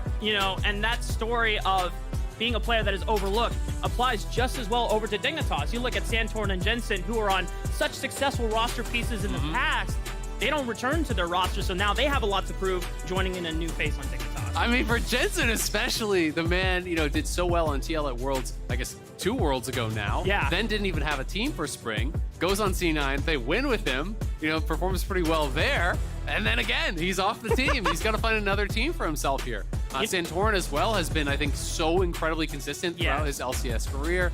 Has made so many finals, has done so well with so many different rosters. And there are a lot of pieces of Dignitas that have worked together. Don't believe they have, their intended 5 all here yet. There are some visa issues with some people that people are coming in late and so on and so forth. But they are very excited about the roster that they are bringing in here. And we'll have to see how it all looks when everything comes together. I really do want to look at Santorin and his overall arc this spring, because I think this is a guy that doesn't get a lot of credit where credit is due. You look at how many times he has made finals in the past couple of years, and then even before that journey, it was all about that redemption arc, trying to make playoffs. He even had that emotional interview at the end of one playoffs with FlyQuest, and Santorin has just been so close to clinching a title again ever since 2015 with TSM, has not had it since. Maybe it just might be the unexpected return with Dignitas this year. Yeah, absolutely. It could happen. It'll be really interesting to see if they're going to be able to do that. Of course, Biofrost here is subbing in for Ignar. Ignar worked together with Santorin when they actually got to finals in FlyQuest. Right. Santorin also worked together with Jensen on TL, I believe. So there are some of these pieces that have played together. Spawn, another one of these kind of up-and-comers here from Academy that you're obviously very familiar with and been casting a lot of. But we have quite a few exciting young players coming up into the league. Obviously, earlier today, we got to see the 100 Thieves roster with a couple of young players. TL also with a couple of young players coming up from Academy. Dignitas bringing up Spawn themselves. So a lot of players actually are being brought up and given their shot from Academy that I think a lot of people have been looking at and thinking, hey, these guys have been deserving of that chance for a while now.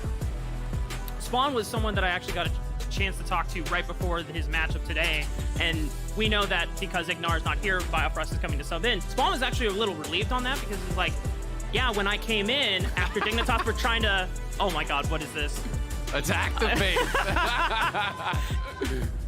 Shoutouts to Kangas, the CLG fanboy himself, diehard since 2016. But for Spawn, when I got to talk to him before the matchup, he was really relieved that he was going to be playing with Biofrost, because he already has a lot of synergy built with him from last summer. Yeah, it wasn't the greatest way to make your LCS appearance and coming in from the Academy, but Dignitas were trying. They were out of options at that point, and they gave a lot of Academy guys a try on the big stage here. Spawn was the only one that made the cut. Yeah, absolutely. I mean, obviously, things didn't go well for them, right? You finished in last place. It was like 3-15, I believe, if I have that correctly in my head. This is going to be a very different situation for him. He's now being surrounded by a lot of different veterans, a lot of people that he can learn from. It should be a much more stable roster. And I think this is kind of like the new way that people want to bring rookies in. Sure. If you're just bringing in like 5 new players, there's so many different variables that it's very difficult to actually tell who really is adapting and who is performing, who isn't. So many different things are struggling. We saw EG, I think, really kind of redefine the way to bring in rookies and have them find that success. Exactly, right? Danny and JoJo being brought in, being surrounded by all these veterans who could really help to kind of train them up. And we're seeing 100 Thieves try to emulate something very similar, right? 3 big veterans, 2 rookies with Tenacity, as well as Busio. Dignitas obviously just having the 1, but more of these teams are trying to have a stable roster around these rookies to really set them up for success. Team Liquid, too, to some extent as well. I mean, you're bringing up Harry and Jan as well. To be those rookies surrounded by such experienced players. But we've been talking about Dignitas for a while. We know that there's some audio issues, but this gives us more time to talk about CLG on the flip side, because this is really interesting that this is the one team that decided to run it back. This goes to show that the organization and the coaches and the infrastructure has a lot of faith, no pun intended, in this roster. Absolutely, and just a quick update, should only be about 45 seconds to a minute or so to solve out these audio issues, and then we should be launching into Champ Select. But yeah, I think for CLG, they have a lot of faith in this roster, but they're going to need to have that true superstar carry kind of develop from this roster, right? If they want to be challenging at the top of the table, and I think if you want to be going for a title here, which we know all the teams are competing for, you're going to have Dokla or Palafox or Luger really truly develop into one of those top of the league style carries, because I do believe that you need that kind of firepower to really be able to take down a title in this league. And while they did all perform well last split, when you're looking across at some of the competition, it's incredibly difficult. You're thinking up in the top lane, Fudge is playing incredibly well. You have Summit, you got Someday, you got Impact. Yeah. We have Berserker and Prince among an incredibly stacked crowd in the bot lane. Mid lane has always been very, very difficult to perform at those highest levels in competitive play. It's often by many considered to be the most important role in competitive. So I think CLG has to find continued development from one of these players to really truly step up into that role of superstar and take them to the next level. Going off of solo lanes, my eye is really on Contracts as Champion Select has started. Contracts had a huge redemption split last summer. I think going off of Spring, CLG was struggling a lot, but then Contracts found his form. And even though Kickoff, it was a fun event that we had, but Contracts looked pretty damn good in some of those instances. So I want to see if Mr. Contrato does continue that form, as so far, a couple bans, nothing out of the ordinary here. Yeah, nothing out of the ordinary thus far. For CLG, you are expecting them, if anything, to come out of the gates hot, right? Dignitas is playing with sub-support. It's a lot of different players being kind of melded together to make this new team. CLG, it's the same roster as last time. As you said, they're running it back. So we are expecting them to come in at a higher level. We'll see what exactly is going to get banned out. Ryze is pretty much a must ban. Maokai incredibly highly up on that ban table as well. Heimer, Yuumi, those are kind of those big four alongside that Ryze. So we'll see if any of those are going to be left up. If they are, you're expecting them to be kind of grabbed up here pretty quickly. Maokai is just so incredibly strong, not only in solo queue, but also in pro play. The saplings just give you so much more scouting, so much information. It's reliable engage, it clears quickly, can really work well as a tank in that mid and late game with Radiant Virtue. So really is kind of a well-rounded kit. Kassadin getting taken off the table, so will it be Yuumi getting banned out? Are they going to be concerned about it with that Zeri ban? Maybe they're willing to kind of give that over? Let's find it out. 5 seconds to go. Ooh. The Gunslinger. Well, no Lucian on the table. CLG, you have a plethora of first picks to go for. I mean, I would love to see Akshan, but if there's anything I've learned, I think Cassante might be more common, but it would be a lot of fun to see. Instead, we're going to get the Ashe, so this could be support, could be AD. We have seen it flexed around a little bit. Has been predominantly played in the support role, though. 27 plays in support and pro play, 9 so far as AD, though we did see it played earlier by Berserker, who went kind of that hybrid build, the Ravenous Hydra Rush into the mandate, going a little bit of an atypical build, not just like a pure marksman DPS style build, very high on CDR and engage. So that can work really well. It is going to be the Heimer as a response here. Is Varus just going to get grabbed up? It is. Varus very, very strong these days, the most played AD. And now we're going to find out if it in fact is going to be AD or support potentially. They could also go towards soul lanes. Cassante, very, very popular these days. That is available. Jax as an answer is really, really highly prized as well. Narmut, of course, not going to get his namesake because that was that first ban. So Wilbaji's jungle instead. Man, I'm not gonna lie, I was hoping that Contracts would bring something with a little bit more individual firepower, but gotta take one for the team. Okay. So is the Ezreal actually coming out here from Luger? So a little bit less common, still obviously a very popular pick these days. And it's just going to be indexing heavily towards the poke. It is going to be, support Ashe, carry Ezreal, pretty much guaranteed here. They could have obviously gone with just a different support if they wanted to go a different angle, but bringing out the Ezreal for Luger will be pretty interesting. Not a pick I really highly associated with him from last year, but it was kind of one of those less popular picks in general. Yeah. But I do think, it might be difficult for them to actually get the push here. And if you're going to get shoved in by Heimer, by Varus, it can be difficult for Ezreal to really do anything except just kind of farm with Qs. And when you get on that back foot, it can be pretty difficult. It has lower wave clear than something like the Varus. So, might be giving up plates here to spawn in bio. And it is going to be the Vi grabbed up as the answer for Santorin. Lockdown for both the Ezreal and the Ashe is going to look really, really nice. And a lot of the high priority mids are also pretty low mobility these days. Syndra, the most picked. We've seen things like Azir. Victor's a lot of popularity as well. All very susceptible to that Vi engage. Right. CLG, how do you wrap up this composition? You have long-range poke, you have long-range engage, thanks to that Sejuani and Ashe arrow. But CLG, you still got solo lanes to clean up here? What do you want to lock down? Do you want more DPS on top of it? Do you want something more engaged power? Do you want someone to stand in front of your Ezreal and Ashe backline? I mean, I generally feel like when you're going Ezreal, you know, people can play heavily towards it, but more commonly we see people play that as weak side and do something a little bit more focused on towards that top side. I think that also suits Dokla's style and CLG's style. Put him on something like a carry, play more heavily towards him. The melee pairings we all know and love work so well with Sejuani. You know, can really get up there and attack with something like the Cassante or potentially the Jax, wherever he really does want to go. But, you know, a couple bans thrown up towards top lane. Olaf, obviously we saw earlier, played by Licorice. The Renekton's going to be banned away. Last ban will be the Akali. So Akali, Sylas both taken off the table for mid. Dignitas could squeeze the champ pool here of Dokla a little bit more if they want, but then they would be giving up counter picks. So we'll see exactly where they will go. It'll be more telling where Dignitas want to play through depending on who gets the counter pick of choice, Jensen or Armund. And it looks like Jax is going to be the blind pick of choice. CLG now, what are your answers here? I mean, if you want to go skill matchup, you could go towards something like Fiora. Fiora, I do think, you know, is an aggressive answer here. You know, this is kind of a feast or famine style pick. But if you can get the advantage through that side lane, and I do think Fiora plus Sejuani, really strong 2v2 combo. It's very easy to parry something like the engage from the Vi. GP, also a great answer. We saw that brought out. Impact playing that into Summit, you know, looking really good in that matchup. This leads me to believe they want to play more towards bot side. You know, GP ulti slows them down. Ashe arrow coming through when you're in that GP ulti field, slowed down, very difficult to dodge. Ezreal ulti over top, lots of AoE, lots of engage there. Diana would be a really interesting pick, not necessarily expecting it. Victor makes a lot more sense, but it's a tremendous amount of AoE here. Very magic damage heavy, I would say, like overall, as far as those ultis, but it's going to be an interesting one.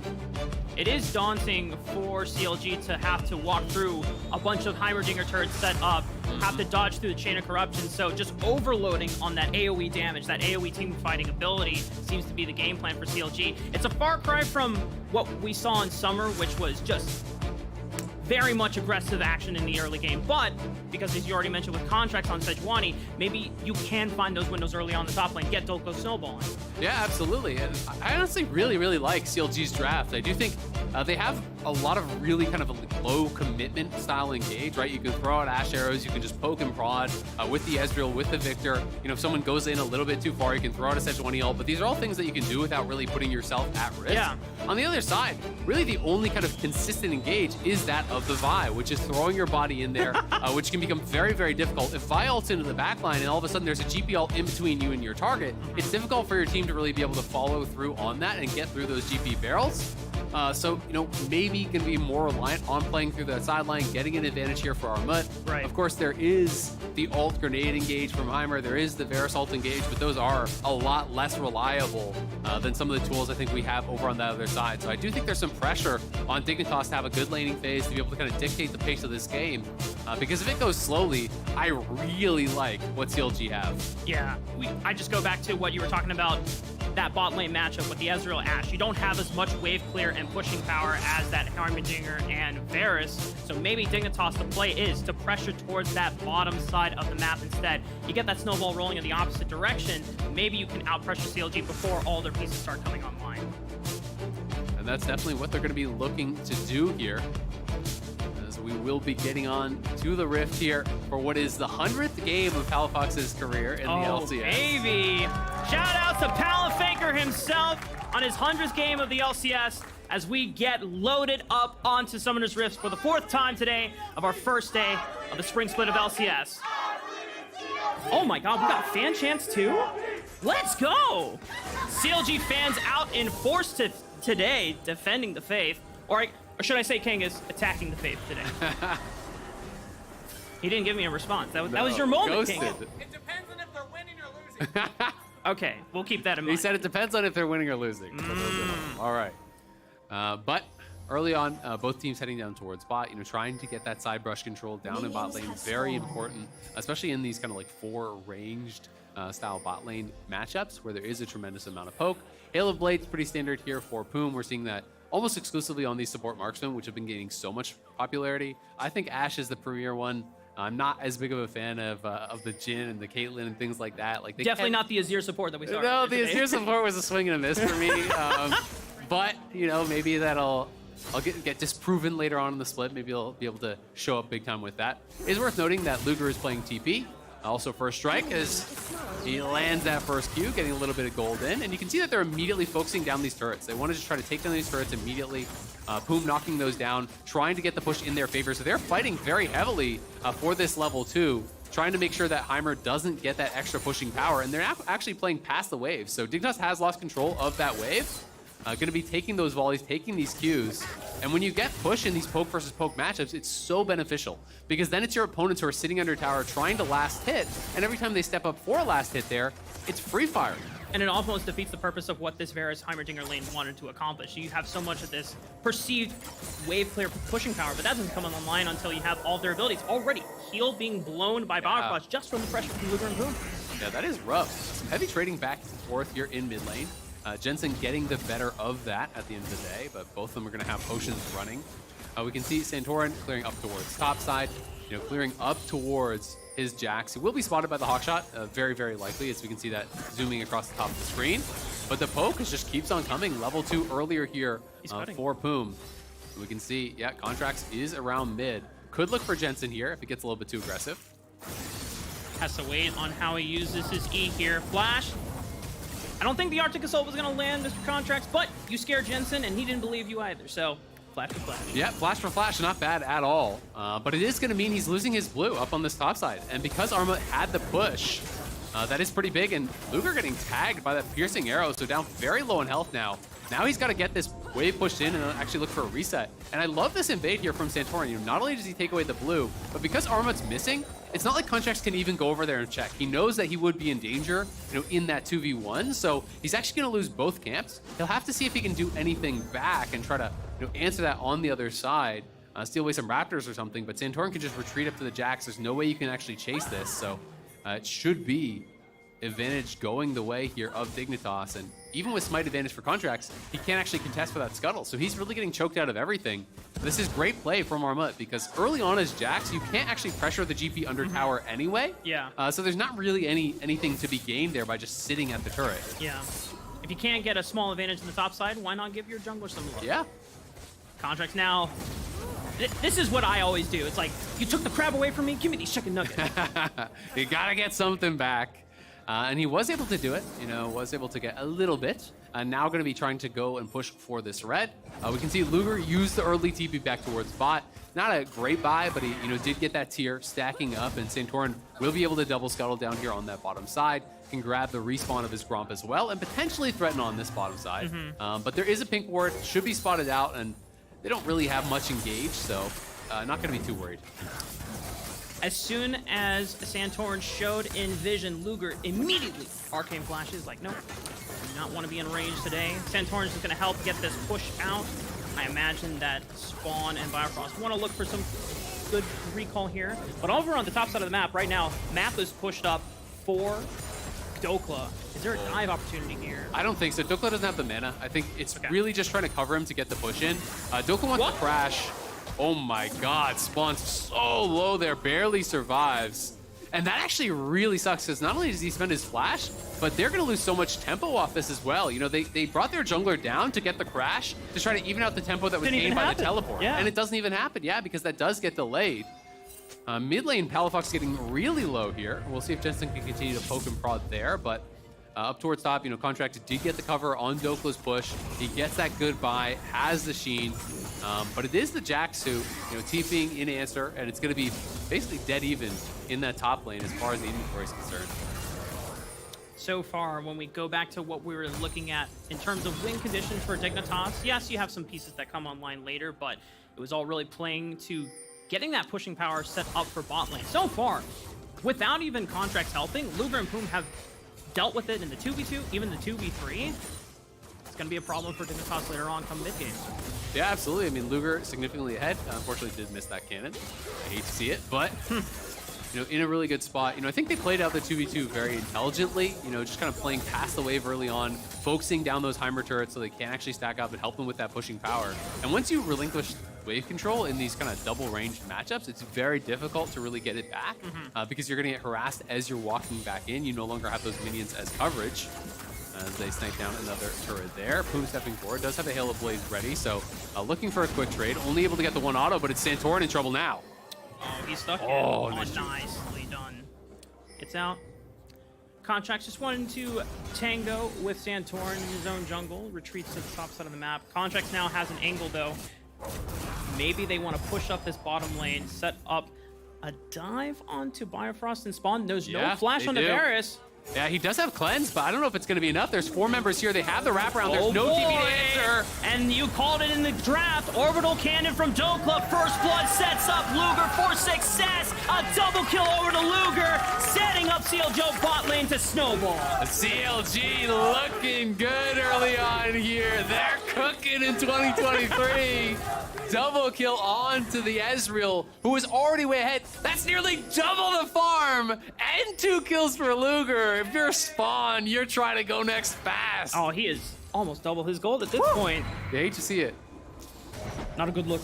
No. Quote Sven. Not what you're looking for there.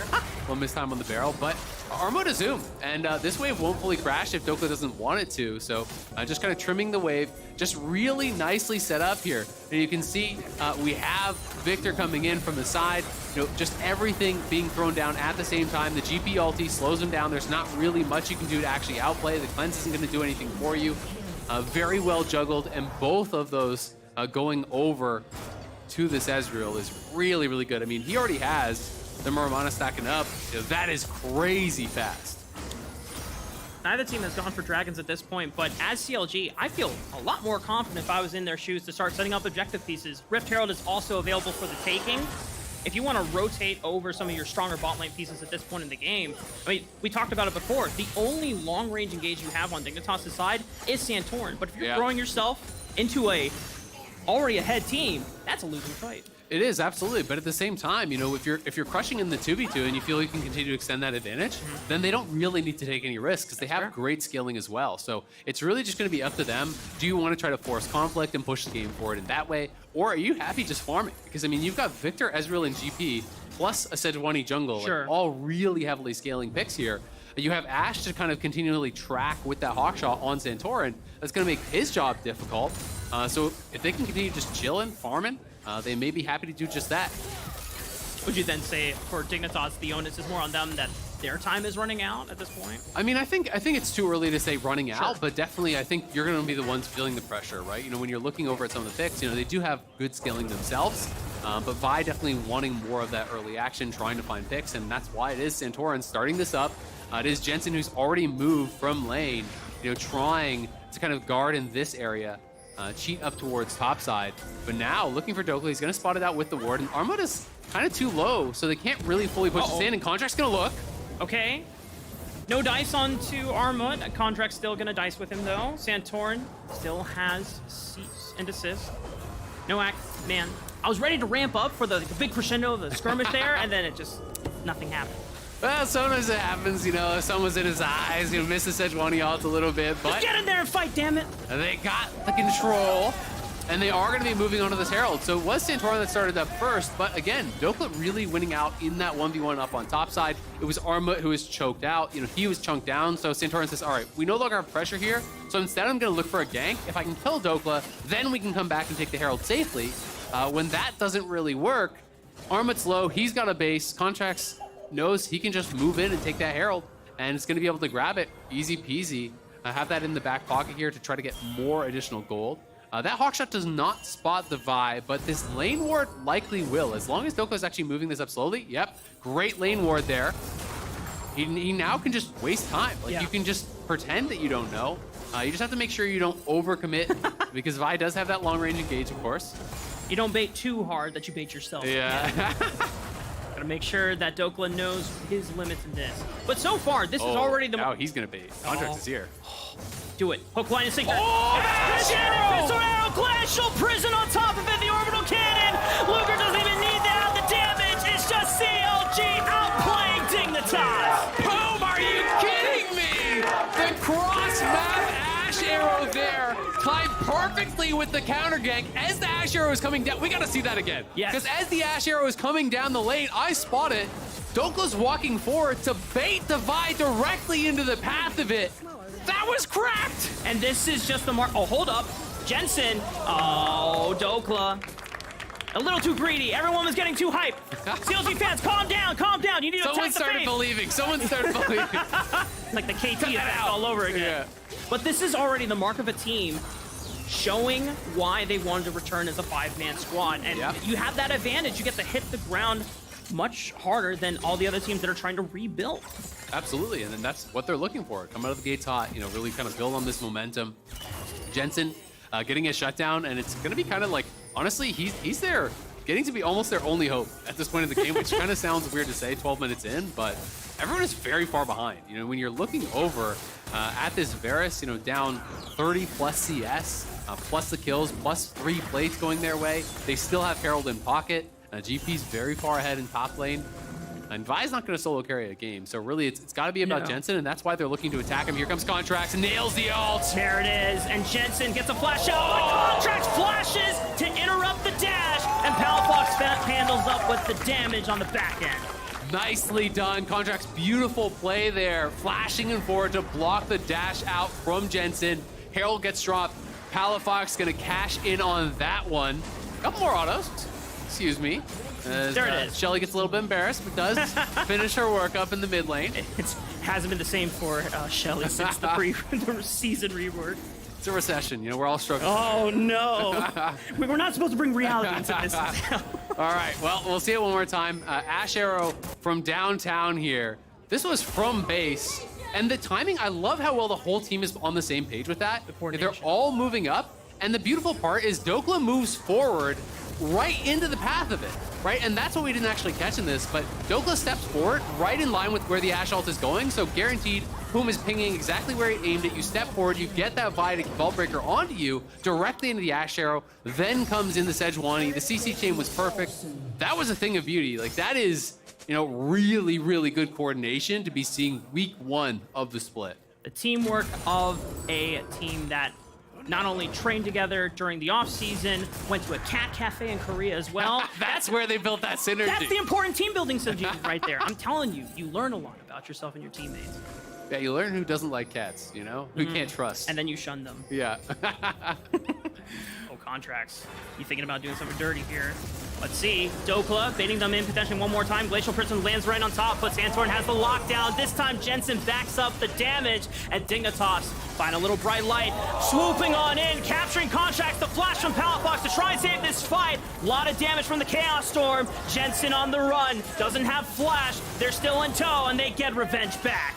Yeah, they're able to get one back, but still 2 for 1 for Dig off of a great roam from Jensen. Again, it's Dokla and Contracts thinking they're baiting a 2v2 that they will definitely win, but they lose track of where Jensen is on the map, and he's being very, very active. He knows this is not a game he can win by sitting and farming in mid lane. He's got to be out on the map. He's the only one who's really very strong at this point as they're looking. Nice shift from Luger to dodge out on that from spawn. Makes him feel a little bit foolish. Hey man, it happens. They were trying to force something while they had the opportunity, but I mean, that's why Luger wanted to go with this pick in the first place, because now that Boom is shifting all of his power on the other side of the map, Luger, he feels pretty damn fine to just be in a 1v2 by himself, and now Contracts might give him a little bit of relief in that pressure. Yeah, he's chilling, farming down here. Ash moved up towards mid. They were able to roam and answer. And now another arrow. This one will not connect, and it is going to be cleansed, so he could have cleansed out of that. We were talking about this earlier where we saw a similar matchup. Double went heal in that, and he was very heavily punished. I do think when you're playing against Assheimer, cleanse feels like almost a must. Yeah. It's very, very risky to not go for it. So Spawn paying that respect over.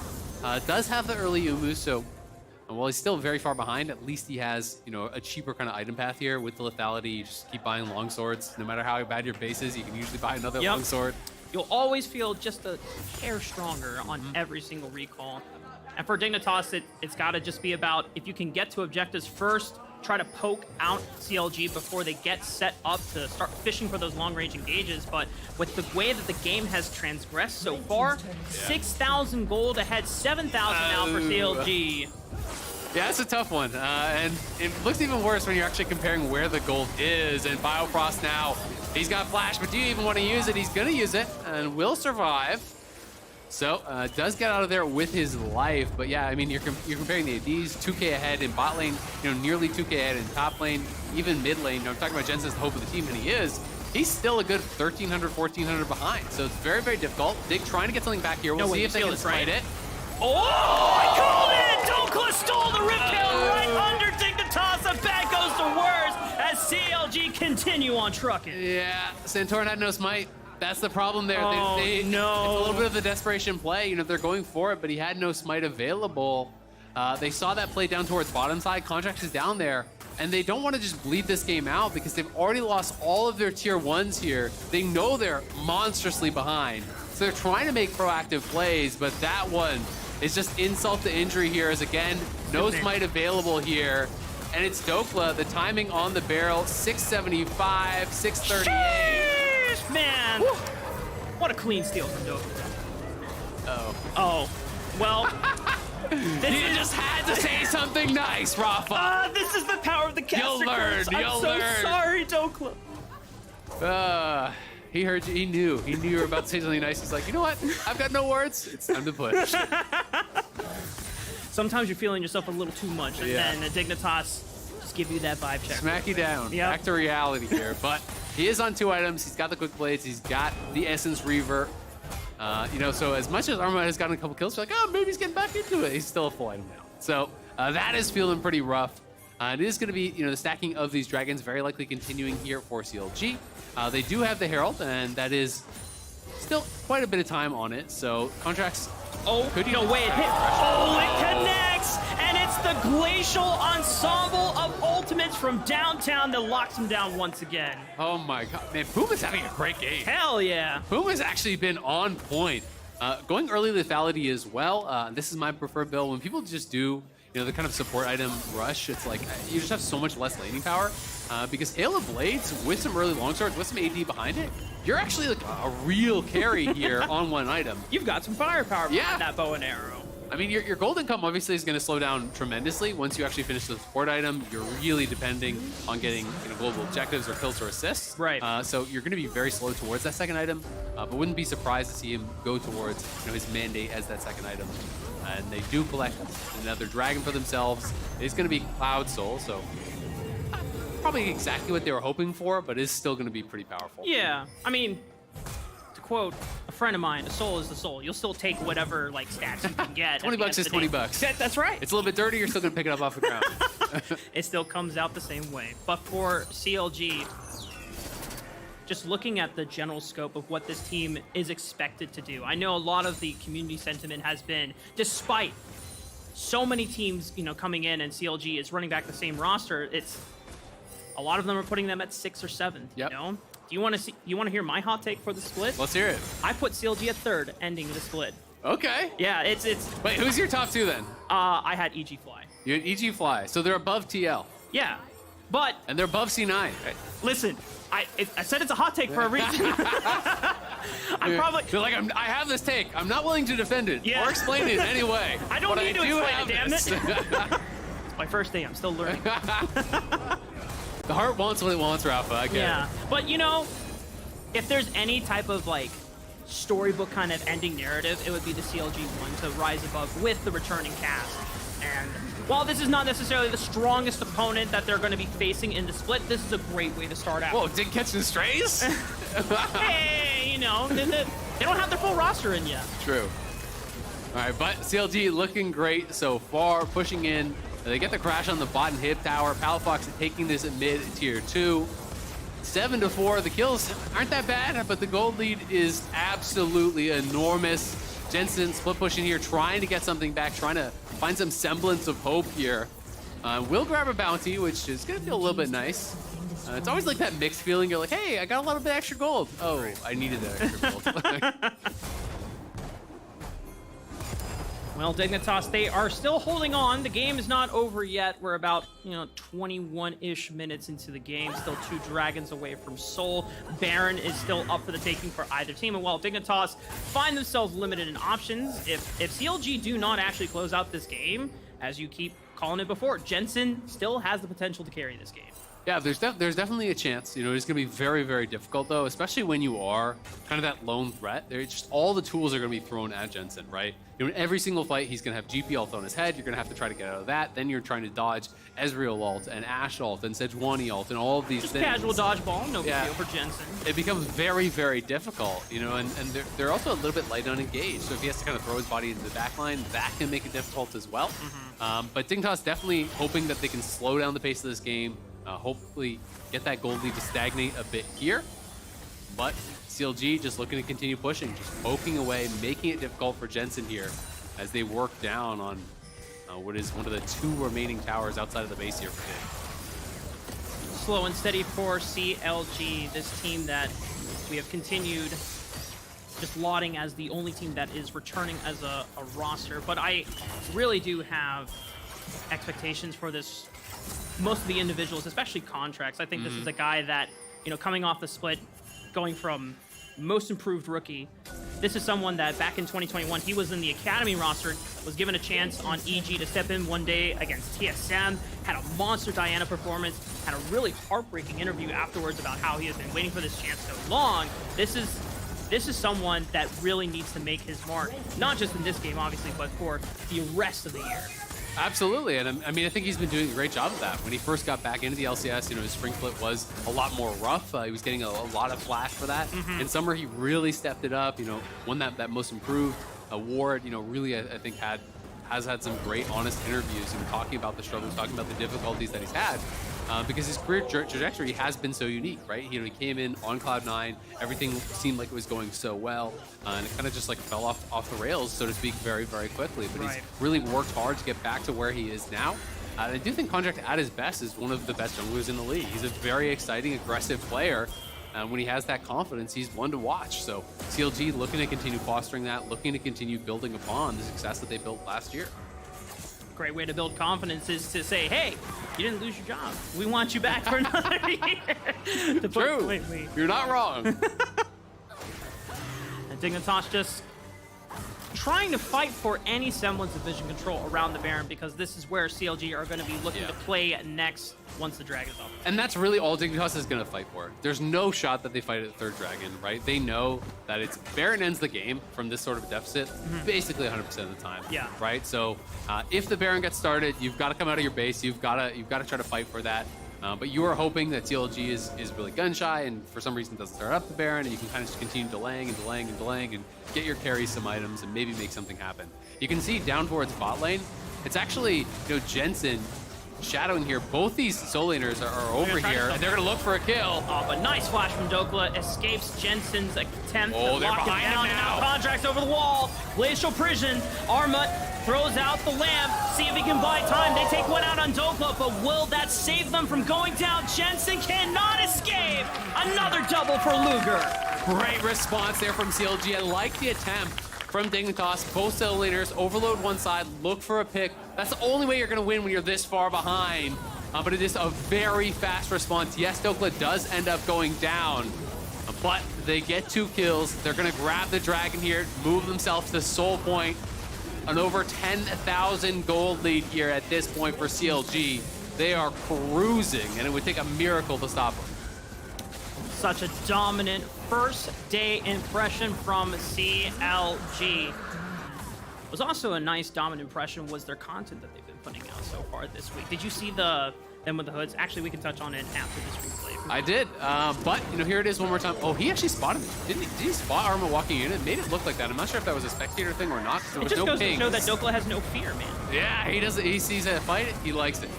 But Contract's over the wall. You're gonna be able to actually land this on Arma. They do turn here onto Dokla, who's overchasing a little bit here. You know, a little bit too aggressively. Could have waited for the team. He had already used his W, so gets stunned up. Does end up going down, but it really does not matter. Everyone from CLG surrounding him. And again, it's just about reestablishing their vision control here. They're going to walk in with Boom, walk in with Contracts, try to clear out these wards, and really make Dignitas get spooked, right? Try to force them into walking a little bit too far forward where they can get caught by a Sejuani ult, caught by an Ashe ult. Because CLG doesn't really want to flip a Baron. Like, if they have to, maybe they would later. But, you know, they're hoping to just get a free pick and a guaranteed Baron and close out the game.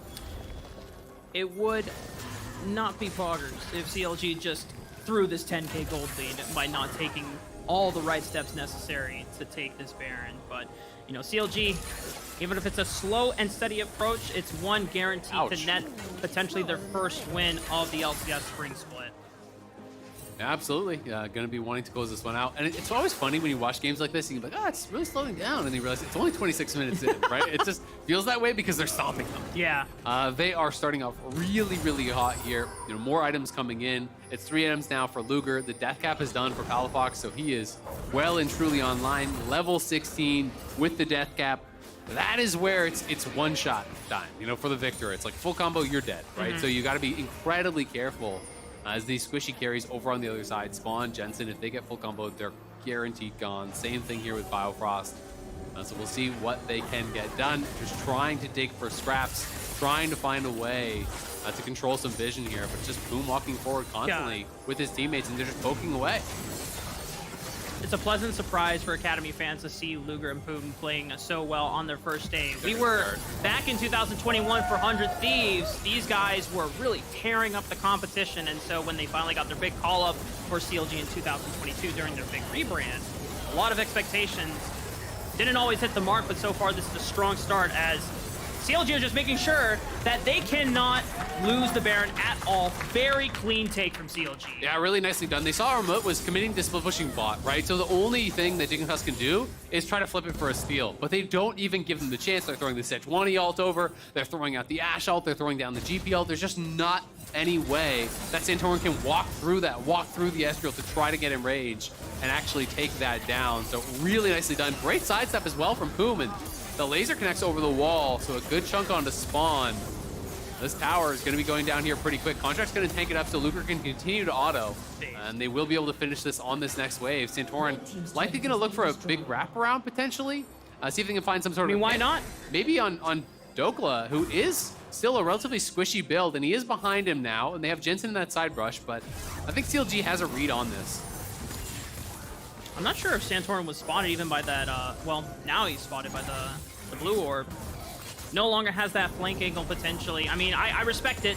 10,000 gold down, you gotta try something. You gotta just throw something against the wall and see if something happens. But Dignitas starting to run out of options. Poom fishing for an arrow, doesn't connect, but that's okay. The pressure was felt as already the siege lays waste to the towers of Dignitas. Jensen forced to retreat. Inhibitor tower will bite it, and damn, that's a lot of damage. Yeah, they just can't even walk forward to wave clear. It's so difficult with all the poke that CLG has. I think that's just such a strong draft for them here, and they're pushing it now. First inhib down, they're just going straight for the Nexus towers. They know that Dignitas doesn't really have anything. Jax is still not even basing. They're trying to hope to hold on here. It's Santorin looking for a flank, but he is spotted. Yeah, Poom. Great hawkshot use, already scouting out Santorin, keeping tabs on where he was. But Dignitas recognize that there's no way that they can fight a front-to-back angle against CLG, so they're just trying to trade turrets at this point. A teleport is coming in now just to make sure that Armut doesn't get any more tower damage. Yeah, so Armut able to grab quite a few towers there, get some gold back for himself. Contracts is behind him. This is going to be a tough one, and now they're TPing in. He is surrounded. You got to turn and fight, try to find something. Yeah, Armut, you have a flash, but I don't know how creative you can be with it. Just start bonking Luger's head. The flash, but Luger predicts it as well with his own arcane shift. Armut is in a world of trouble, and CLG run him down once again. Yeah, Dignitas going to be over on this dragon. Going to potentially deny Soul, but Poom can just stop bases, and they can just push top and maybe just end the game, or at the very least triple inhib. All he's got to do is harass with volleys. It's going to be the engage here from Santorin. Now, Poom, you can do it. Support on jungle combat. Fight like your life depends on it. Just stall time as the rest of the base of Dignitas is starting to crumble because everyone from CLG is looking to end the game. Poom hasn't even died yet. He fought valiantly to the bitter end just so that CLG could pick up their first win of the spring split of LCS.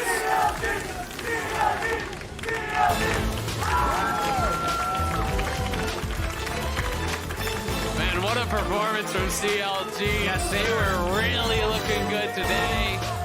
Made it look so easy against Dignitas there. Gotta give a lot of credit, both to the draft, but also to the execution. I think the draft was really, really smart.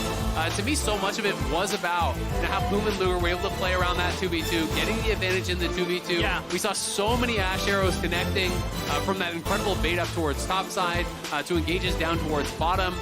they utilized the pressure that they gained to move around the map very, very well.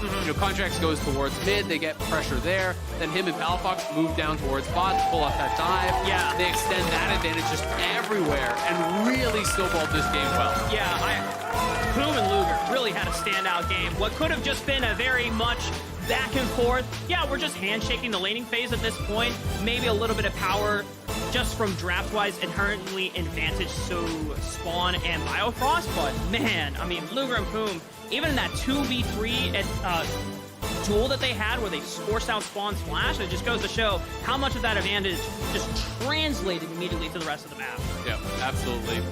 Really, really well done for CLG. Definitely important for them to have a good start, I think. They are a team returning with all 5 of their players. They want to be coming out of the gates hot, picking up as many wins as they can early on in the split here. Before some of these teams, have time to really kind of gel and adjust. Dignitas, of course, is worth mentioning. Playing with Biofrost, they don't have Ignaris, they don't have their full roster here. They haven't been able to get as many scrims together, of course. Yeah. And a lot of new players. So we are expecting, better things, I think, from Dignitas in the coming weeks.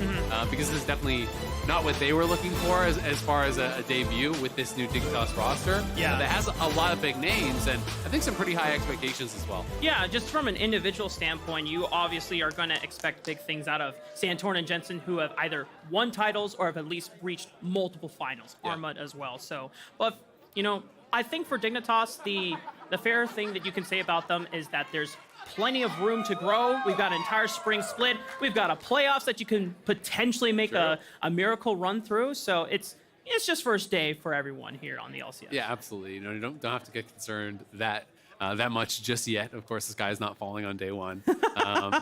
But it's great for CLG. They really did look very, very strong. And I just feel like it's one of those things where the coordination that they were showing off and how they were playing as a team, really did look more like kind of a late season form than what you're expecting in those early games. But we had a few teams really coming out of the gates hot and showing off, just how cohesive they can be. FlyQuest already, even without Ayla. Yeah, Ayla's not here yet, and Winsome stepped up admirably to just make sure that he was servicing the rest of their team. But CLG, we already had expectations that these guys would come out of the gate running. But this is, especially for all the CLG fans, they were definitely excited to see their boys shine on the stage. But for us, trying to think of what other things that I was really looking forward to before we send it over to the interview desk, because one other thing that I wanted to mention in this CLG game is, once again, Luger and Poom, these two guys, I want these expectations to be raised into this split because we did have a lot of hype coming out of Academy. It didn't really meet it, but it's something I want to track because these guys, I think they have the potential to be like a very, very strong bot lane. And I know there's a lot of big names, but watch out for Luger and Poom guys. But for us here, we're gonna be sending it over where we're joining Cutie Cinderella one more time alongside Dokla for a Verizon post-game interview. Hello, we're back. Hi, everybody. I wasn't supposed to come back and do interviews, but I told Riot I'd leak their source code, so here I am. I've done it. I'm back. Welcome. How was your game? You did good. Yeah, my lane phase was good, and then I got too far ahead, and then I started dying a bit. I think Dignitas were like my #1 fans because they just kept going for me. So yeah, they were in the back. They were in the back area doing their makeup, and they were sweating. I was like, Jensen, how do you feel today? He was like 2 out of 10. I was like, Bio, how do you feel today? He was like 5 out of 10. So you took great advantage of that. Yeah, I mean, I think they had a picture of me in their like locker, like we're gonna kill him, and then yeah, I think that was their goal this game. That's nice that you let them have their goal. I have a question for you personally. I was going into this season as a first-time 100 Thieves fan. I used to be a TSM fan. Awkward. But maybe I should be a CLG fan after their performance today. What do you think? Yeah, I mean, we're still like, what's the term? Like, not. Hold on, I'm kind of blanking here. Like, we're looked down upon. Like, we're not given respect. That's like, so sad. Place I'm 7. so sorry. Yeah. I like being the underdog, but I think we're going to prove people wrong again this year, so looking forward to that. Heck yeah, that sounds great. Well, Valentine's Day is coming up. So I asked your manager for a sales pitch, which I'm sure you're really comfortable with this, right? Yeah. He said, you've got great mental, physical, and dental hygiene. Yeah, that's all good attributes to You have. like those about yourself? All right. And he said you can lift. How much do you lift besides your whole team? Well, I'm currently on 185 for my bench, trying to get that to 2 plates sometime this year, so that's the goal. I won't have it before February 14th, though, so, you know. Oh, we won't have it. Well, you heard it here, guys. He does know how to brush his teeth, and he does know how to play. What do you play again? I don't. Gangplank. Gangplank, and he knows how to play Gangplank. Very exciting. Thank you so much. Great job today. And I am going to tell you that coming up next is TSM and Immortals. Woo.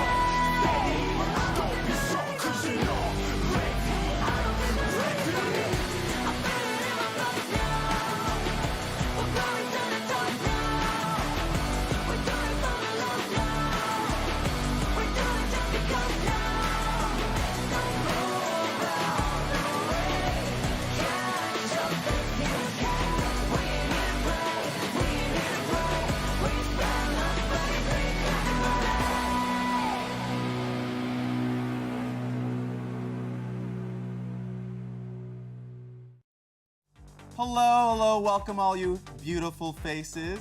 Welcome, it's the Mastercard Player of the Day Statue Photo Day. Look, don't take this too seriously. Just have fun today, just have fun. And fierce like a tiger. Rawr. Less, considerably less. That's excellent. Yes, I love it. What are you doing? Don't just stand there like a statue. Look at the camera.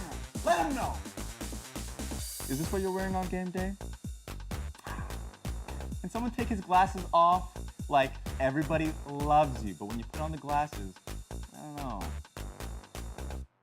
Now give me some of that. This is gonna be cringe, isn't it? Okay, I need something totally different. Something you've never done before. Yes! You've done a great job today. You're beautiful. Your Player of the Day statues are gonna look amazing. Wait, it's Player of the Week. Player of the Week? Why didn't you tell me? This changes everything. Start from the top. Be angry, be happy, all right? And also, you heard the funniest thing of your life. So laugh, but cry. Angry again, be pissed, happy, anger, sorrow. We have to tell everyone that we just switched to Verizon's new Welcome Unlimited plan for just $30.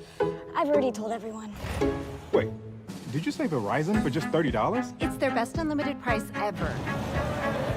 $30? That's awesome. Yeah, and it's from the most reliable 5G network in America. For $30 a line, I'm switching now. Yeah, it's easy. And you get $960 when you switch the whole family. Wow, I gotta let my buddies know. We're already here. The network you want, the price you love, only from Verizon.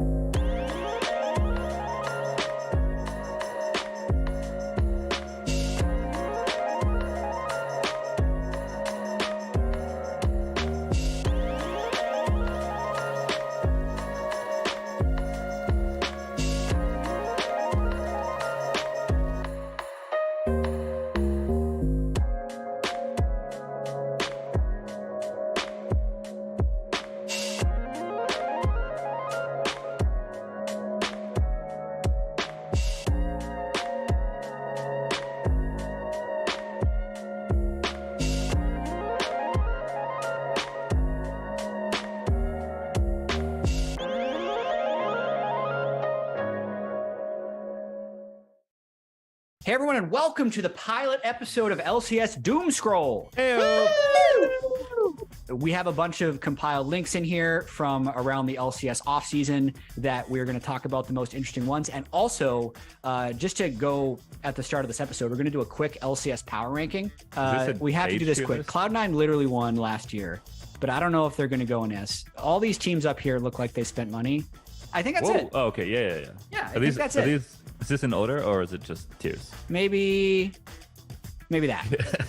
Yeah. Okay. A good time to screenshot so like when Guardians wins next split. I know. Oh my crap. They almost got to finals one year, so yeah, definitely. What year did they almost get to finals? Almost got to finals.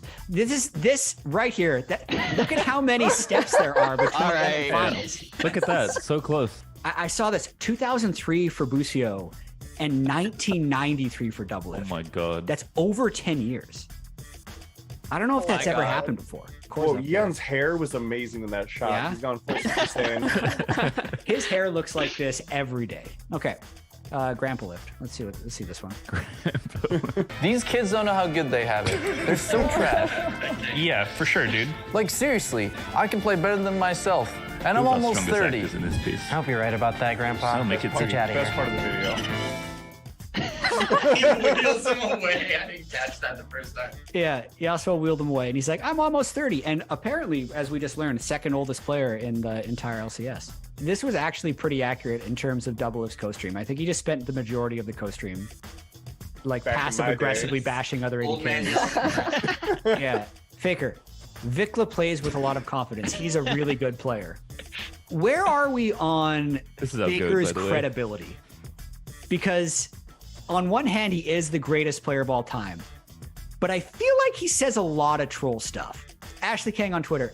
I asked Faker, is it true that you almost said LCS is the best region in the world? Oh, I think LCS is the best region in the world. I think so too. I agree. We're getting trolled. Faker, they have the potential to be the best in the world. I mean, yeah, like I think the LCS is one of the best regions in the world. There's not that many. This makes this quote mean a little less.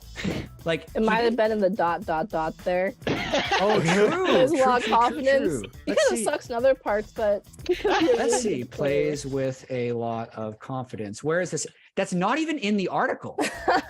Like I can't search for it. Max Waldo out at C9. This was a little surprising actually because it seemed like they literally did win the LCS with him as head coach.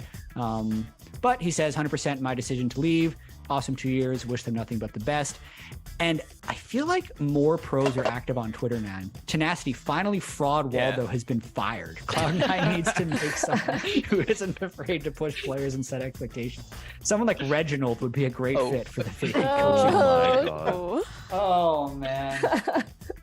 I can't wait Tenacity- for Tenacity's like Twitter feed all Yeah. of next year. It's gonna be. I think he deserves a follow. I've talked about him enough. Get in there. Following. Yeah, now that he's in the LCS. Let's be real. You're It's in following there. for the jawline. His Twitter feed is gonna be a whole section of Grab this all this show, I feel content like. for my show, but gotta earn Yeah. that follow. I think so. I mean, this is very revealing going through my own Twitter. So. All right, LCS needs a hero. Who is it? Oh, Vulcan. Yeah. He is one of the better follows for sure. Oh, good, you're following He him. literally only has 68,000. This is a travesty. I saw this one too. I think Bjergsen, while he was in Korea, apparently Ben is TL's old manager, and I guess because Bjergsen is still in the TL apartments, he was like, "Hey Ben, can you do me a favor and probably like watch my cat like every once in a while?" And he just like rocks up and pretends to be Bjergsen and like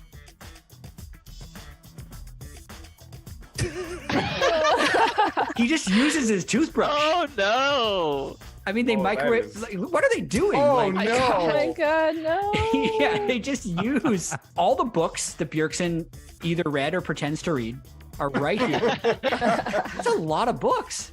But then, like, what is this like a cat tree? Is it a cat tree? It looked a little What fancy. did you think it was? I don't know. I wasn't sure. Foreign workout machine. Yeah, I think Bjergsen needs to move now. All right, next section.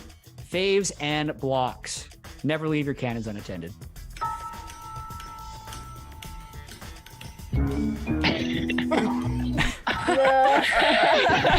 Six seconds.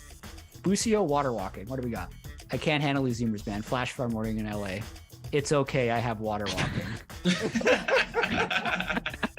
No, I don't like that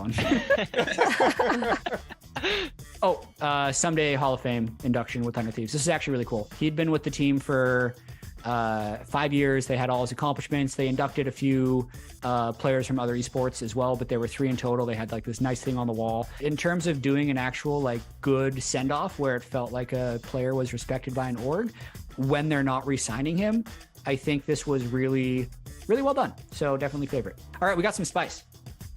Contracts boomer. Okay, we got Isaac. You got a hot take.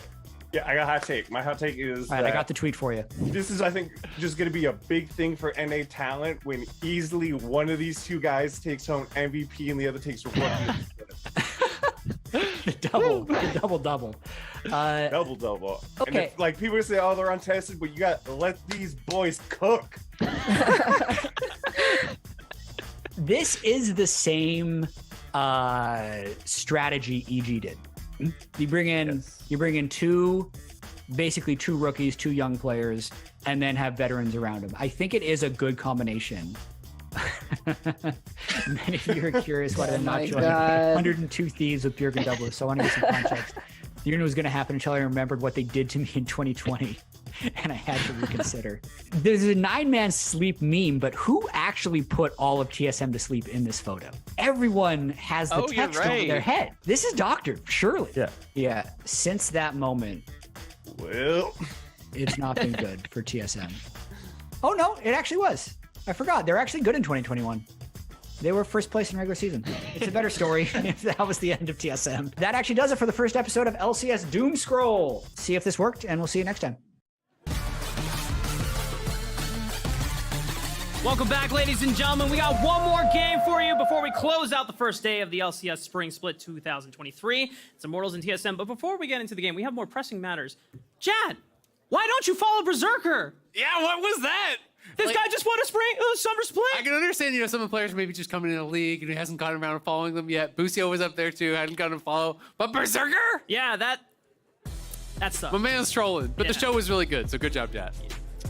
I did like the segment a lot. There's a lot of like nice little touches at the end as well, but Jad, we're gonna give you a stern talking to. I had to catch my language there. I can't be going crazy on the first day of LCS. Maybe later. But for Immortals, top lane, once again, Revenge.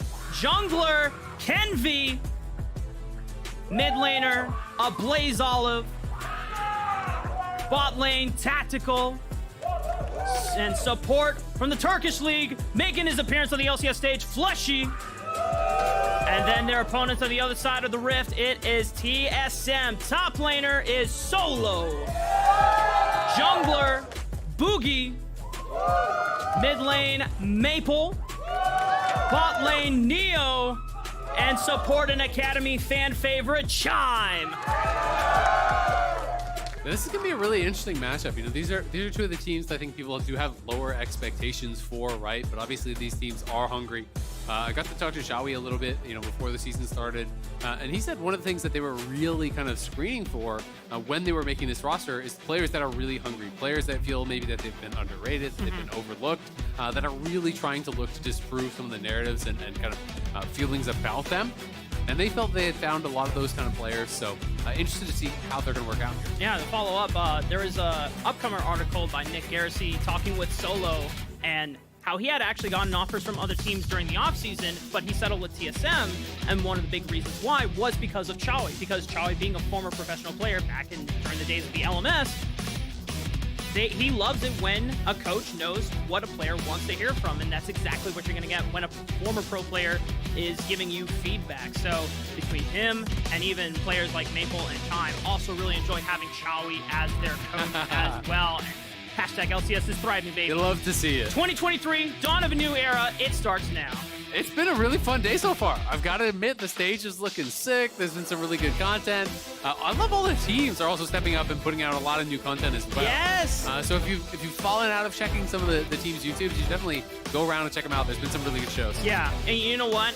We definitely have some diehard fans who have been rounding up everyone's content. So if you can't find them on Twitter, you can definitely check out some of the threads made by Travis Gafford or even Angie as well, who's done a lot of great job just making sure everything is condensed in one right place. But we got a draft going on. Nothing out of the ordinary once again so far. Nope. We got Lucian, Nami here for Neo and Chime. Looking for that early game power. Sejuani first pick here. Going to be for Kenvi. And I'm really excited. Wow, okay, they're just straight up blocking the Fiora blind. So this is interesting because Solo is known as such a tank guy, right? I think this is a little bit of a saying like, I dare you to counter this, right? Like, come at me, bro. You're not gonna play something that actually counters this. So very interesting. It's triple melee topside, but they do have AP and AD as far as those solo laners. At least would be pretty exciting to actually get to see. Has gotten 9 plays across the pro leagues. Is getting more play these days in solo queue as well as one of kind of those early powerful junglers, and could pair pretty well with Lucian Nami in the bot lane. You know, you're looking for early snowball. If TSM want to go full down, they're going for it. So if TSM is going full on early game thus far, this is really interesting though, because it does leave Solo even more so kind of like out to dry a little bit, because you could even throw a couple of bans towards him, or you could throw a couple of bans towards Maple here to really protect those solo laners and take away some of the advantage that TSM has on red side with counterpick, right? Yeah. Because was Elise really going to get banned out here? I don't know. Like, I feel like you could have maybe gotten Elise later in the draft, just counterpick one of the solo laners that you think are going to get banned out. Sure. But maybe TSM really does have a plan where they're trying to be a bit more tricky and kind of just hide information. But it remains to be seen if that's actually going to pay off. I mean, with TSM this early on, their core showing a strong bot lane focus, I feel like as Immortals, you just want to say, okay, Tactical and Fleshy, you guys are going to be playing weak side duty this game, because now there's limited options on what Solo can really pick into the Fiora at this point in the game. I feel like Immortals just want to give revenge the good old resource-heavy side of this draft. And if you get this Fiora snowballing, I mean, it doesn't matter how far Lucian and Nami are ahead. How do you stop a Fiora just from just taking all your towers and 1v1ing everything? Yeah, definitely. I mean, that can be a problem, but you can draft something that is, heavy wave clear for top lane and just try to neutralize as long as you can defend your tower. Then maybe they can snowball through bots, stack dragons, force the Fiora to team fight where it can be more difficult. So there definitely are options, even if the Fiora does get ahead, as long as you're doing well elsewhere on the map. But going to be banning out some of these strong bot laners here, taking away potential of Solo's Jace. Jax is a matchup that some people are willing to play. It's pretty heavily skill-based. Yeah. It is based around who's going to be able to kind of get the outplay with the parry versus the counter-strike. The timing on that becomes very, very important. And a lot of the 1v1s will be decided by whoever is going to have that better timing. But TSM are going to go for the K'Sante. So I feel like Immortals kind of called their bluff, right? They're saying, you're going to play a tank. We know you're going to play a tank. I'm going to pre-counter pick you, and you're going to walk into it, right? And this is something that people used to do to Impact a lot in the past, when Impact really was in those heavy tank metas. Yeah. They'd just blind GP into him, and he would kind of self-counter pick with the tank. But oftentimes he was so good at it that it didn't matter. He'd just win anyway. So, okay. Clear everything as we've got Draven and Pyke in the bottom lane. Immortals made it look like they were going to focus on the top side of the map, but they say, yeah, Lucian, Nami, whatever. We're throwing axes, we're throwing spears and hooks. We're going death from below. Oh my god, this is going to be pretty spicy in the bot lane, because when you go Draven, you kind of have to play around it, right? So, going to be really interested to see how this works out. Maple going to be playing a roaming champion here, busting out the Talia. And I don't know if you're a big champion queue guy, but when he first came over, he was playing a lot of roamers. He was playing a lot of Talia, a lot of Galio. And these were the champions. Even Zoe was in there as well, where he could kind of push and move and make plays on the map. And to me, since I've seen Maple NNA, that is when I think he's actually at his best. Yeah. When he's able to get out on the map, facilitate things. He's not a super dominant laner, right? But he is very, very smart about the game and how he thinks about the game, how he can move around the map. So I do think there's a lot to be said for the draft here for TSM. Feels like Solo on an island, roaming mid laner, early ganking jungler, and a really dominant 2v2. Yeah. See what they can get done. Yeah, I mean, that was the thing that stood out to me the most. If you want something to really facilitate Boogie in his LCS debut, coming over from his last stint in the LLA when he was playing on Astral Esports, you want this guy to feel empowered. You want him to make moves on the map. And you have a mid laner who is willing to drop resources and say, hey, I don't need to win my lane, bro. Like, I can come towards the bottom side of the map and really get the solution Nami rolling. Immortals, this is... I'm still hung up about the Draven and the Pyke, though, because I know we're going to see some action on the bottom side. I mean, you kind of have to, right? You know, you don't want to be playing passively as this Draven Pyke. But, you know, Sejuani is definitely better built to really fight around these solo lanes, right? Because that is where you have those double melee solo lanes. At the same time, though, Fleshy is going to be playing Hail of Blades Pyke, so you can help to really stack up that stun very, very quickly with the Sejuani. You can try to lock people down with that. Nami especially is very vulnerable to this type of pressure. So we'll see how Chime is going to be able to handle that. I feel like, you know, that's going to be the target more so than Neo in a lot of these ganks. You know, if you allow them to push up and all of a sudden you have people coming down here, that E-flash engage potentially, you know, from Pyke with Sejuani coming through a lane gank or something like that, can definitely be really scary. There's a lot of, once again, expectations for multiple members on both sides of the Rift. You already touched upon TSM. They're trying to combat a lot of the negative sentiment that's been around mainly their org, but you know, these players are just kind of caught in the midst of all of it. They're here to show that, like, you know, it doesn't matter what's going on the outside. Our team is here to be a competitive place. And look at that. Even TSM fan chat still in 2023, baby.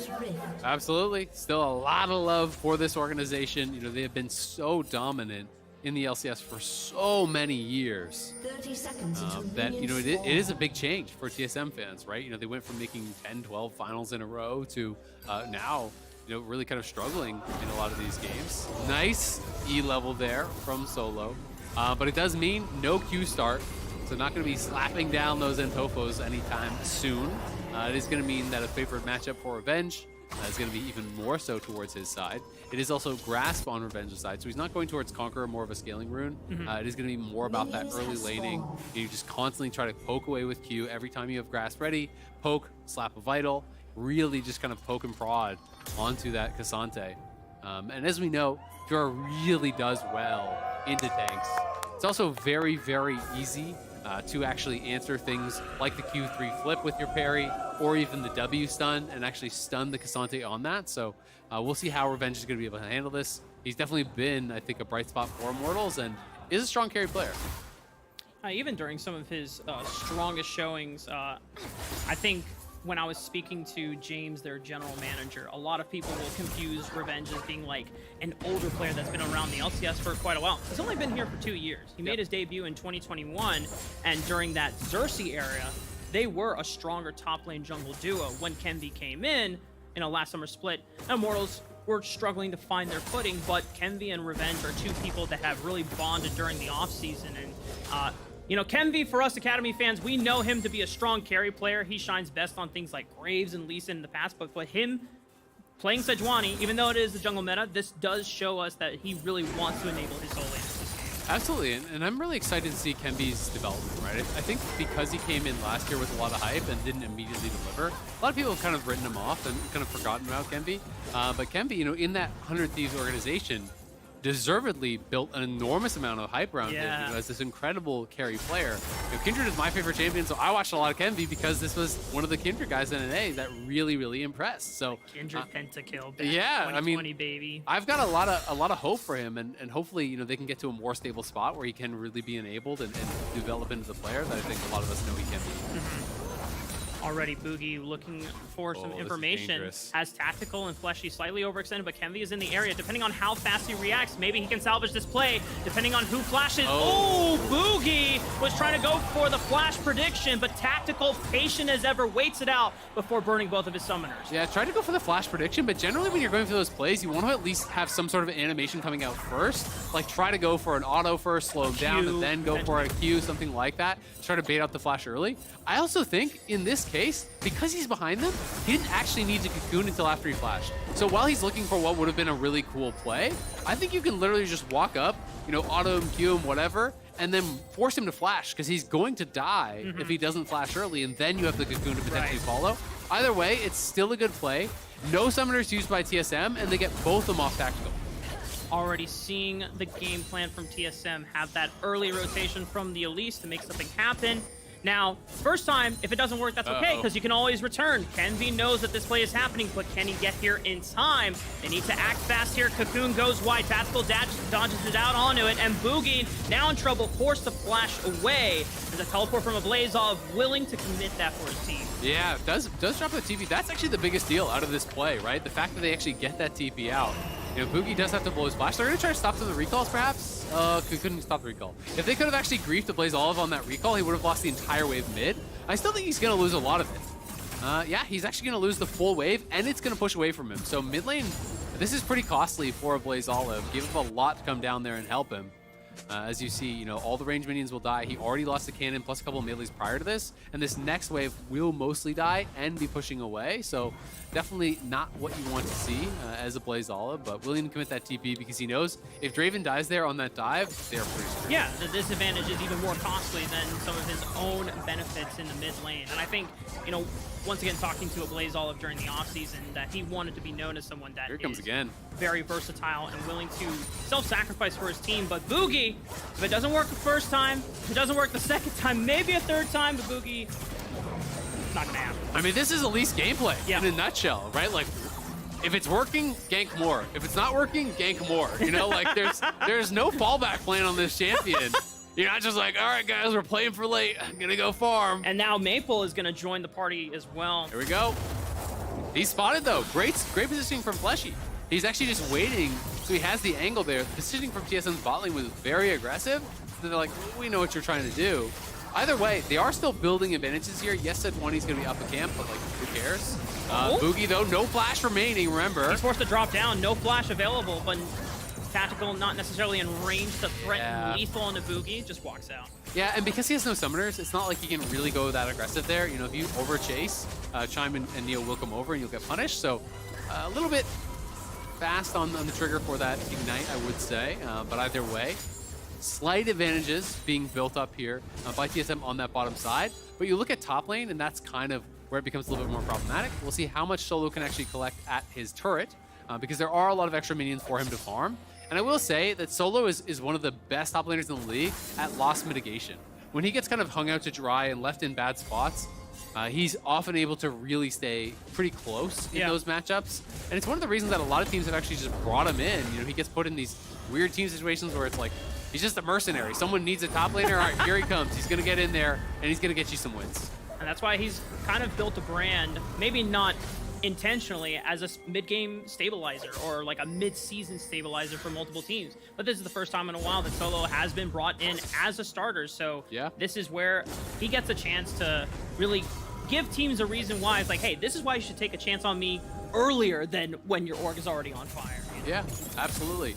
You know, we got to talk to some players, you know, about him and his development, and talk to even Blaze Olive. We got to work with him last year a little bit, and you know, just talking about his kind of improvements as far as his attitude and how he approaches improvement and practice, and you know, even just like conflict resolution and all these things that I think have sometimes held him back from finding those starting positions. Yeah, and it does seem like, at least from those conversations, that he really has improved and become, you know, much more kind of improvement focused and really doing a good job, I think, you know, working on those skills.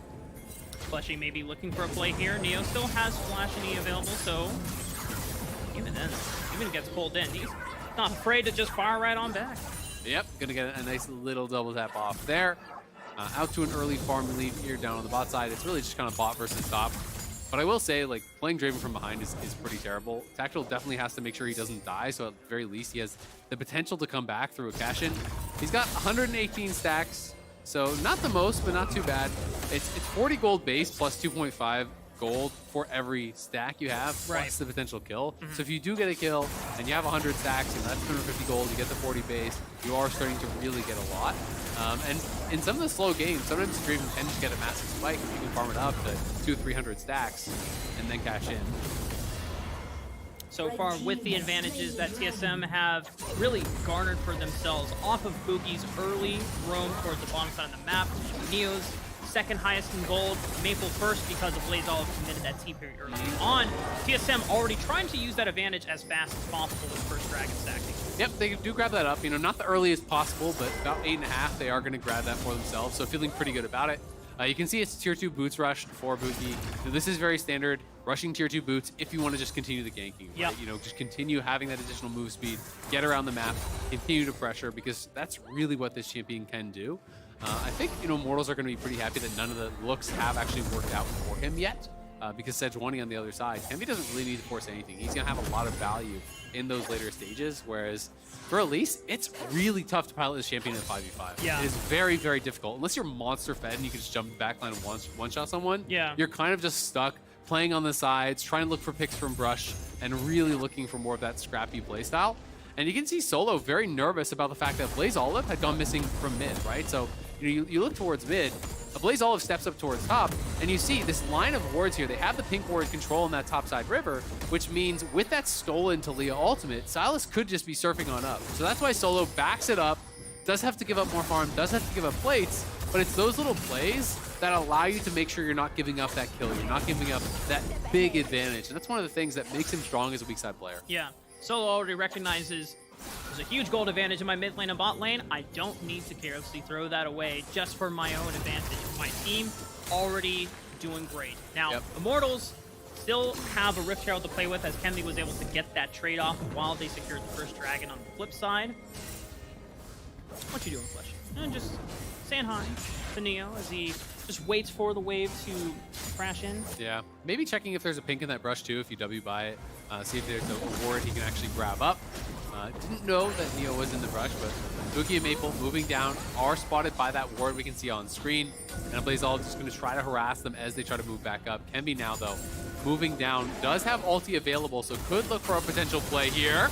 Okay, Blaze Olive potentially going a little crazy on Maple, but running out of mana here. Maple throws some spells on back. Nothing. Yeah, nothing much coming from that, but nice little sidestep from a Blaze Olive. They're dodging out on the fling. Scouting for Kemby, they don't see him, and now oh, Glacial Prison, great stuff from Kemby, catches the clip, follows with the Arctic Assault as well. First blood for Fleshy as he finds death from below, and TSM advantage now goes sunken under. Immortals with the first blood of the game. Yeah, that is massive, getting that first blood. And Draven, I think, even got the cash in because of the Pyke interaction there. So he gets that cash in because Pyke actually got it. Getting your cut, I believe, does give that over. Yeah, his stacks are down to 0, so he got it. So that's a lot of gold. And now, just like that, Slingshots himself a good 300, 400 gold ahead of his lane opponent. Has the completed shield bow. So going to be really, really happy about that. Pyke getting the kill is absolutely massive. It's just a really good bait. TSM, I think, had an idea that they could be around. You know, see Chime steps up, he throws the bubble in the brush, like, okay, no one's there for sure. And then Neo going with the culling, it's just a great bait. Kemby is there. The hook lands immediately from Fleshy onto Neo, and then E forward, alt lands, flashes over with that same E for the double stun. Yeah. That is nice. Well, man's gonna have to rename to Flashy. That was clean on the Pyke. Now, Fleshy, a lot of people were having question marks about this guy because no one knew where he came from unless you were a Turkish League fan. And now he's up on the top side of the map, once again, ready to make moves. They don't even need him. Revenge takes out Solo by himself. And now Boogie might be... No, he's fine. Yep, no flash, but no problem as they're not going to continue the chase.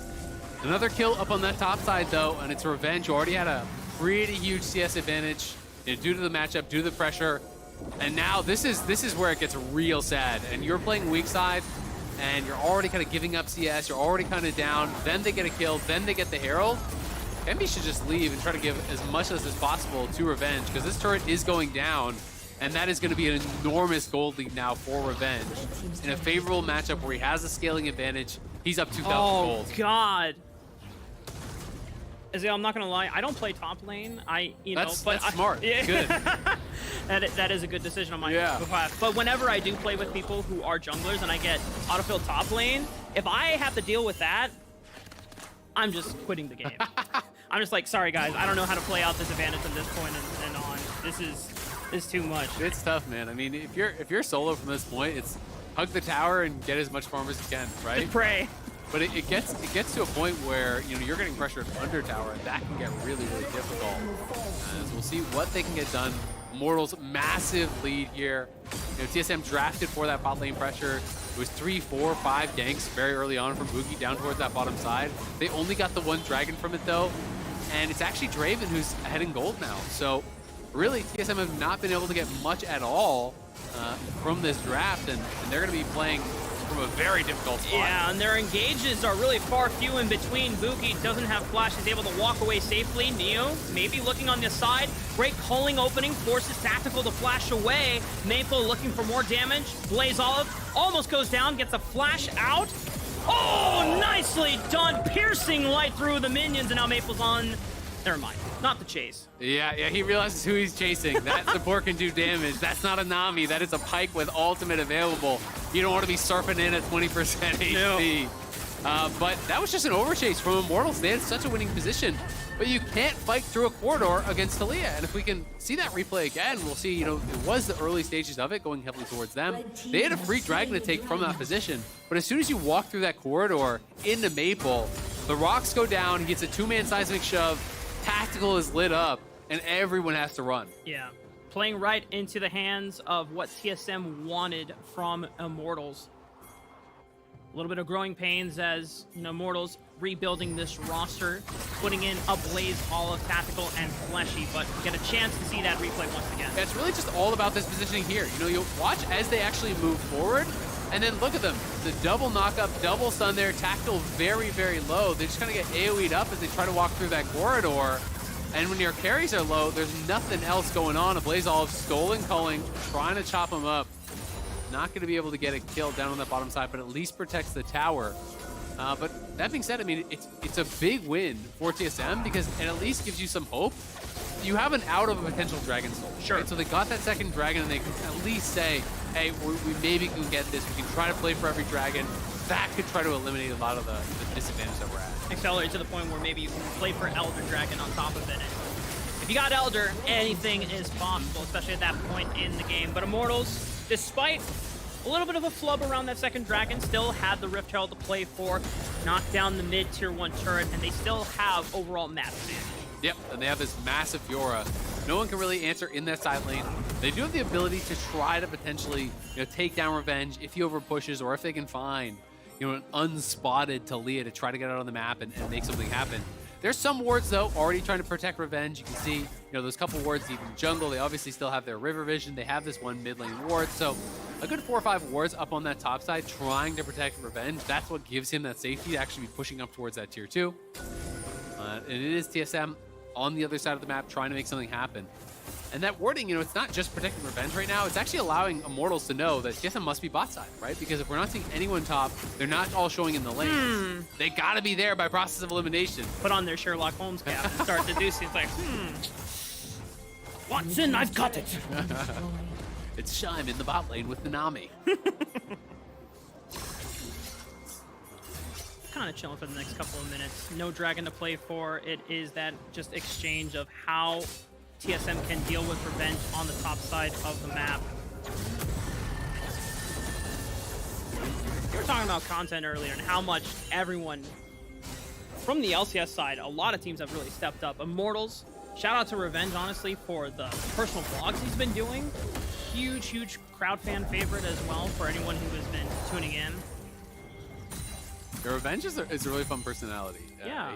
He's I think, one of those players that is underrated a bit, maybe a little bit lesser known, a little bit kind of overlooked at times, but has had some really strong carry performances in the LCS, and one of those players they're trying to develop. We'll see if they can actually catch out Tactical here. Oh, he's super low. Run! Oh, he cannot escape. Maple throws one more rock at his back. Gonna get knocked down here. Immortal's gonna do everything they can to save this turret, but I don't think it's gonna be enough. Off this minion wave, that is map advantage once again wrestled over to TSM. Yeah, that's actually a really big kill as well. That's a punish on the earlier flash from that overstay at the dragon where they chased in. He flashed out there, and this time he loses his stacks, right? So he's back up to about 150 stacks. So 75% of those when you do go down. So a lot of gold left on the table there with that kill onto the Draven, but Revenge pushing down here on that bottom side. likely will get this turret very, very low. Not sure if he can actually finish it off or not. He's going to stay around, though, and do just that. And may have him pretty close to his second item here. We can see Solo getting aggressive on a Blaze Olive, looking for the fight. Both of them using all out here, but a Blaze Olive, he's the one that's losing the fight, and even if he gets that alive, you've got Boogie and Neo waiting to clean up the pieces, but Solo doesn't need it. He gets the solo kill. Man is just left alone on an island in a counter matchup, put down, put behind, still finds the 1v1 kill here onto a Blaze Olive. That is big for Solo and has to be feeling really, really good about it. Watch it one more time. A Blaze Olive here, clearing out the vision, was spotted, walks in, and he just feels like he can actually stop this play. So the TP is coming out. He hits him with the all out. The E was actually blocked by a minion, so he actually steals that ulti, uses it on him. But then Solo just playing this out very, very well, lands the W stun. I think bonus damage maybe even hit against the wall there. The all out comes in, pulls him even further back towards Boogie. So even if he was losing in that 1v1, he's pushing him back towards that Elise who could have helped him finish it off, but doesn't need it in the end. Flashes over, chases him down, and gets that 1v1 kill. Potentially an oversight from a Blaze Olive was feeling maybe, oh, I got this, I can win this, guys. And then in combi here, oh, shit, my bad, guys. Oh, we got another fight. Tidal Wave already cuts off most of Immortals members, forces them to retreat.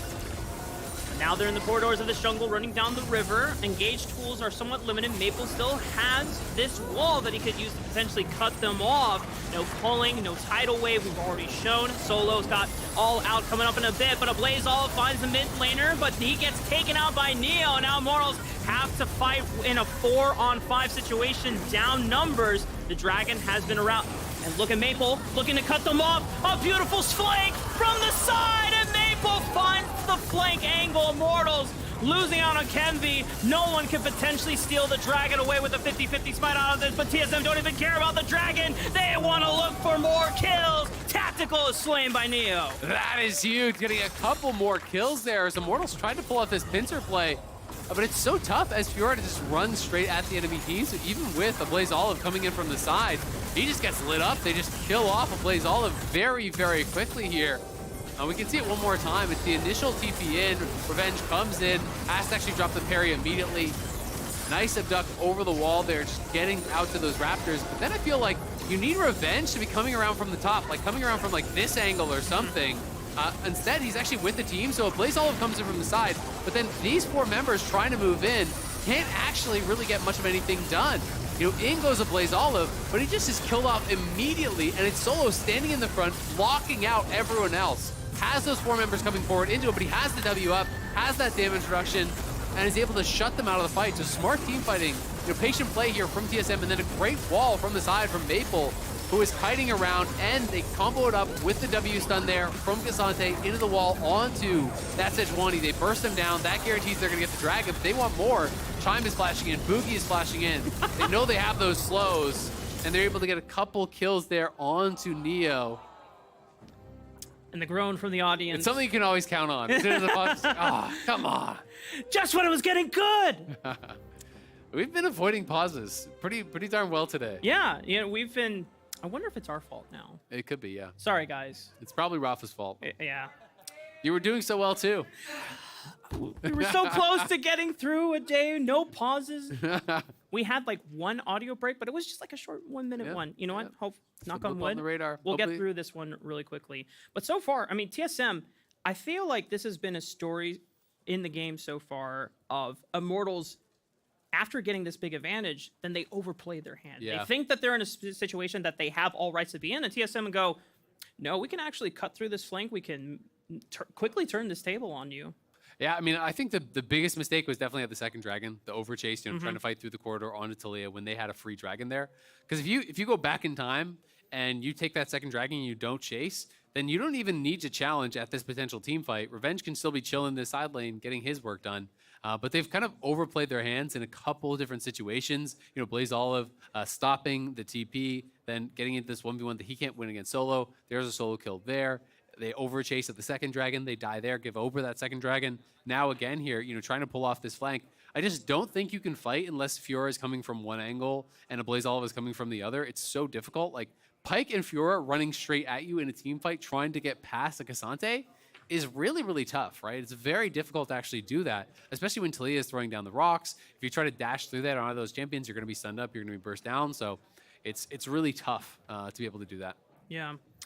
We want to quickly mention to both our fans at home as well as those in the studio joining us that we have a bug investigation going on. I'm seeing Reddy's in the chat, though. Oh. I'm seeing Reddy, so I think... Was I lied to? Hold up. Potentially there was a bug investigation. Maybe it was already done. I'm not sure.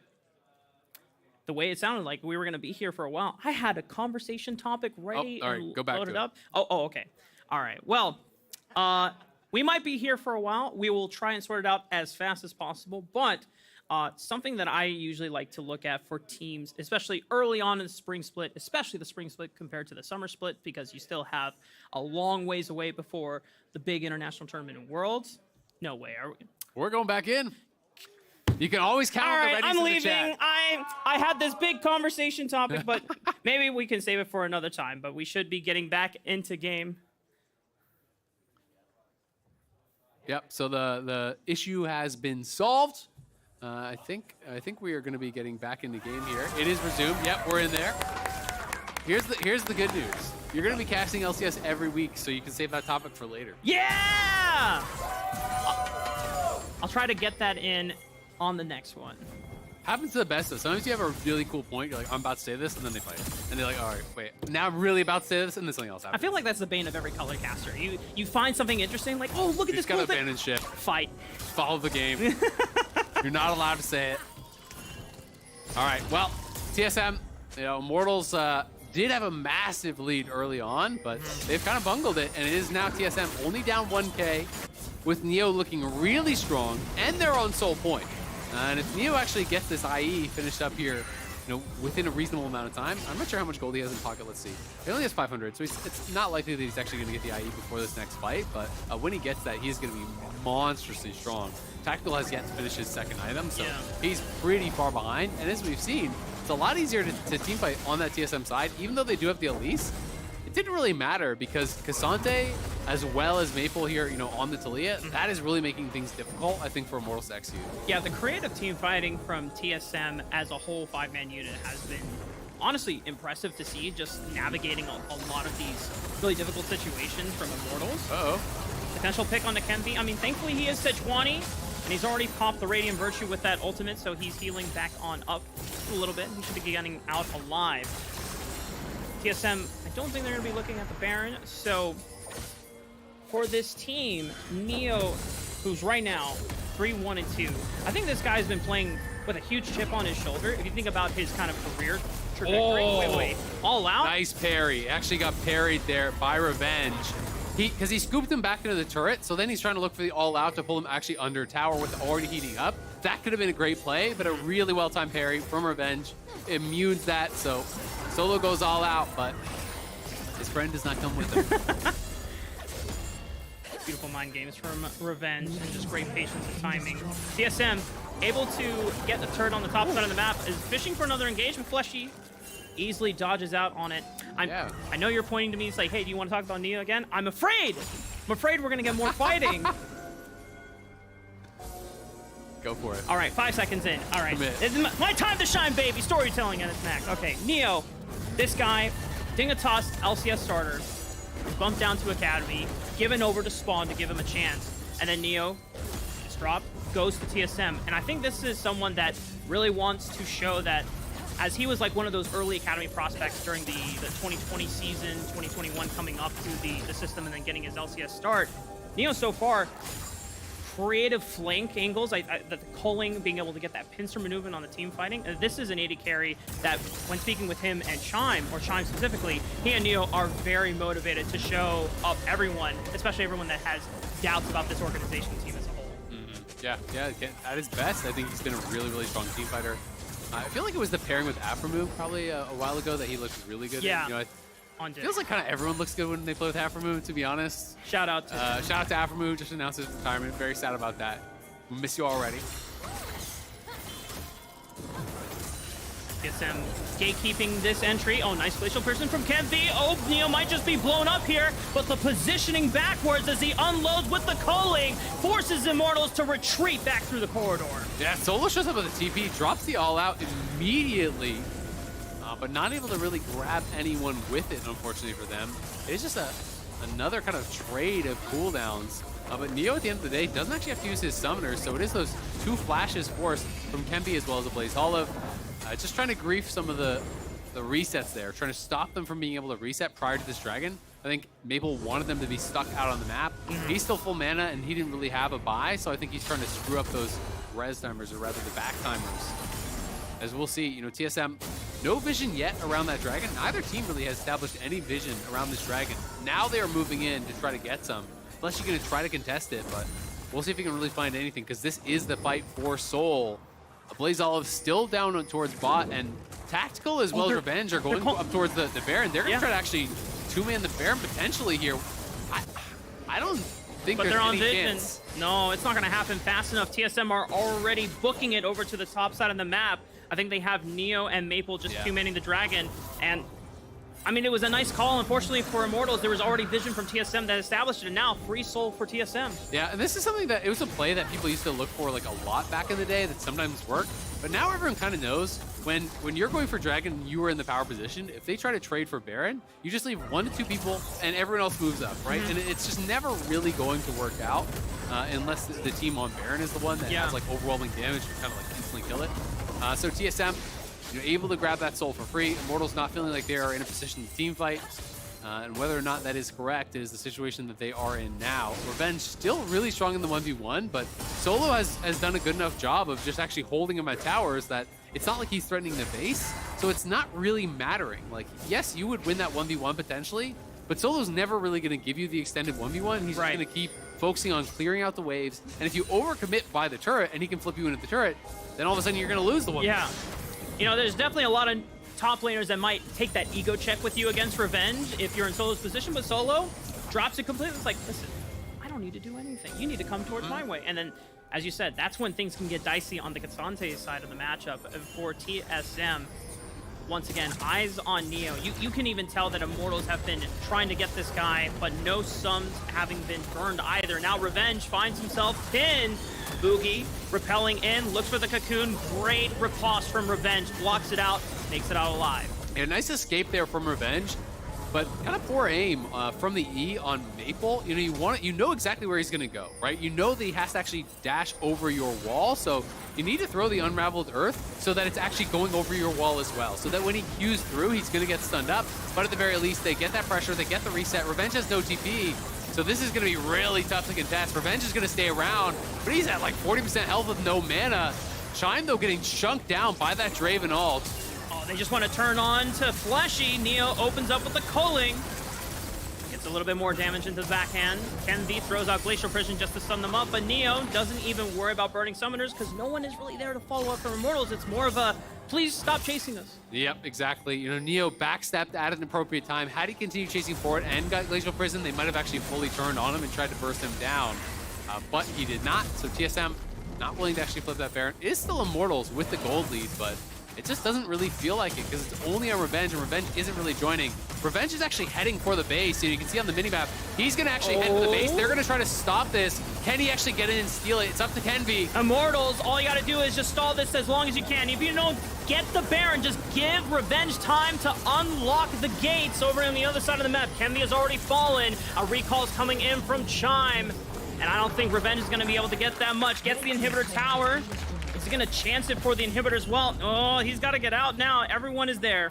Yeah, and TSM's actually going to move down. They can actually go for a long chase. If Solo wants to continue chasing, no, they're going to decide, hey, it's not actually worth the time. So they will let him get out. But it is Baron for TSM. Multiple kills for TSM. They are looking really good. Nice sidestep there from Tactical. Avoids the seismic shove, but it's not really going to do much for them here. You know, Kenvi just couldn't actually find the angle on the blast cone to get in.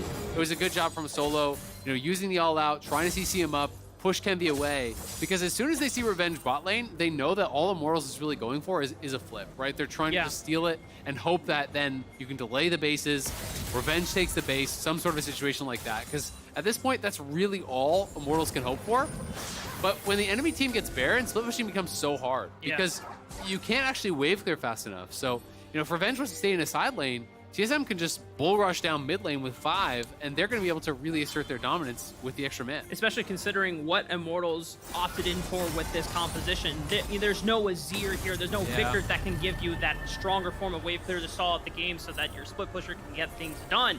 This is a Sylas, this is a Draven. They had, obviously, different expectations to how this game was going to go. They had this snowball planned in mind. It just didn't pan out that way, and now they're dealing with the repercussions of it.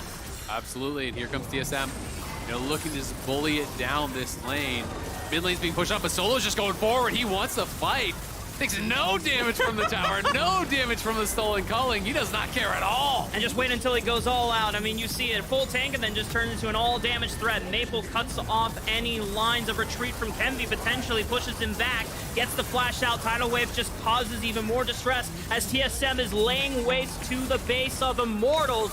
One more Nexus turret stands between them and certified victory. Immortals now have to throw everything on the line to potentially defend. But the rest of TSM looking to make their way slowly through this one. Kenvi gets caught out. Neo gets another kill for himself. And now TSM, they just have to work one by one. Revenge has potentially a flank angle, but you have to coordinate well. You have to do it on equal terms. And Immortals, they're just throwing themselves in one by one. TSM on the doorsteps of claiming their first victory of the spring split, and a strong start for them in the LCS. Nice comeback from TSM. Immortals had a huge early game lead, but it's TSM battling back, punishing the overextensions there from Immortals. A couple times, Immortals overplayed their hand. Yeah.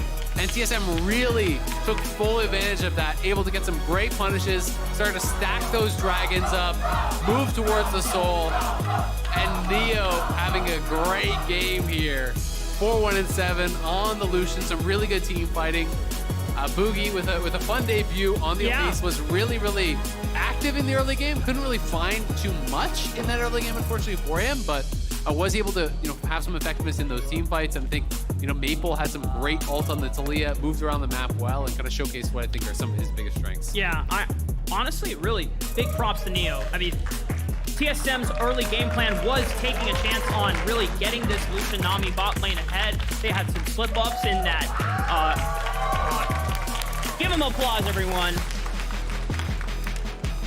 Yeah, Neo and Chime just really being able to take full control and advantage of the resources that they were being given. And when you look at that team, the most consistent damage dealer, the person that has to step up on those front lines in the late game, is Neo. And the way that he was positioning, he was always towing the line between how far I can go without having to burn summoner spells, without having to burn important cooldowns on his side. And I think Solo deserves a lot of credit, creating space, making the team fight very, very difficult for IMT. Being able to kind of create that space for Neo to move forward, for Maple to move forward.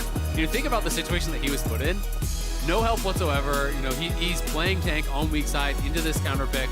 Of course, he did have counter pick, because I'll be big later, but he's in a difficult matchup. Ends up getting a solo kill on a Blaze Olive. Team fights really, really well. Able to neutralize the Fiora enough that could not actually be a win condition for the game. They couldn't actually close that game out.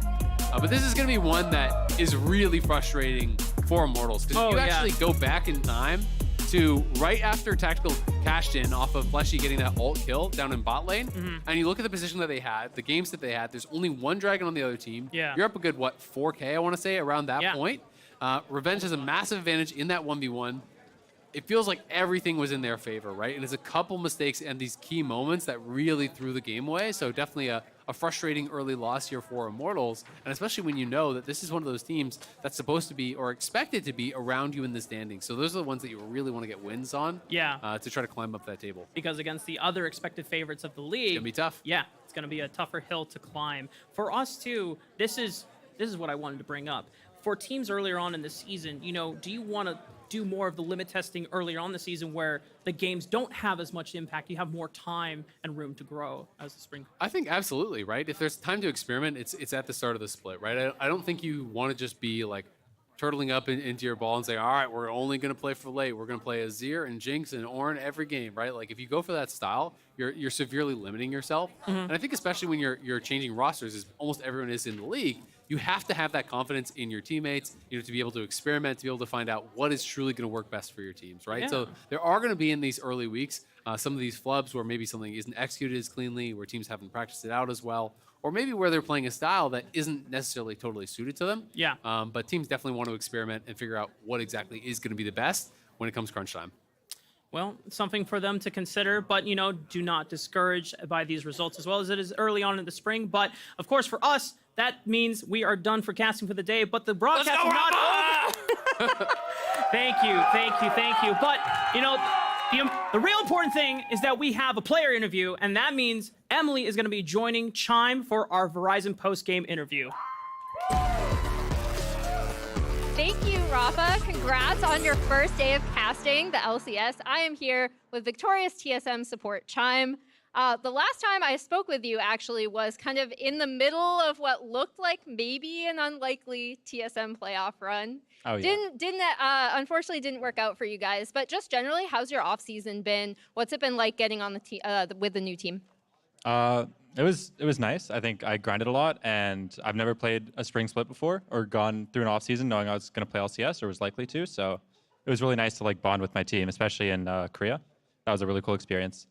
Nice. I'm actually glad you brought that up because one thing that's always stuck out in my mind since he said it was I remember talking to former LCS top laner Alarim, and he talked about the main difference between being asked to actually start on the team, right, as opposed to just kind of subbing in. Yeah. So can you describe, I guess, the feeling of what did it feel like when you knew that TSM felt like you were their starting support, and what the difference is in terms of that and subbing in kind of an emergency situation?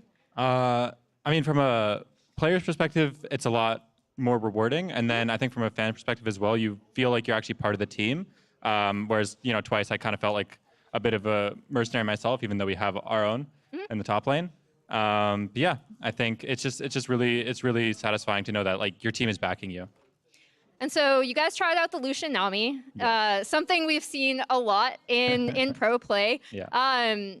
When they ended up picking the Draven Pike into it, this isn't the first time we've kind of seen a kill lane going into some of the pushing bot lanes. We did see a Draven Nautilus, I believe, into Zeri Yuumi in the LEC. So what was your reaction to that pick, and how did you guys deal with the fact that you knew they were just going to try to kill you? Yeah, I mean, we expected it going in because with our bans, we knew that Draven Pike was a realistic option, especially because what I've heard about their support, at least, is that he's a really good Pike player. And I think he did play Pike well. I just think, if they don't kill us basically in the first 5 minutes, their game is really hard. So that was pretty much our game plan, was just we're playing on hard mode for the first 5 minutes. If they don't do something, they have a Pike, and they have a Draven. So it's on them, really. And then I also noticed that Boogie obviously is paying a lot of attention. When you're on the Elise, you kind of really do want to get stuff done super early to get the snowball. I think that worked in your favor, especially with the dragon stacking you guys were able to do. But what's your communication been like with Boogie since he joined the team? It's been good. I think, jungle support are supposed to talk a lot together, obviously. I think we're still working on certain words and terms because obviously his English isn't his first language. And so I think it's just getting on the same page. I think it's kind of funny how we've gone through some terms. I remember one scrim set I was talking about how their support didn't have their quest. And I was like, they don't have quests. And he was like, sweep their jungle. And I was like, no, they don't have any quests yet. And he was like, what is quest? And I was like, oh, they don't have any wards. And it took us a while to kind of figure that out. So just certain terms like that. Okay, cool. And then finally, with this TSM lineup, I think a lot of people are looking at it and being like, what kind of team is this going to be? So based on your experience thus far, what kind of play style can we expect from TSM as you guys continue to improve throughout the split? I think Boogie's an incredible player, and I think we play a lot around what he sees and what he can do. So I think just that primarily, and then looking through, right now bot lane is just, pick the weirdest stuff to get push. There's Caitlyn, there's Jhin, there's Heimerdinger, there's Azir. I think it's just, a lot about bot lane meta right now, and me and Neo have been working really hard to make sure that we perform for our team. Nice. Well, congrats on your win today. All the best of luck to your first kind of starting LCS split. Thank you. And to wrap up the day, we're going back to the analyst desk. Sweet. Thanks a lot, Emily. She's going to be coming to fill that seat. But What desk, Emily? I don't see one. yeah, we really need a name. We do. I need a name. I was pitching just the analysts. You're like the zone. I don't like the The analyst. club. The dome. The dome is nice. The Cake Town. The high roller. Also, You still have Speaka's Cake? I do. It still tastes good. It's fine. For how long it'll taste good for, that's why I need to eat it now. Well, while you do that, we're supposed to be recapping the day, I think. Yes, we will. Instead of subjecting the viewers. We're finally a day. So roll the footage. We're just going to go through over the day. And I love the fact that the last interview we got was with Chime, and he did have a conversation about the support pool, because that's been the story of the day. No, the story of game one was Cassante! He just completely dominated this game. I will say, he did get some early jungle help to put himself in an advantageous position, but this was the turning point. I will also say that's a bread and butter Cassante combo near his turret. You get the Q3 back behind you, you W them back, you ult them back, and get free turret shots. And I've seen this been working in every league in the world. People need to wisen up. It's like Gragas ulting the wave and hitting them under turret. People need to stop falling for this trick. How about Double-If getting caught for a ton of flame today? Basically, when Cutie Cinderella asked, everyone she asked who the most overrated player is coming into the year, all three, Fudge, Flabber, and Speaka said Double-If. It's just like punching. It's like punching up, you know. Like he's one of the most popular He is players very popular. out of the league. And he did a lot of punching on his co-stream as well. Yeah, So they need to get him back. Yeah. That's true.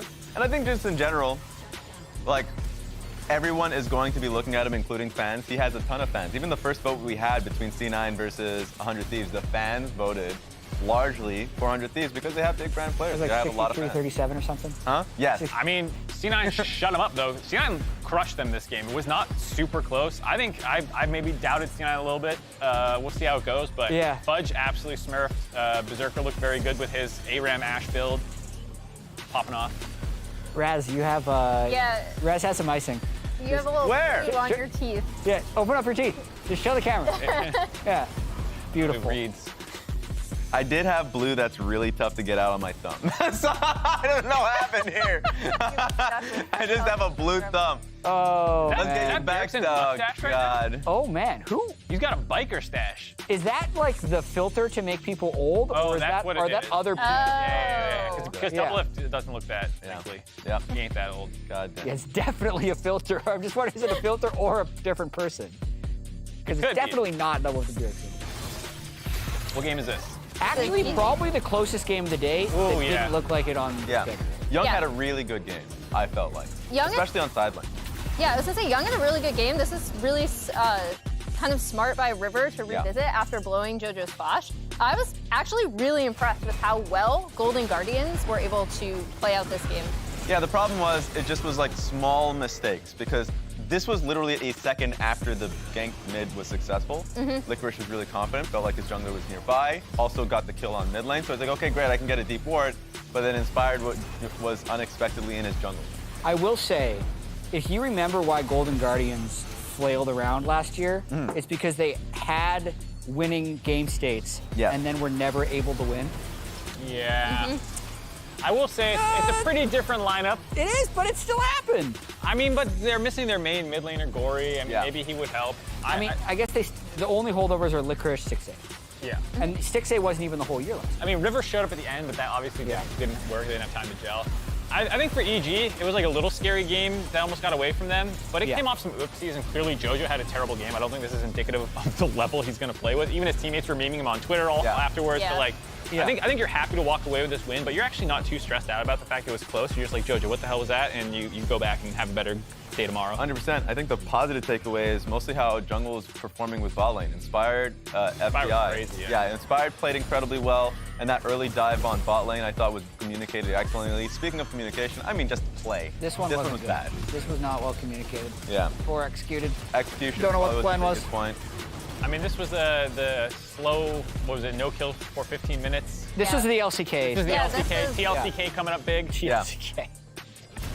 FlyQuest is just as... It's the same roster for Korean players. Yeah, well, it's also like one now like green card import who's like a red. So Impact Core DJ. Yeah, Core DJ. Yeah, 2 real imports and then 2 native younger players, but 1 from Osh. And it was really surprising that same exact lineup. I was surprised at how well they played with Ayla not even in.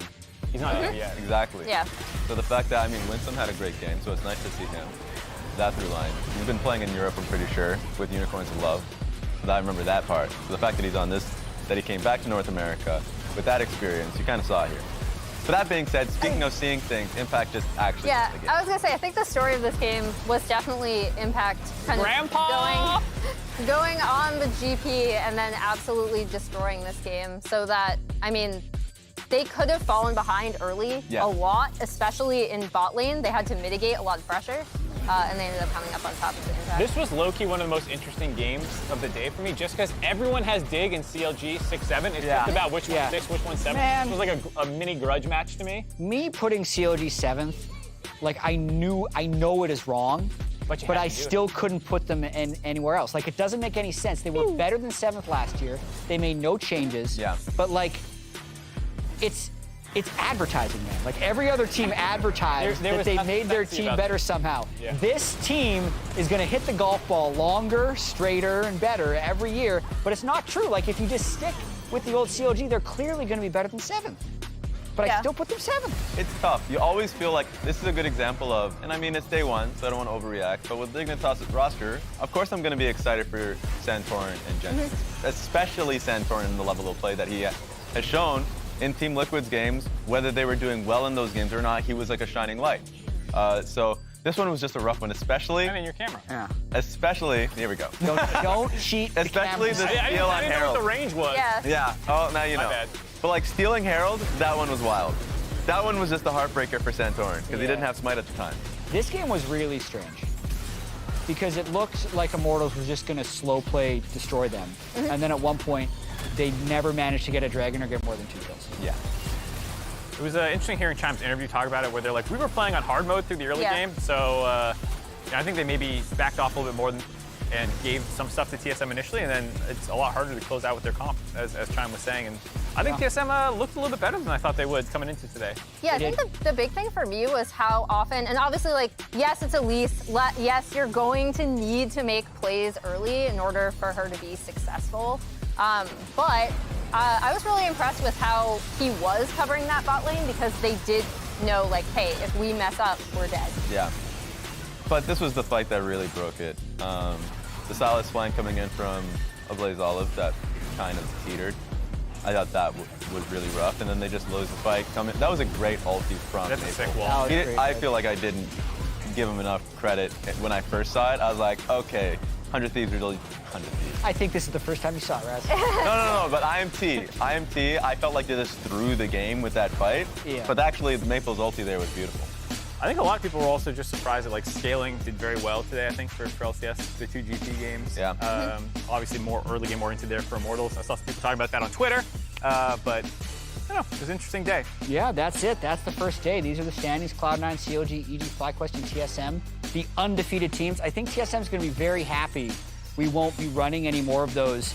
At this point of the year, they've always had more than 0 wins because they got the first win. Oh, no. They don't have to go through that again this year. There are some great ones. Like Double-Lift hasn't won a game since 2020. Yeah. And that's a streak that continues to tomorrow. Yep. True. Yep. Still hasn't won a game in over 2 years. Yeah, Cloud9 hasn't lost an LCS game in over a dozen of them. Tomorrow's schedule, we got CLG versus EG, 2 undefeated Titans right off the bat. Woman Guardians, Cloud9 actually is pretty good usually. TSM looking to get equaled by Team Liquid Honda. I think we're probably going to say Team Liquid's favoring that one. 100 Thieves Immortals, and the week will end with FlyQuest and Dignitas. I think both of their games today make CLG and EG a pretty interesting matchup to kick it off. I mean, there's something I really like about this CLG team, even though they obviously didn't reach their goal of making it to Worlds last year. I think the idea that they're keeping the roster to see how far their ceiling could be. And additionally, their role in the LCS last year of kind of pushing other teams and forcing them to respond to how early they were getting kills was really interesting. I mean, the 2 CLG EG games last summer in the regular season were absolute bangers. They were some of the best games of the split. And to that point, they pushed EG really hard when EG was clearly the best team in the league. CLG got a lot of credibility, even though I think they lost both of them. They were like Nexus flips, basically. Yeah. And I'm interested in the Team Liquid TSM game, mostly because I felt like Team Liquid had a really tough game versus FlyQuest. And I just want to see what this team looks like with Pioshik playing through Summit. Dude, that cake is just all. You just have blue on your face. It's like, really? Is it that great. bad? Give me my someone close make, up. I wanna actually someone see make it. the Smurf blue. joke, you know? Yeah. Is it that bad? I actually, why did I This take my color, glasses off like that I makes it can't clearer? see. Like I took my glasses off. I Blue looked Man up. Group joke from Arrested Development. And Raz, you said earlier, I don't want to overreact after day one. That's the whole point of watching day one, is so you can overreact. Otherwise, you just check in when the season is over. True. Did you see? But it's dangerous for a team like, a good example is like Dignitas. Like, they don't have their full team. Armut came in just literally like the they still on the have week. Ignar. Yeah, no practice together. So like there's that element of it. And so I don't want to put too much into it. Yeah. But that game was rough. So that was a roughie. And that's it for this day of LCS. Opening day presented by Mastercard. Thank you for joining us. The rebroadcast starts right after we wrap up. So really, really soon, if you're watching now, didn't get spoiled by all our highlights and want to watch them live, definitely tune in for that. Also, we'll be rating the NACL Salt League Qualifier reveal show. So if you want to see that, that's when you stick around if you're not going to check out the rebroadcast. So that's going to do it from us, and we will see you next time. Ras is just going. I blew myself. Just. You want some of this? Look at the camera and smile. That cake was made Smile for the before camera. the day, for sure. This is Yumi, by the way. Yumi post-patch. It's good to be back! Welcome to the brand new Riot Games Arena here in beautiful Santa Monica.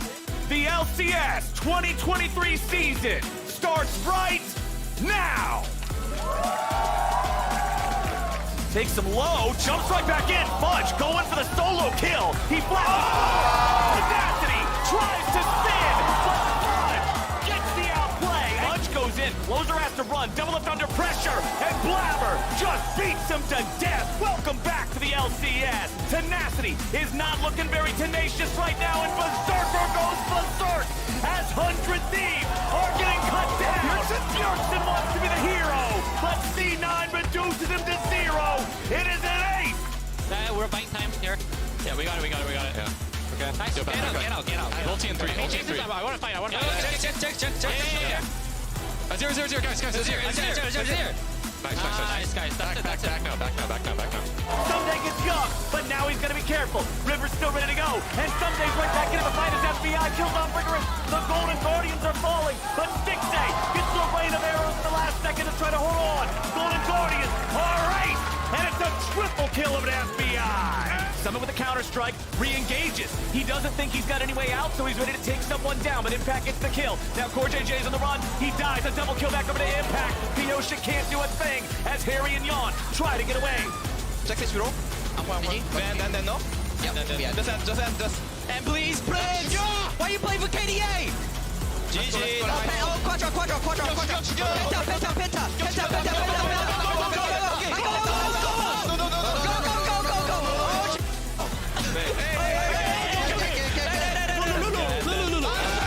Let's go. Long have we awaited. Rafa has arrived to the LCS, and the fans are loving it. Oh, let's go. We got a chant. Holy. Do it. Hook, line, and sinker. Arrow, glacial prison on top of it. The orbital cannon. Luger doesn't even need to have the damage. It's just CLG outplaying Dignitas. Everyone from CLG is looking to end the game. Whom hasn't even died yet. He fought valiantly to the bitter end just so that CLG could pick up their first win of the spring split of LCS. Look at Maple, looking to cut them off. A beautiful flank from the side. And Immortals, they're just throwing themselves in one by one. TSM on the doorsteps of claiming their first victory of the spring split. And a strong start for them in the LCS. Mine looks good. I like that. Wait a minute. That's beautiful. His is sad. She's crying because Riot just nerfed her to the ground. That is why. That is why.